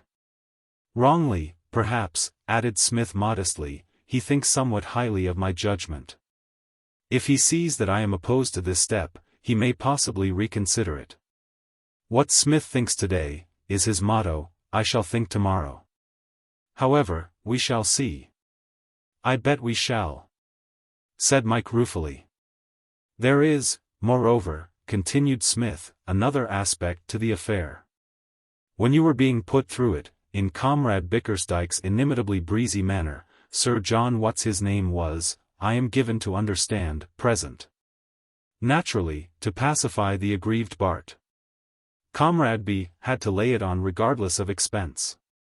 In America, as possibly you are aware, there is a regular post of mistake clerk, whose duty it is to receive in the neck anything that happens to be coming along when customers make complaints. He is hauled into the presence of the foaming customer, cursed, and sacked. The customer goes away appeased. The mistake clerk, if the harangue has been unusually energetic, applies for a rise of salary. Now, possibly, in your case. In my case, interrupted Mike, there was none of that rot. Bickersdyke wasn't putting it on. He meant every word. Why, dash it all, you know yourself he'd be only too glad to sack me, just to get some of his own back with me. Smith's eyes opened in pained surprise. Get some of his own back, he repeated. Are you insinuating, Comrade Jackson, that my relations with Comrade Bickersdyke are not of the most pleasant and agreeable nature possible? How do these ideas get about? I yield to nobody in my respect for our manager. I may have had occasion from time to time to correct him in some trifling matter, but surely he is not the man to let such a thing rankle? No. I prefer to think that Comrade Bickersdyke regards me as his friend and well-wisher, and will lend a courteous ear to any proposal I see fit to make. I hope shortly to be able to prove this to you. I will discuss this little affair of the cheque with him at our ease at the club, and I shall be surprised if we do not come to some arrangement. Look here, Smith, said Mike earnestly, for goodness sake don't go playing the goat. There's no earthly need for you to get lugged into this business. Don't you worry about me. I shall be all right. I think, said Smith, that you will, when I have chatted with Comrade Bickersdyke. Chapter 22. And take steps. On returning to the bank, Mike found Mr. Waller in the grip of a peculiarly varied set of mixed feelings. Shortly after Mike's departure for the Mecca, the cashier had been summoned once more into the presence, and had there been informed that, as apparently he had not been directly responsible for the gross piece of carelessness by which the bank had suffered so considerable a loss, here Sir John puffed out his cheeks like a meditative toad. The matter, as far as he was concerned, was at an end. On the other hand, here Mr. Waller was hauled over the coals for incredible rashness in allowing a mere junior subordinate to handle important tasks like the paying out of money, and so on, till he felt raw all over. However, it was not dismissal. That was the great thing. And his principal sensation was one of relief. Mingled with the relief were sympathy for Mike, gratitude to him for having given himself up so promptly, and a curiously dazed sensation. As if somebody had been hitting him on the head with a bolster. All of which emotions, taken simultaneously, had the effect of rendering him completely dumb when he saw Mike. He felt that he did not know what to say to him. And as Mike, for his part, simply wanted to be let alone, and not compelled to talk, conversation was at something of a standstill in the cash department. After 5 minutes, it occurred to Mr. Waller that perhaps the best plan would be to interview Smith. Smith would know exactly how matters stood. He could not ask Mike point-blank whether he had been dismissed. But there was the probability that Smith had been informed and would pass on the information. Smith received the cashier with a dignified kindliness. "Oh, Smith," said Mr. Waller, "I wanted just to ask you about Jackson." Smith bowed his head gravely. "Exactly," he said. "Comrade Jackson. I think I may say that you have come to the right man. Comrade Jackson has placed himself in my hands, and I am dealing with his case. A somewhat tricky business, but I shall see him through." "Has he?" Mr. Waller hesitated. "You were saying," said Smith. "Does Mr. Bickersdyke intend to dismiss him?" "At present," admitted Smith, "there is some idea of that description floating, nebulously, as it were, in Comrade Bickersdyke's mind. Indeed, from what I gather from my client, the push was actually administered, in so many words. But tush! And possibly bah! We know what happens on these occasions, do we not? You and I are students of human nature, and we know that a man of Comrade Bickersdyke's warm-hearted type is apt to say in the heat of the moment a great deal more than he really means. Men of his impulsive character cannot help expressing themselves in times of stress with a certain generous strength which those who do not understand them are inclined to take a little too seriously. I shall have a chat with Comrade Bickersdyke at the conclusion of the day's work, and I have no doubt that we shall both laugh heartily over this little episode." Mr. Waller pulled at his beard, with an expression on his face that seemed to suggest that he was not quite so confident on this point. He was about to put his doubts into words when Mr. Rossiter appeared, and Smith, murmuring something about duty, turned again to his ledger. The cashier drifted back to his own department. It was one of Smith's theories of life, which he was accustomed to propound to Mike in the small hours of the morning with his feet on the mantelpiece. That the secret of success lay in taking advantage of one's occasional slices of luck, in seizing, as it were, the happy moment. When Mike, who had had the passage to write out 10 times at WRYKYN on one occasion as an imposition, reminded him that Shakespeare had once said something about there being a tide in the affairs of men, which, taken at the flood, etc. Smith had acknowledged with an easy grace that possibly Shakespeare had got on to it first, and that it was but one more proof of how often great minds thought alike. Though waiving his claim to the copyright of the maxim, he nevertheless had a high opinion of it, and frequently acted upon it in the conduct of his own life.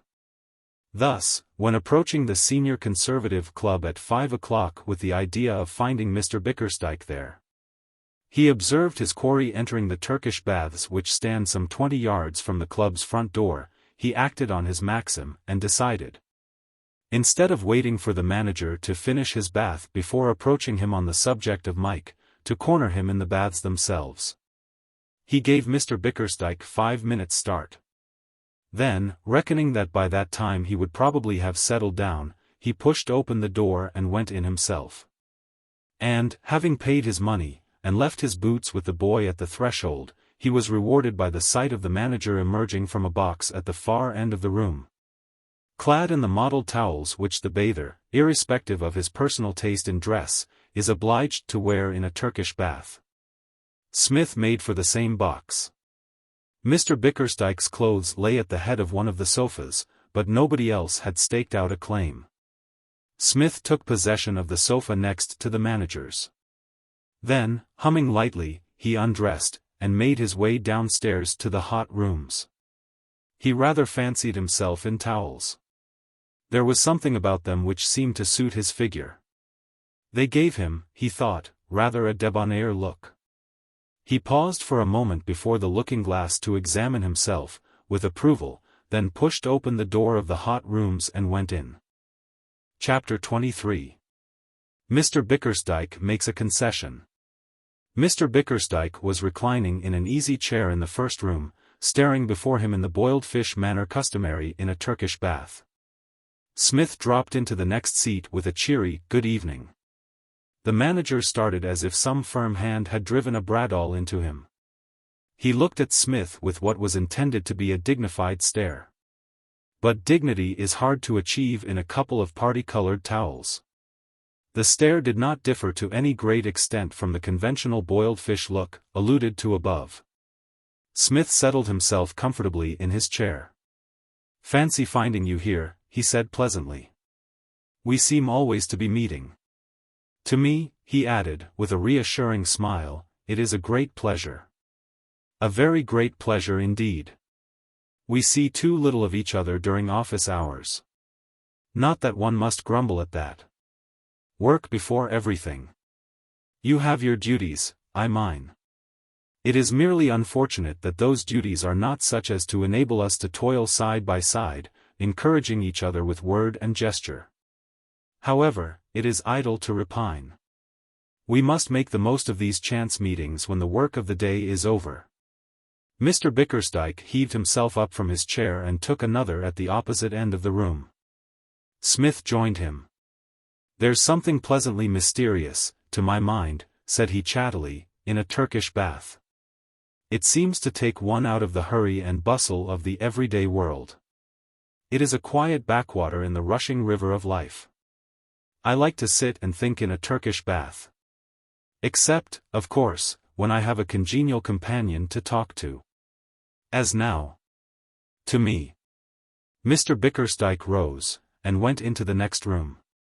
"To me," continued Smith, again following, and seating himself beside the manager, "there is, too, something eerie in these places. There is a certain sinister air about the attendants.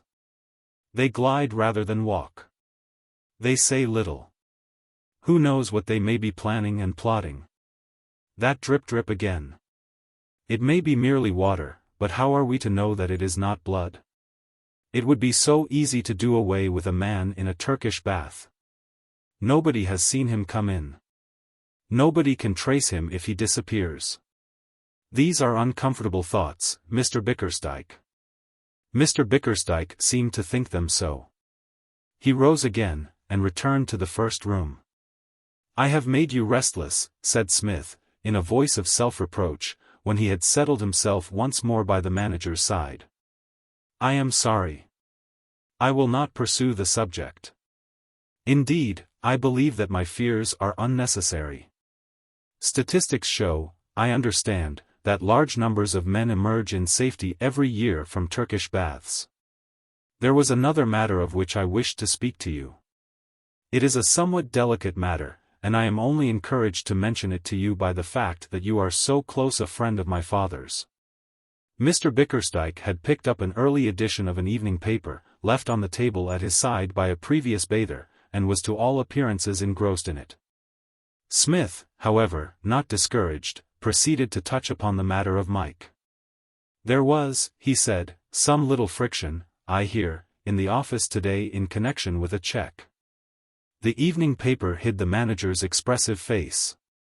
But from the fact that the hands holding it tightened their grip, Smith deduced that Mr. Bickersdyke's attention was not wholly concentrated on the city news. Moreover, his toes wriggled. And when a man's toes wriggle, he is interested in what you are saying. "All these petty breezes," continued Smith sympathetically, "must be very trying to a man in your position. A man who wishes to be left alone in order to devote his entire thought to the niceties of the higher finance. It is as if Napoleon, while planning out some intricate scheme of campaign, were to be called upon in the midst of his meditations to bully a private for not cleaning his buttons. Naturally, you were annoyed. Your giant brain, wrenched temporarily from its proper groove, expended its force in one tremendous reprimand of Comrade Jackson. It was as if one had diverted some terrific electric current which should have been controlling a vast system of machinery, and turned it on to annihilate a black beetle. In the present case, of course, the result is as might have been expected. Comrade Jackson, not realizing the position of affairs, went away with the absurd idea that all was over, that you meant all you said, briefly, that his number was up. I assured him that he was mistaken, but no. He persisted in declaring that all was over, that you had dismissed him from the bank." Mr. Bickersdyke lowered the paper and glared bulbously at the old Etonian. "Mr. Jackson is perfectly right," he snapped. "Of course I dismissed him." Yes, said Smith, I have no doubt that at the moment you did work the rapid push. What I am endeavoring to point out is that Comrade Jackson is under the impression that the edict is permanent, that he can hope for no reprieve. Nor can he. You don't mean. I mean what I say. Ah, I quite understand, said Smith, as one who sees that he must make allowances. The incident is too recent. The storm has not yet had time to expend itself. You have not had leisure to think the matter over coolly. It is hard, of course, to be cool in a Turkish bath. Your ganglions are still vibrating.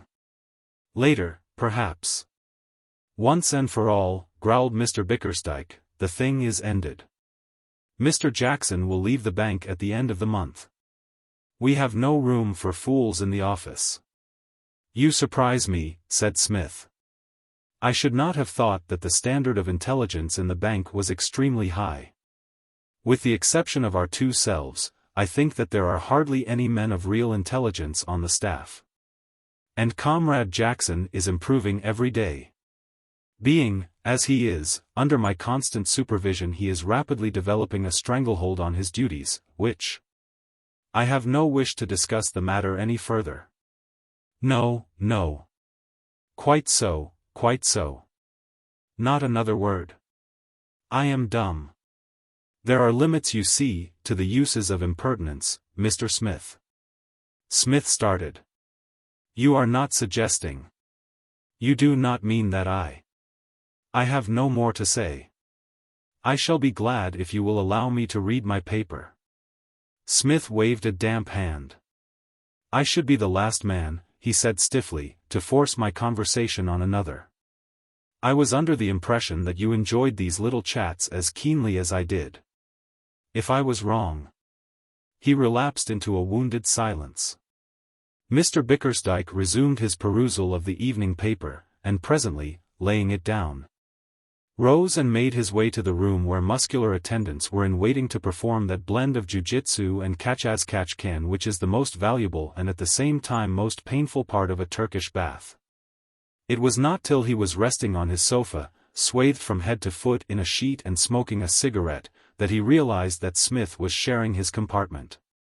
He made the unpleasant discovery just as he had finished his first cigarette and lighted his second. He was blowing out the match when Smith, accompanied by an attendant, appeared in the doorway, and proceeded to occupy the next sofa to himself. All that feeling of dreamy peace, which is the reward one receives for allowing oneself to be melted like wax and kneaded like bread, left him instantly. He felt hot and annoyed. To escape was out of the question. Once one has been scientifically wrapped up by the attendant and placed on one's sofa, one is a fixture. He lay scowling at the ceiling, resolved to combat all attempt at conversation with a stony silence. Smith, however, did not seem to desire conversation. He lay on his sofa motionless for a quarter of an hour, then reached out for a large book which lay on the table, and began to read. When he did speak, he seemed to be speaking to himself. Every now and then he would murmur a few words, sometimes a single name. In spite of himself, Mr. Bickersdyke found himself listening. At first the murmurs conveyed nothing to him. Then suddenly a name caught his ear. Strother was the name, and somehow it suggested something to him. He could not say precisely what. It seemed to touch some chord of memory. He knew no one of the name of Strother. He was sure of that. And yet it was curiously familiar. An unusual name, too. He could not help feeling that at one time he must have known it quite well. Mr. Strother, murmured Smith, said that the Han gentleman's remarks would have been nothing short of treason, if they had not been so obviously the mere babblings of an irresponsible lunatic. Cries of "Order, order," and a voice, "Sit down, fathead." For just one moment Mr. Bickersdyke's memory poised motionless, like a hawk about to swoop. Then it darted at the mark. Everything came to him in a flash. The hands of the clock whizzed back. He was no longer Mr. John Bickersdyke, manager of the London branch of the new Asiatic Bank, lying on a sofa in the Cumberland Street Turkish baths. He was Jack Bickersdyke, clerk in the employ of Messrs. Norton and Biggleswade, standing on a chair and shouting, "Order! Order!"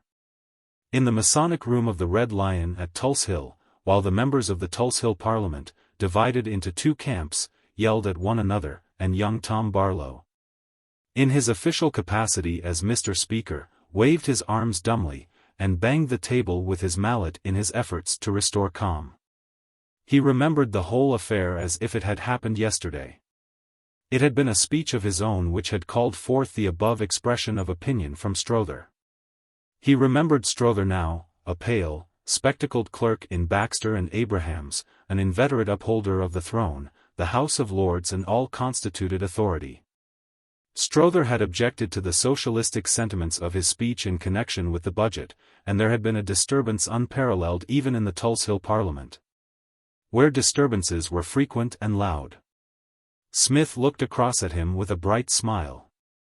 "They report you verbatim," he said. "And rightly. A more able speech I have seldom read. I like the bit where you call the royal family the bloodsuckers. Even then, it seems you knew how to express yourself fluently and well." Mr. Bickersdyke sat up. The hands of the clock had moved again, and he was back in what Smith had called the live, vivid present. "What have you got there?" he demanded. "It is a record," said Smith, "of the meeting of an institution called the Tulse Hill Parliament. A bright, chatty little institution, too, if one may judge by these reports. You in particular, if I may say so, appear to have let yourself go with refreshing vim. Your political views have changed a great deal since those days, have they not? It is extremely interesting. A most fascinating study for political students. When I send these speeches of yours to the Clarion." Mr. Bickersdyke bounded on his sofa. "What?" he cried. "I was saying," said Smith, "that the Clarion will probably make a most interesting comparison between these speeches and those you have been making at Kenningford." I forbid you to make any mention of these speeches." Smith hesitated. "It would be great fun seeing what the papers said," he protested. "Great fun. It is true," mused Smith, "that in a measure, it would dish you at the election. From what I saw of those light-hearted lads at Kenningford the other night, I should say they would be so amused that they would only just have enough strength left to stagger to the poll and vote for your opponent." Mr. Bickersdyke broke out into a cold perspiration. "I forbid you to send those speeches to the papers," he cried. Smith reflected. "You see," he said at last, "it is like this. The departure of Comrade Jackson, my confidential secretary and adviser, is certain to plunge me into a state of the deepest gloom. The only way I can see at present by which I can ensure even a momentary lightening of the inky cloud is the sending of these speeches to some bright paper like the Clarion. I feel certain that their comments would wring, at any rate, a sad, sweet smile from me. Possibly even a hearty laugh. I must, therefore, look on these very able speeches of yours in something of the light of an antidote. They will stand between me and black depression. Without them I am in the cart. With them I may possibly buoy myself up." Mr. Bickersdyke shifted uneasily on his sofa. He glared at the floor. Then he eyed the ceiling as if it were a personal enemy of his. Finally he looked at Smith. Smith's eyes were closed in peaceful meditation. "Very well," said he at last. "Jackson shall stop." Smith came out of his thoughts with a start. "You were observing?" he said. "I shall not dismiss Jackson," said Mr. Bickersdyke. Smith smiled winningly. "Just as I had hoped," he said. "Your very justifiable anger melts before reflection. The storm subsides, and you are at leisure to examine the matter dispassionately. Doubts begin to creep in. Possibly, you say to yourself, I have been too hasty, too harsh. Justice must be tempered with mercy. I have caught Comrade Jackson bending, you add, still to yourself, but shall I press home my advantage too ruthlessly? No, you cry, I will abstain. And I applaud your action. I like to see this spirit of gentle toleration. It is bracing and comforting.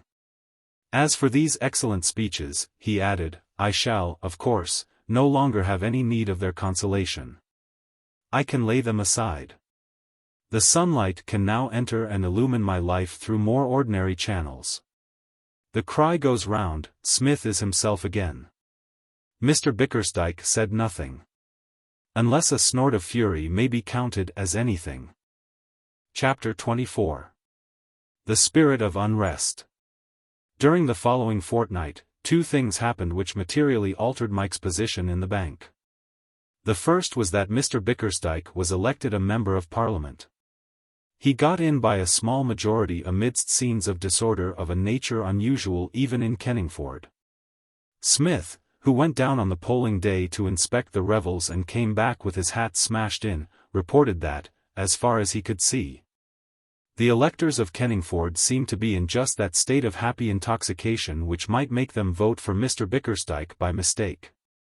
Also it had been discovered, on the eve of the poll, that the bank manager's opponent, in his youth, had been educated at a school in Germany, and had subsequently spent 2 years at Heidelberg University. These damaging revelations were having a marked effect on the warm-hearted patriots of Kenningford, who were now referring to the candidate in thick but earnest tones as the German spy. So that taking everything into consideration, said Smith, summing up, I fancy that Comrade Bickersdyke is home. And the papers next day proved that he was right. 157, said Smith, as he read his paper at breakfast. Not what one would call a slashing victory. It is fortunate for Comrade Bickersdyke, I think, that I did not send those very able speeches of his to the Clarion. Till now Mike had been completely at a loss to understand why the manager had sent for him on the morning following the scene about the cheque, and informed him that he had reconsidered his decision to dismiss him. Mike could not help feeling that there was more in the matter than met the eye. Mr. Bickersdyke had not spoken as if it gave him any pleasure to reprieve him. On the contrary, his manner was distinctly brusque. Mike was thoroughly puzzled. To Smith's statement, that he had talked the matter over quietly with the manager and brought things to a satisfactory conclusion, he had paid little attention. But now he began to see light. Great Scott, Smith, he said, did you tell him you'd send those speeches to the papers if he sacked me? Smith looked at him through his eyeglass, and helped himself to another piece of toast. I am unable, he said, to recall at this moment the exact terms of the very pleasant conversation I had with Comrade Bickersdyke on the occasion of our chance meeting in the Turkish bath that afternoon. But, thinking things over quietly now that I have more leisure, I cannot help feeling that he may possibly have read some such intention into my words. You know how it is in these little chats, Comrade Jackson. One leaps to conclusions. Some casual word I happen to drop may have given him the idea you mention. At this distance of time it is impossible to say with any certainty. Suffice it that all has ended well. He did reconsider his resolve. I shall be only too happy if it turns out that the seed of the alteration in his views was sown by some careless word of mine. Perhaps we shall never know. Mike was beginning to mumble some awkward words of thanks, when Smith resumed his discourse. Be that as it may, however, he said, we cannot but perceive that Comrade Bickersdyke's election has altered our position to some extent. As you have pointed out, he may have been influenced in this recent affair by some chance remark of mine about those speeches. Now, however, they will cease to be of any value. Now that he is elected he has nothing to lose by their publication. I mention this by way of indicating that it is possible that, if another painful episode occurs, he may be more ruthless. I see what you mean, said Mike. If he catches me on the hop again, he'll simply go ahead and sack me. That, said Smith, is more or less the position of affairs. The other event which altered Mike's life in the bank was his removal from Mr. Waller's department to the fixed deposits. The work in the fixed deposits was less pleasant, and Mr. Gregory, the head of the department, was not of Mr. Waller's type. Mr. Gregory, before joining the home staff of the new Asiatic Bank, had spent a number of years with a firm in the Far East, where he had acquired a liver and a habit of addressing those under him in a way that suggested the mate of a tramp steamer. Even on the days when his liver was not troubling him, he was truculent. And when, as usually happened, it did trouble him, he was a perfect fountain of abuse. Mike and he hated each other from the first.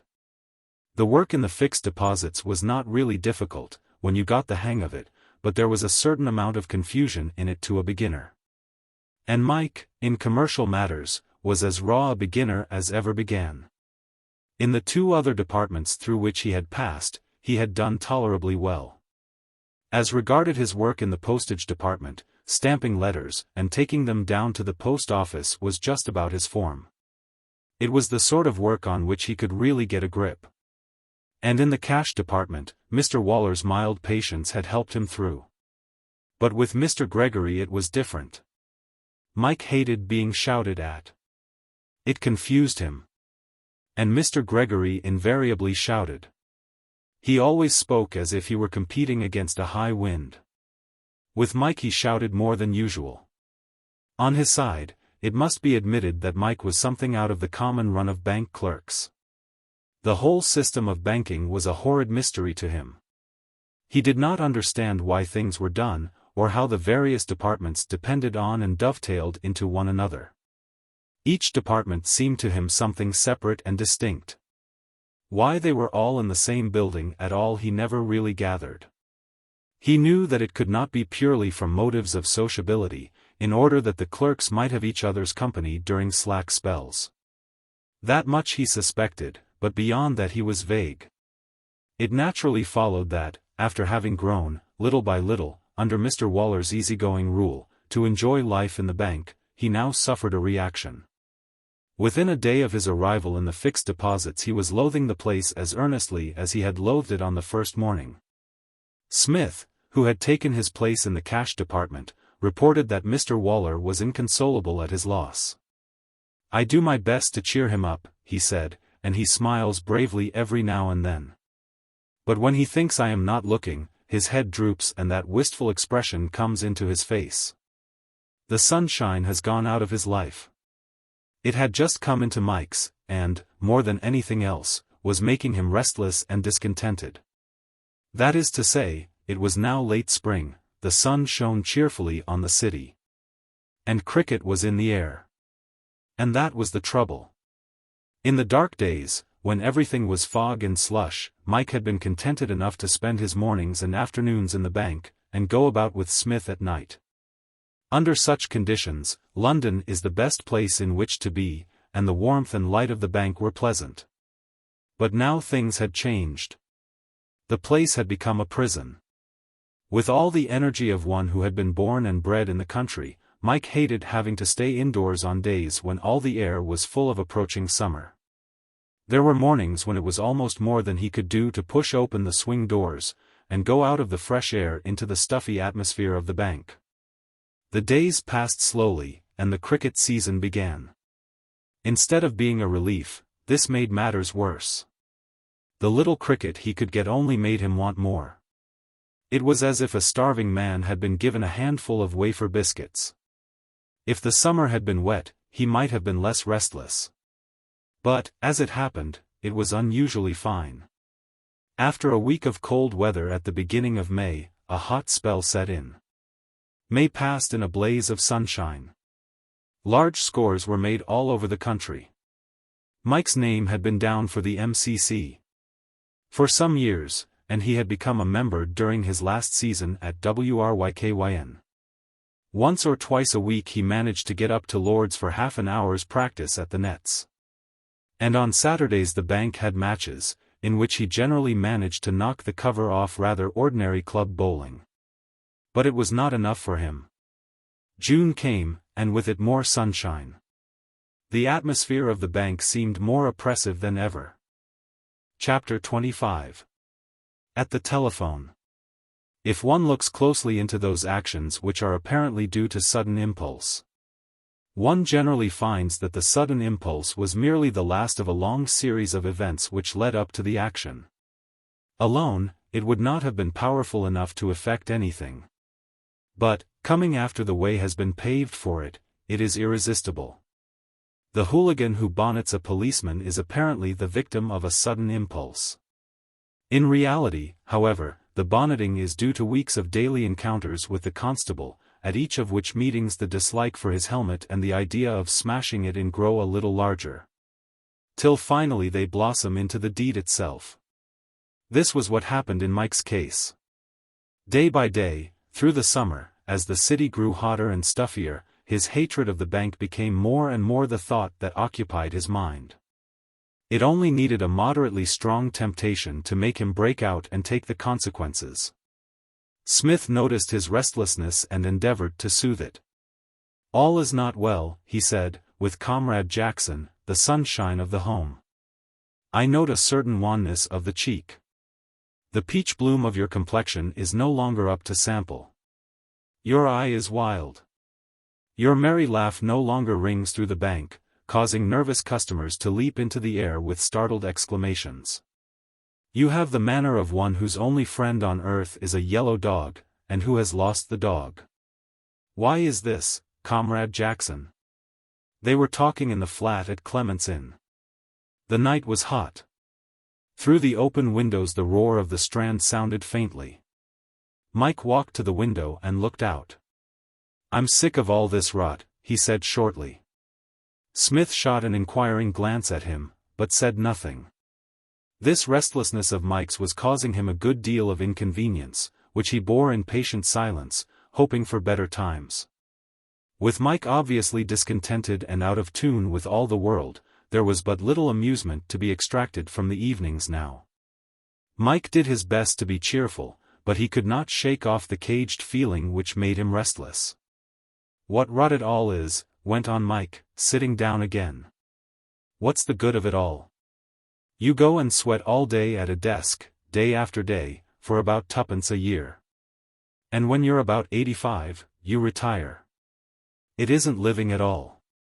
It's simply being a bally vegetable. You aren't hankering, by any chance, to be a pirate of the Spanish Main, or anything like that, are you?" inquired Smith. "And all this rot about going out east," continued Mike. "What's the good of going out east? I gather from casual chit-chat in the office that one becomes something of a blood when one goes out east," said Smith. "Have a dozen native clerks under you, all looking up to you as the last word in magnificence, and end by marrying the governor's daughter.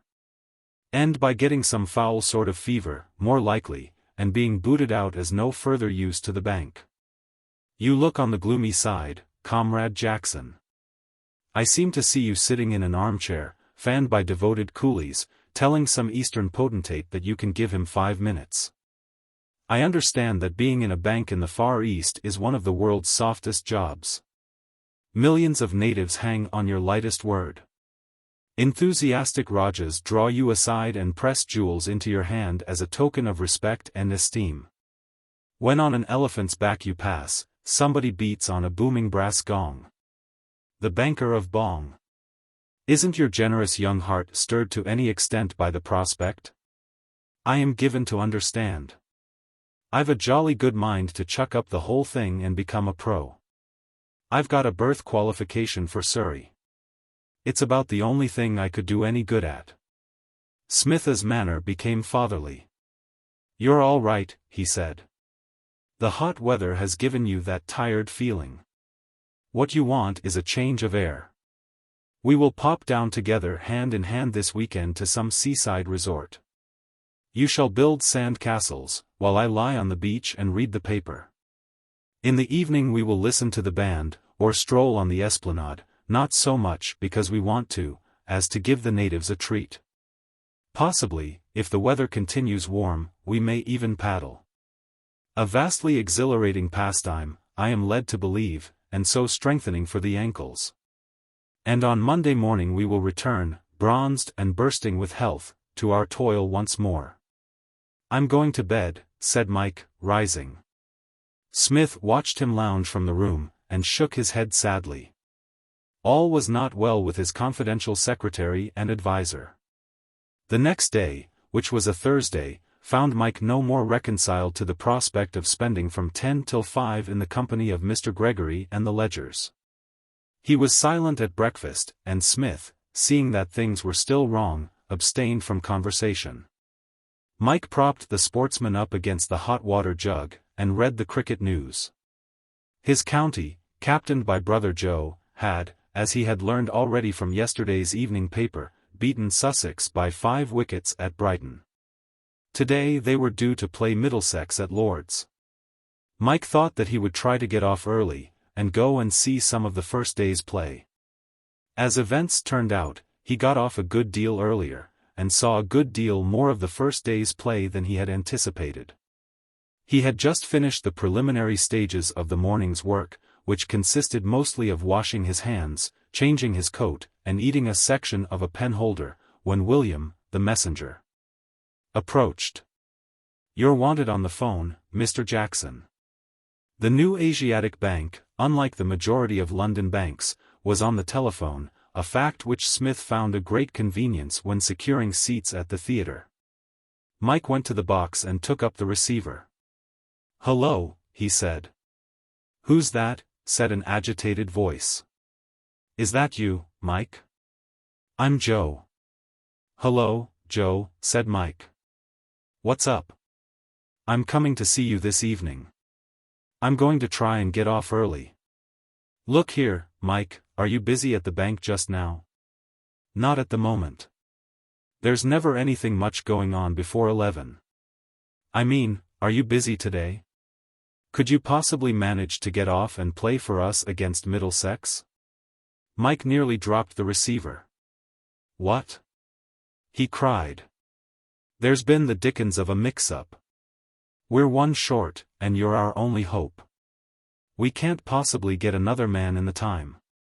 We start in half an hour. Can you play?" For the space of, perhaps, 1 minute, Mike thought. "Well," said Joe's voice. The sudden vision of Lord's ground, all green and cool in the morning sunlight, was too much for Mike's resolution, sapped as it was by days of restlessness.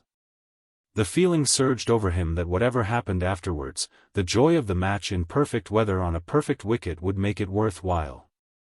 What did it matter what happened afterwards? "All right, Joe," he said. "I'll hop into a cab now, and go and get my things." "Good man," said Joe, hugely relieved. Chapter 26. Breaking the news.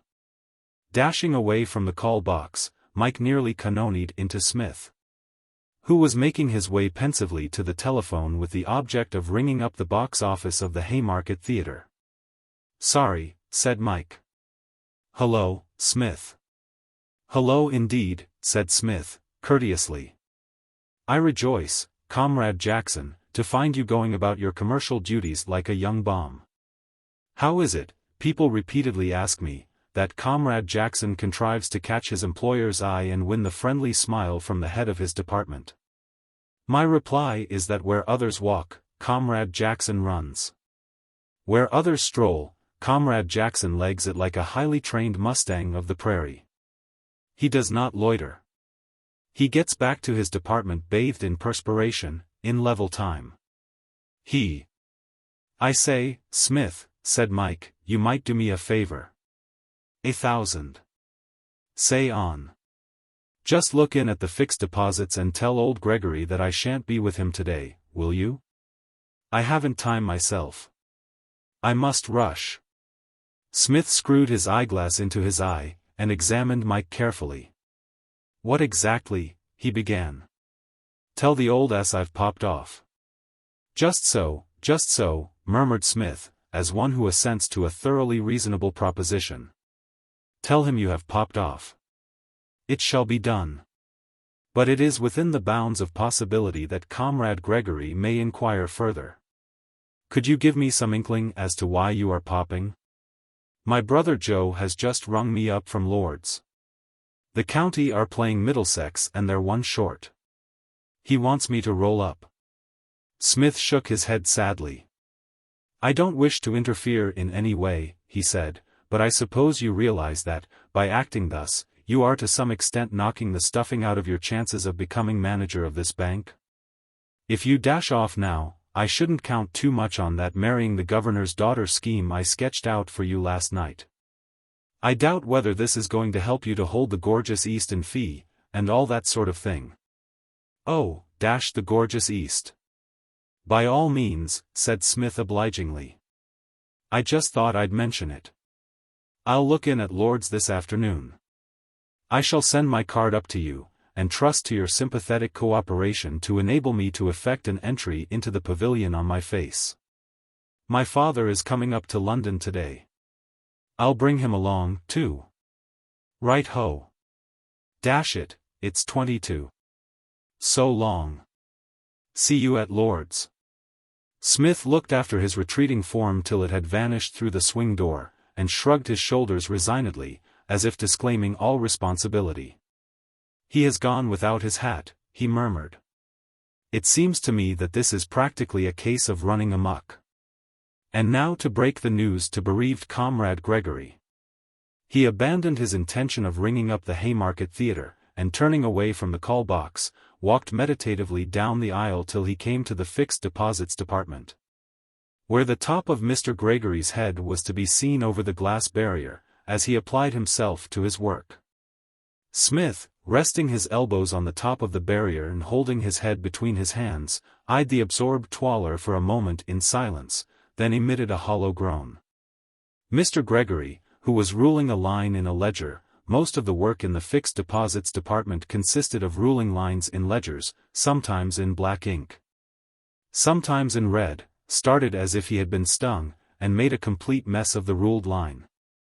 He lifted a fiery, bearded face, and met Psmith's eye, which shone with kindly sympathy. He found words. "What the dickens are you standing there for, mooing like a blanked cow?" he inquired. "I was groaning," explained Psmith with quiet dignity. "And why was I groaning?" he continued. "Because a shadow has fallen on the fixed deposits department. Comrade Jackson, the pride of the office, has gone." Mr. Gregory rose from his seat. "I don't know who the dickens you are," he began. "I am Smith," said the old Etonian. "Oh, you're Smith, are you?" With a preliminary P. Which, however, is not sounded. "And what's all this dashed nonsense about Jackson?" "He is gone. Gone like the dew from the petal of a rose. Gone." "Where's he gone to?" "Lord's." "What Lord's?" Psmith waved his hand gently. "You misunderstand me. Comrade Jackson has not gone to mix with any member of our gay and thoughtless aristocracy. He has gone to Lord's cricket ground." Mr. Gregory's beard bristled even more than was its wont. "What?" he roared. "Gone to watch a cricket match." "Gone." "Not to watch. To play. An urgent summons, I need not say. Nothing but an urgent summons could have wrenched him from your very delightful society, I am sure." Mr. Gregory glared. "I don't want any of your impudence," he said. Psmith nodded gravely. "We all have these curious likes and dislikes," he said tolerantly. "You do not like my impudence. Well, well, some people don't. And now, having broken the sad news, I will return to my own department."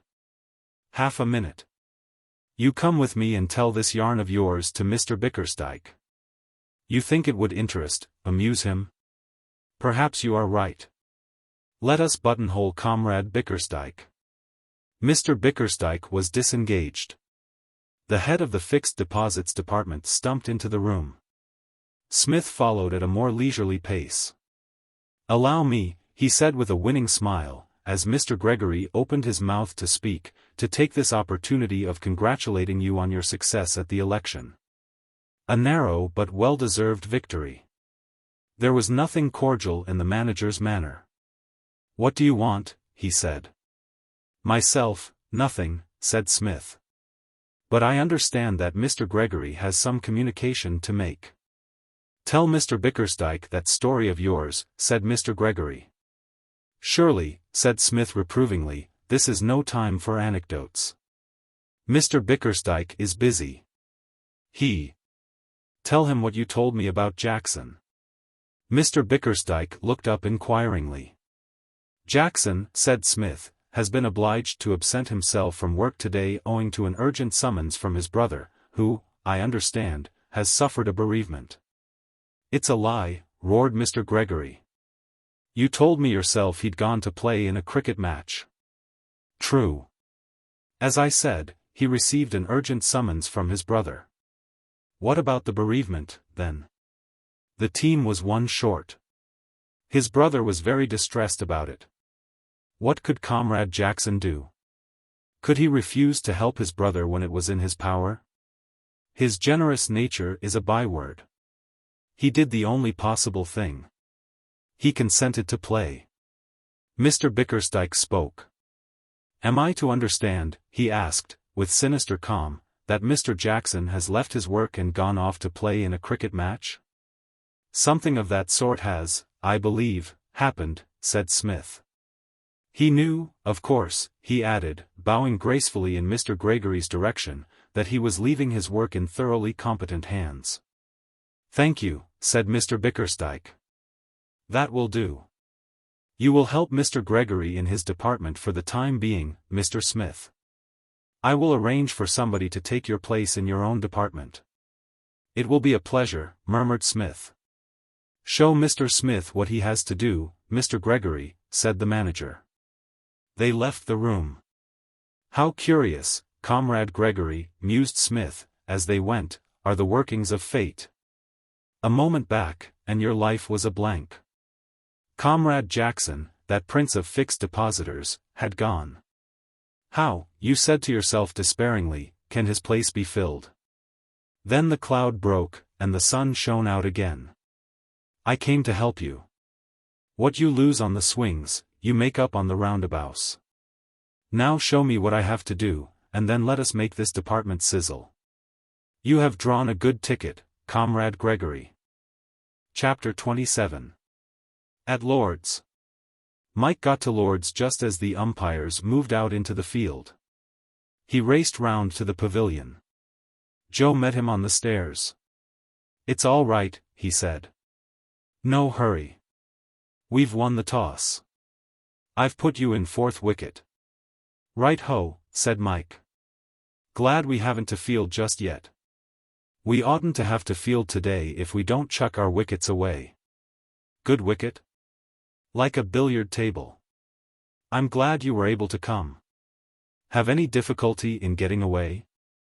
Joe Jackson's knowledge of the workings of a bank was of the slightest. He himself had never, since he left Oxford, been in a position where there were obstacles to getting off to play in first-class cricket. By profession he was agent to a sporting baronet whose hobby was the cricket of the county, and so, far from finding any difficulty in playing for the county, he was given to understand by his employer that that was his chief duty. It never occurred to him that Mike might find his bank less amenable in the matter of giving leave. His only fear, when he rang Mike up that morning, had been that this might be a particularly busy day at the new Asiatic Bank. If there was no special rush of work, he took it for granted that Mike would simply go to the manager, ask for leave to play in the match, and be given it with a beaming smile. Mike did not answer the question, but asked one on his own account. How did you happen to be short? He said. It was rotten luck. It was like this. We were altering our team after the Sussex match, to bring in Ballard, Keane, and Willis. They couldn't get down to Brighton, as the varsity had a match, but there was nothing on for them in the last half of the week, so they'd promised to roll up. Ballard, Keane, and Willis were members of the Cambridge team, all very capable performers and much in demand by the county, when they could get away to play for it. Well, said Mike. Well, we all came up by train from Brighton last night. But these three asses had arranged to motor down from Cambridge early today, and get here in time for the start. What happens? Why, Willis, who fancies himself as a chauffeur, undertakes to do the driving, and naturally, being an absolute rotter, goes and smashes up the whole concern just outside St. Albans. The first thing I knew of it was when I got to Lord's at 10:30, and found a wire waiting for me to say that they were all three of them crocked, and couldn't possibly play. I tell you, it was a bit of a jar to get half an hour before the match started. Willis has sprained his ankle, apparently, Keene's damaged his wrist, and Ballard has smashed his collarbone. I don't suppose they'll be able to play in the varsity match. Rotten luck for Cambridge. Well, fortunately we'd had 2 reserve pros, with us at Brighton, who had come up to London with the team in case they might be wanted, so, with them, we were only 1 short. Then I thought of you. That's how it was. I see, said Mike. Who are the pros? Davis and Brockley. Both bowlers. It weakens our batting a lot. Ballard or Willis might have got a stack of runs on this wicket. Still, we've got a certain amount of batting as it is. We oughtn't to do badly, if we're careful. You've been getting some practice, I suppose, this season? In a sort of a way. Nets and so on. No matches of any importance. Dash it, I wish you'd had a game or 2 in decent class cricket. Still, nets are better than nothing. I hope you'll be in form. We may want a pretty long knock from you, if things go wrong. These men seem to be settling down all right, thank goodness, he added, looking out of the window at the county's first pair, Warrington and Mills, 2 professionals, who, as the result of 10 minutes' play, had put up 20. I'd better go and change, said Mike, picking up his bag. You're in first wicket, I suppose? Yes. And Reggie, second wicket. Reggie was another of Mike's brothers, not nearly so fine a player as Joe, but a sound bat, who generally made runs if allowed to stay in. Mike changed, and went out into the little balcony at the top of the pavilion. He had it to himself. There were not many spectators in the pavilion at this early stage of the game. There are few more restful places, if one wishes to think, than the upper balconies of Lord's Pavilion. Mike, watching the game making its leisurely progress on the turf below, set himself seriously to review the situation in all its aspects. The exhilaration of bursting the bonds had begun to fade, and he found himself able to look into the matter of his desertion and weigh up the consequences. There was no doubt that he had cut the painter once and for all. Even a friendly disposed management could hardly overlook what he had done. And the management of the new Asiatic Bank was the very reverse of friendly. Mr. Bickersdyke, he knew, would jump at this chance of getting rid of him. He realized that he must look on his career in the bank as a closed book. It was definitely over, and he must now think about the future. It was not a time for half measures. He could not go home. He must carry the thing through, now that he had begun, and find something definite to do, to support himself. There seemed only one opening for him. What could he do, he asked himself. Just one thing. He could play cricket. It was by his cricket that he must live. He would have to become a professional. Could he get taken on? That was the question. It was impossible that he should play for his own county on his residential qualification. He could not appear as a professional in the same team in which his brothers were playing as amateurs. He must stake all on his birth qualification for Surrey. On the other hand, had he the credentials which Surrey would want? He had a school reputation. But was that enough? He could not help feeling that it might not be. Thinking it over more tensely than he had ever thought over anything in his whole life, he saw clearly that everything depended on what sort of show he made in this match which was now in progress. It was his big chance. If he succeeded, all would be well. He did not care to think what his position would be if he did not succeed. A distant appeal and a sound of clapping from the crowd broke in on his thoughts. Mills was out, caught at the wicket. The telegraph board gave the total as 48. Not sensational. The success of the team depended largely on what sort of a start the 2 professionals made. The clapping broke out again as Joe made his way down the steps. Joe, as an All-England player, was a favourite with the crowd. Mike watched him play an over in his strong, graceful style, then it suddenly occurred to him that he would like to know how matters had gone at the bank in his absence. He went down to the telephone, rang up the bank, and asked for Smith. Presently the familiar voice made itself heard. "Hello, Smith." "Hello. Is that Comrade Jackson? How are things progressing?" "Fairly well. We're in first. We've lost 1 wicket, and the 50's just up. I say, what's happened at the bank?" "I broke the news to Comrade Gregory. A charming personality. I feel that we shall be friends." "Was he sick?" "In a measure, yes. Indeed, I may say he practically foamed at the mouth. I explained the situation, but he was not to be appeased. He jerked me into the presence of Comrade Bickersdyke, with whom I had a brief but entertaining chat. He had not a great deal to say, but he listened attentively to my narrative, and eventually told me off to take your place in the fixed deposits.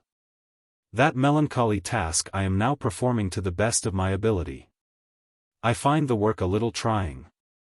There is too much ledger lugging to be done for my simple tastes. I have been hauling ledgers from the safe all the morning. The cry is beginning to go round, Smith is willing, but can his physique stand the strain? In the excitement of the moment just now I dropped a somewhat massive tome onto Comrade Gregory's foot, unfortunately, I understand, the foot in which he has of late been suffering twinges of gout.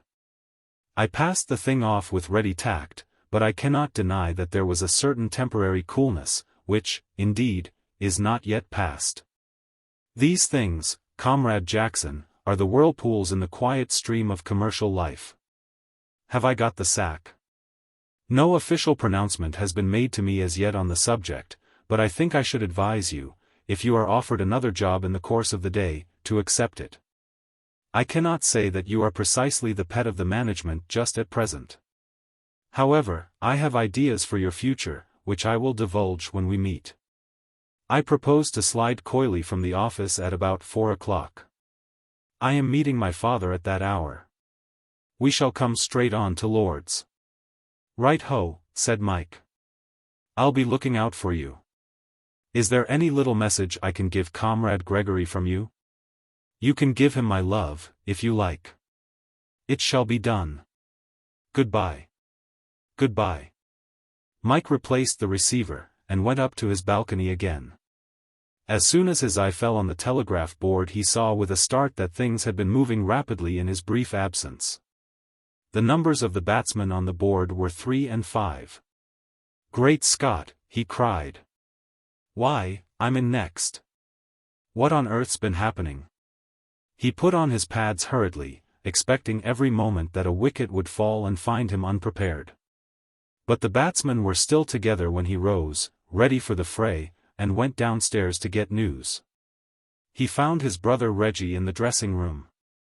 "What's happened?" he said. "How were you out?" "LBW," said Reggie. "Goodness knows how it happened. My eyesight must be going. I mistimed the thing altogether." "How was Warrington out?" "Caught in the slips." "By Jove," said Mike. "This is pretty rocky.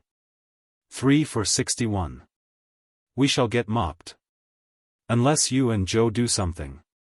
There's no earthly need to get out. The wicket's as good as you want, and the bowling's nothing special. Well played, Joe." A beautiful glide to leg by the greatest of the Jacksons had rolled up against the pavilion rails. The Fields men changed across for the next over. "If only Peters stops a bit," began Mike, and broke off. Peters' off stump was lying at an angle of 45 degrees. "Well, he hasn't," said Reggie grimly. "Silly ass, why did he hit at that one? All he'd got to do was to stay in with Joe. Now it's up to you. Do try and do something, or we'll be out under the 100. Mike waited till the outcoming batsman had turned in at the professionals' gate. Then he walked down the steps and out into the open, feeling more nervous than he had felt since that far-off day when he had first gone in to bat for WRYKYN against the MCC. He found his thoughts flying back to that occasion. Today, as then, everything seemed very distant and unreal. The spectators were miles away. He had often been to Lord's as a spectator, but the place seemed entirely unfamiliar now. He felt as if he were in a strange land. He was conscious of Joe leaving the crease to meet him on his way. He smiled feebly. "Buck up," said Joe in that robust way of his which was so heartening. "Nothing in the bowling, and the wicket like a shirt front. Play just as if you were at the nets. And for goodness sake don't try to score all your runs in the first over. Stick in, and we've got them." Mike smiled again more feebly than before, and made a weird gurgling noise in his throat. It had been the Middlesex fast bowler who had destroyed Peters. Mike was not sorry.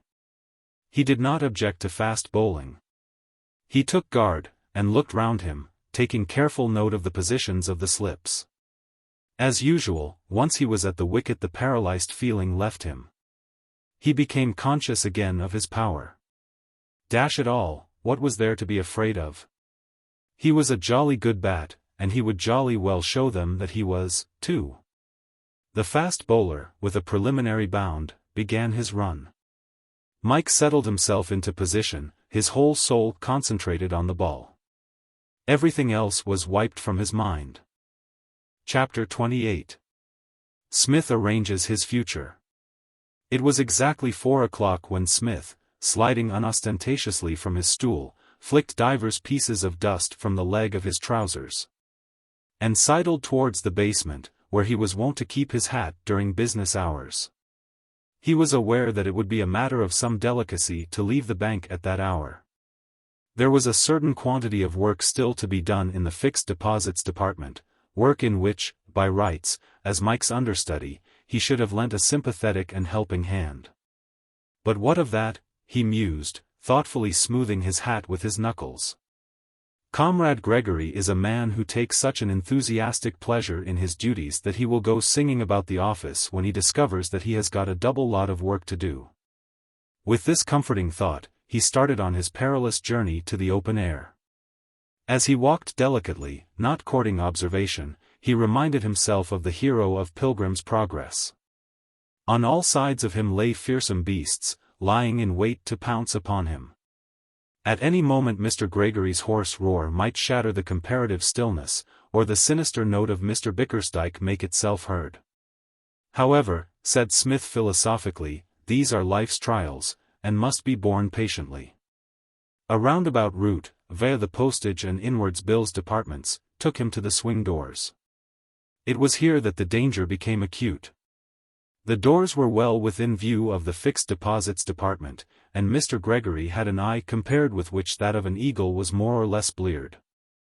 Smith sauntered to the door and pushed it open in a gingerly manner. As he did so a bellow rang through the office, causing a timid customer, who had come in to arrange about an overdraft, to lose his nerve completely and postpone his business till the following afternoon. Smith looked up. Mr. Gregory was leaning over the barrier which divided his lair from the outer world, and gesticulating violently. "Where are you going?" roared the head of the fixed deposits. Smith did not reply.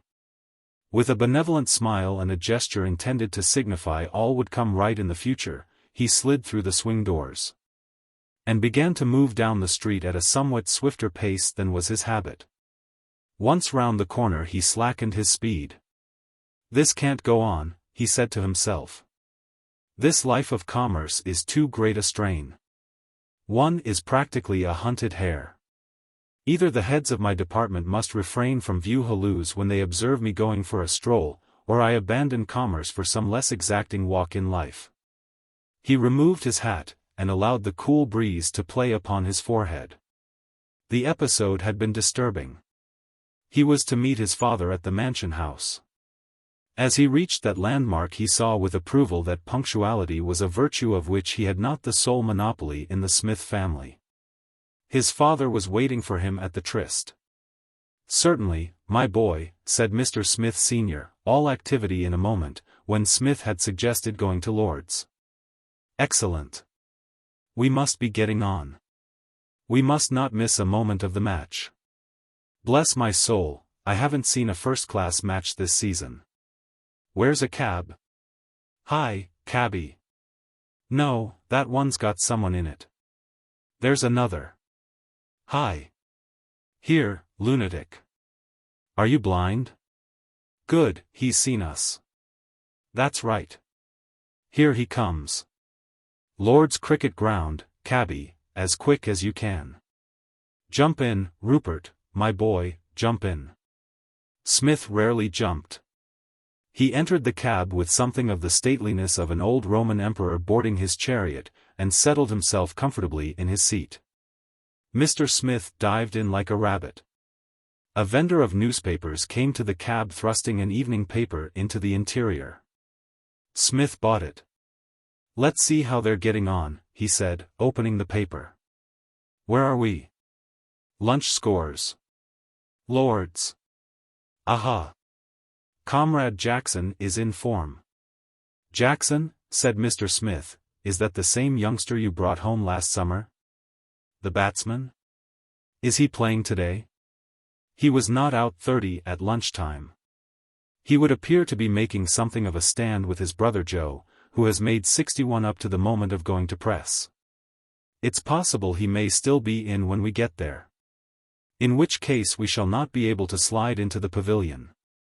A grand bat, that boy. I said so last summer. Better than any of his brothers. He's in the bank with you, isn't he? He was this morning. I doubt, however, whether he can be said to be still in that position. What? How's that? There was some slight friction between him and the management. They wished him to be glued to his stool, he preferred to play for the county. I think we may say that Comrade Jackson has secured the order of the boot. What? Do you mean to say? Smith related briefly the history of Mike's departure. Mr. Smith listened with interest. Well, he said at last, hang me if I blame the boy. It's a sin cooping up a fellow who can bat like that in a bank. I should have done the same myself in his place. Smith smoothed his waistcoat. Do you know, father, he said, this bank business is far from being much of a catch.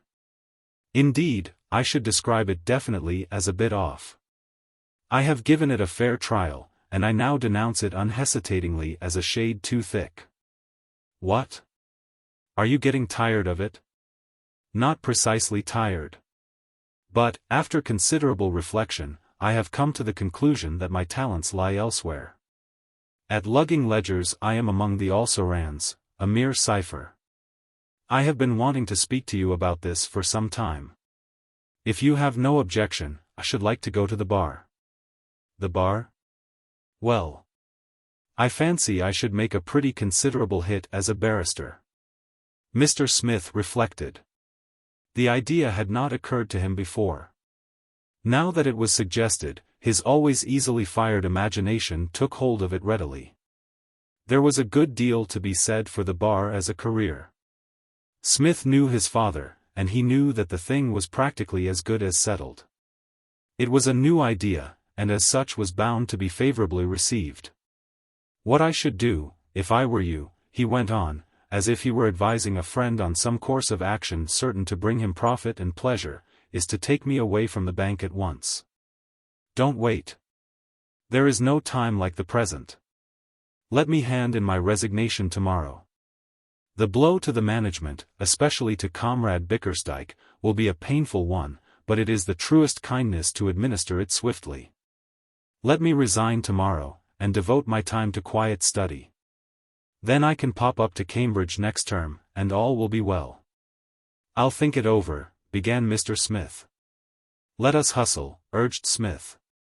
Let us do it now. It is the only way.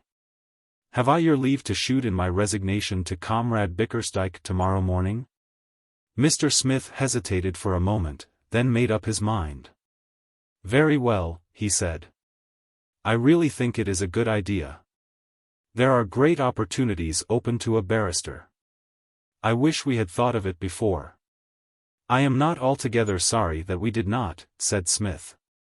I have enjoyed the chances my commercial life has given me of associating with such a man as Comrade Bickersdyke. In many ways a mastermind. But perhaps it is as well to close the chapter. How it happened it is hard to say, but somehow I fancy I did not precisely hit it off with Comrade Bickersdyke. With Smith, the worker, he had no fault to find, but it seemed to me sometimes, during our festive evenings together at the club, that all was not well. From little, almost imperceptible signs I have suspected now and then that he would just as soon have been without my company. One cannot explain these things. It must have been some incompatibility of temperament. Perhaps he will manage to bear up at my departure. But here we are, he added, as the cab drew up. I wonder if Comrade Jackson is still going strong.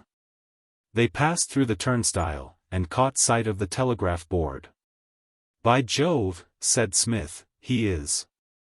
I don't know if he's number 3 or number 6. I expect he's number 6. In which case he has got 98. We're just in time to see his century. Chapter 29. And Mike's. For nearly 2 hours Mike had been experiencing the keenest pleasure that it had ever fallen to his lot to feel. From the moment he took his first ball till the luncheon interval he had suffered the acutest discomfort. His nervousness had left him to a great extent, but he had never really settled down. Sometimes by luck, and sometimes by skill, he had kept the ball out of his wicket, but he was scratching, and he knew it. Not for a single over had he been comfortable. On several occasions he had edged balls to leg and through the slips in quite an inferior manner, and it was seldom that he managed to hit with the center of the bat. Nobody is more alive to the fact that he is not playing up to his true form than the batsman. Even though his score mounted little by little into the 20s, Mike was miserable. If this was the best he could do on a perfect wicket, he felt there was not much hope for him as a professional. The poorness of his play was accentuated by the brilliance of Joe's. Joe combined science and vigor to a remarkable degree. He laid on the wood with a graceful robustness which drew much cheering from the crowd. Beside him Mike was oppressed by that leaden sense of moral inferiority which weighs on a man who has turned up to dinner in ordinary clothes when everybody else has dressed.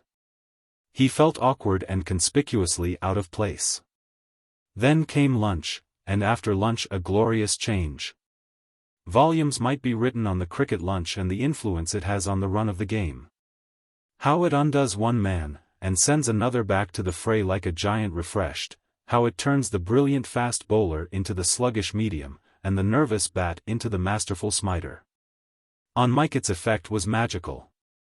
He lunched wisely and well, chewing his food with the concentration of a 33 bites a mouthful crank, and drinking dry ginger ale. As he walked out with Joe after the interval he knew that a change had taken place in him. His nerve had come back, and with it his form. It sometimes happens at cricket that when one feels particularly fit one gets snapped in the slips in the first over, or clean bowled by a full toss, but neither of these things happened to Mike. He stayed in, and began to score. Now there were no edgings through the slips and snicks to leg. He was meeting the ball in the center of the bat, and meeting it vigorously. 2 boundaries in successive balls off the fast bowler, hard, clean drives past extra cover, put him at peace with all the world. He was on top. He had found himself. Joe, at the other end, resumed his brilliant career. His century and Mike's 50 arrived in the same over. The bowling began to grow loose. Joe, having reached his century, slowed down somewhat, and Mike took up the running. The score rose rapidly. A leg theory bowler kept down the pace of the run-getting for a time, but the bowlers at the other end continued to give away runs. Mike's score passed from 60 to 70, from 70 to 80, from 80 to 90. When the Smiths, father and son, came on to the ground the total was 98. Joe had made 133. Mike reached his century just as Smith and his father took their seats. A square cut off the slow bowler was just too wide for point to get to. By the time third man had sprinted across and returned the ball the batsman had run too. Mr. Smith was enthusiastic. "I tell you," he said to Smith, who was clapping in a gently encouraging manner, "the boy's a wonderful bat. I said so when he was down with us. I remember telling him so myself. I've seen your brothers play," I said, "and you're better than any of them. I remember it distinctly. He'll be playing for England in another year or two. Fancy putting a cricketer like that into the city. It's a crime." "I gather," said Smith, "that the family coffers had got a bit low. It was necessary for Comrade Jackson to do something by way of saving the old home. He ought to be at the university. Look, he's got that man away to the boundary again. They'll never get him out." At 6 o'clock the partnership was broken, Joe running himself out in trying to snatch a single where no single was. He had made 189. Mike flung himself down on the turf with mixed feelings. He was sorry Joe was out, but he was very glad indeed of the chance of a rest. He was utterly faggied. A half-day match once a week is no training for first-class cricket.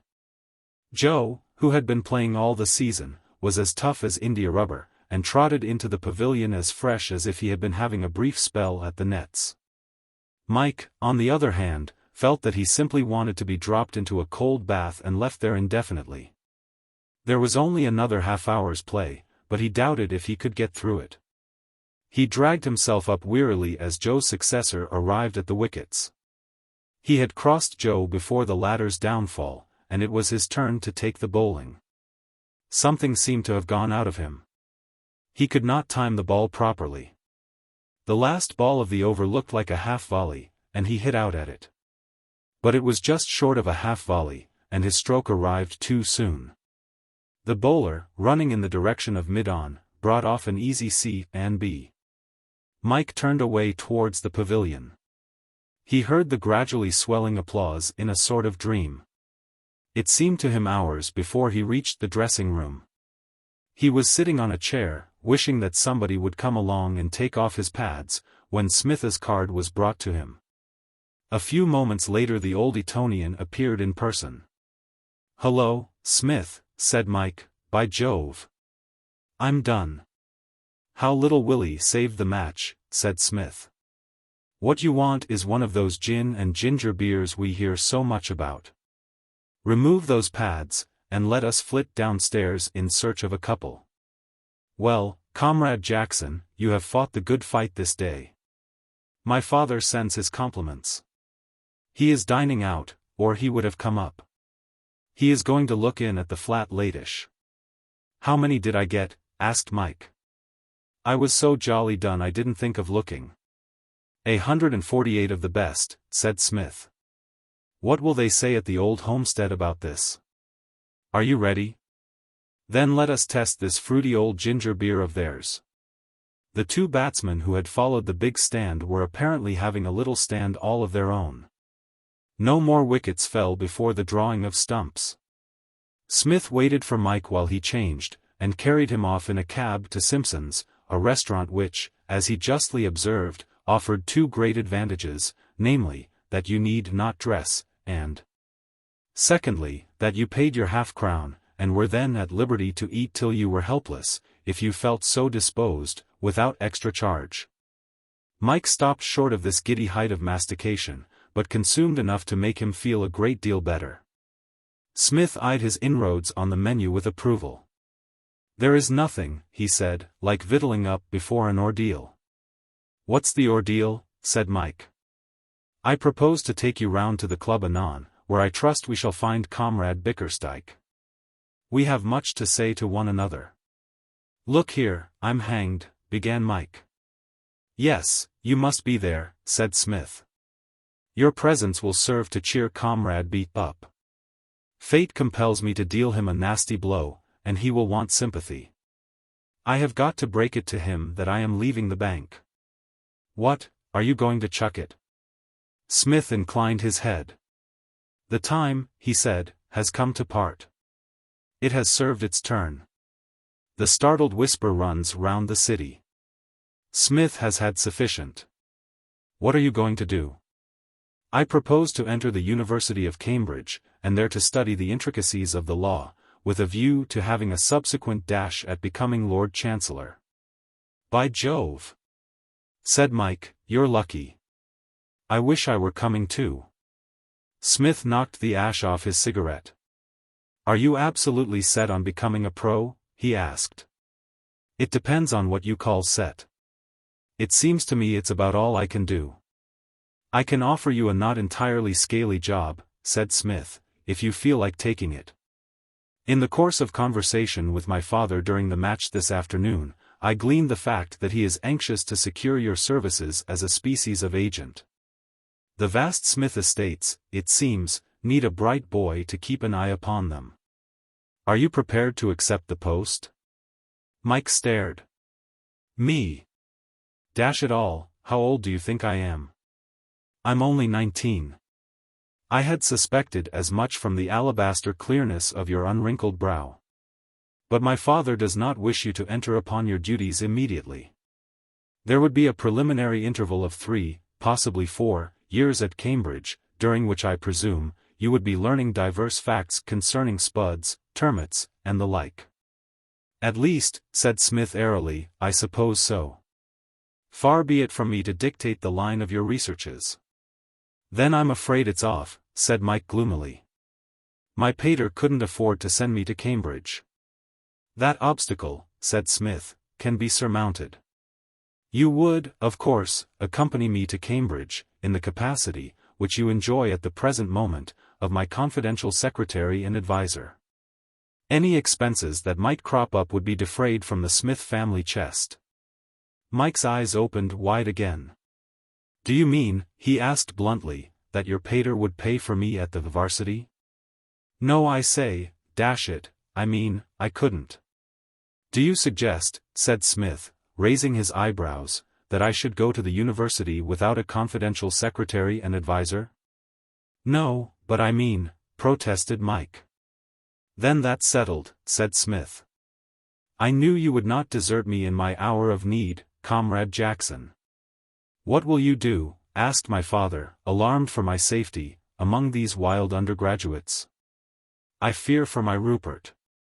"Have no fear, father," I replied. "Comrade Jackson will be beside me." His face brightened immediately. "Comrade Jackson," he said, "is a man in whom I have the supremest confidence. If he is with you I shall sleep easy of nights." It was after that the conversation drifted to the subject of agents. Smith called for the bill and paid it in the affable manner of a monarch signing a charter. Mike sat silent, his mind in a whirl. He saw exactly what had happened. He could almost hear Smith talking his father into agreeing with his scheme. He could think of nothing to say. As usually happened in any emotional crisis in his life, words absolutely deserted him. The thing was too big. Anything he could say would sound too feeble. When a friend has solved all your difficulties and smoothed out all the rough places which were looming in your path, you cannot thank him as if he had asked you to lunch. The occasion demanded some neat, polished speech, and neat, polished speeches were beyond Mike. "I say, Smith," he began. Smith rose. "Let us now," he said, "collect our hats and meander to the club, where, I have no doubt, we shall find Comrade Bickersdyke, all unconscious of impending misfortune, dreaming pleasantly over coffee and a cigar in the lower smoking room." Chapter 30. The Last Sad Farewells. As it happened, that was precisely what Mr. Bickersdyke was doing. He was feeling thoroughly pleased with life. For nearly 9 months Smith had been to him a sort of spectre at the feast, inspiring him with an ever-present feeling of discomfort which he had found impossible to shake off. And tonight he saw his way of getting rid of him. At 5 minutes past 4 Mr. Gregory, crimson and wrathful, had plunged into his room with a long statement of how Smith, deputed to help in the life and thought of the Fixed Deposits Department, had left the building at 4 o'clock, when there was still another hour and a half's work to be done. Moreover, Mr. Gregory deposed, the errant one, seen sliding out of the swinging door, and summoned in a loud, clear voice to come back, had flatly disobeyed and had gone upon his ways, grinning at me, said the aggrieved Mr. Gregory, like a dashed ape. A most unjust description of the sad, sweet smile which Smith had bestowed upon him from the doorway. Ever since that moment Mr. Bickersdyke had felt that there was a silver lining to the cloud. Hitherto Smith had left nothing to be desired in the manner in which he performed his work. His righteousness in the office had clothed him as in a suit of mail. But now he had slipped. To go off an hour and a half before the proper time, and to refuse to return when summoned by the head of his department, these were offences for which he could be dismissed without fuss. Mr. Bickersdyke looked forward to tomorrow's interview with his employee.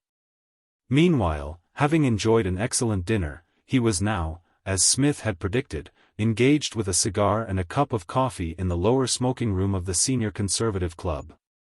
Smith and Mike entered the room when he was about half through these luxuries. Smith's first action was to summon a waiter, and order a glass of neat brandy. "Not for myself," he explained to Mike. "For Comrade Bickersdyke. He is about to sustain a nasty shock, and may need a restorative at a moment's notice. For all we know, his heart may not be strong. In any case, it is safest to have a pick-me-up handy." He paid the waiter, and advanced across the room, followed by Mike. In his hand, extended at arm's length, he bore the glass of brandy. Mr. Bickersdyke caught sight of the procession, and started. Smith set the brandy down very carefully on the table, beside the manager's coffee cup, and, dropping into a chair, regarded him pityingly through his eyeglass. Mike, who felt embarrassed, took a seat some little way behind his companion. This was Smith's affair, and he proposed to allow him to do the talking. Mr. Bickersdyke, except for a slight deepening of the color of his complexion, gave no sign of having seen them. He puffed away at his cigar, his eyes fixed on the ceiling. "An unpleasant task lies before us," began Smith in a low, sorrowful voice, "and it must not be shirked. Have I your ear, Mr. Bickersdyke?" Addressed thus directly, the manager allowed his gaze to wander from the ceiling. He eyed Smith for a moment like an elderly basilisk, then looked back at the ceiling again. "I shall speak to you tomorrow," he said. Smith heaved a heavy sigh. "You will not see us tomorrow," he said, pushing the brandy a little nearer. Mr. Bickersdyke's eyes left the ceiling once more. "What do you mean?" he said. "Drink this," urged Smith sympathetically, holding out the glass. "Be brave," he went on rapidly. "Time softens the harshest blows. Shocks stun us for the moment, but we recover. Little by little we come to ourselves again. Life, which we had thought could hold no more pleasure for us, gradually shows itself not wholly grey." Mr. Bickersdyke seemed about to make an observation at this point, but Smith, with a wave of the hand, hurried on. "We find that the sun still shines, the birds still sing. Things which used to entertain us resume their attraction. Gradually we emerge from the soup, and begin. If you have anything to say to me," said the manager, "should be glad if you would say it and go." "You prefer me not to break the bad news gently," said Smith. "Perhaps you are wise. In a word, then," he picked up the brandy and held it out to him, "Comrade Jackson and myself are leaving the bank." "I am aware of that," said Mr. Bickersdyke drily. Smith put down the glass. "You have been told already," he said. "That accounts for your calm. The shock has expended its force on you, and can do no more. You are stunned. I am sorry, but it had to be. You will say that it is madness for us to offer our resignations, that our grip on the work of the bank made a prosperous career in commerce certain for us. It may be so. But somehow we feel that our talents lie elsewhere. To Comrade Jackson the management of the Smith estates seems the job on which he can get the rapid half-Nelson. For my own part, I feel that my long suit is the bar. I am a poor, unready speaker, but I intend to acquire a knowledge of the law which shall outweigh this defect. Before leaving you, I should like to say, I may speak for you as well as myself, Comrade Jackson." Mike uttered his first contribution to the conversation, a gurgle, and relapsed into silence again. I should like to say, continued Smith, how much Comrade Jackson and I have enjoyed our stay in the bank. The insight it has given us into your masterly handling of the intricate mechanism of the office has been a treat we would not have missed. But our place is elsewhere. He rose. Mike followed his example with alacrity. It occurred to Mr. Bickersdyke, as they turned to go, that he had not yet been able to get in a word about their dismissal. They were drifting away with all the honors of war. "Come back," he cried. Smith paused and shook his head sadly. "This is unmanly, Comrade Bickersdyke," he said.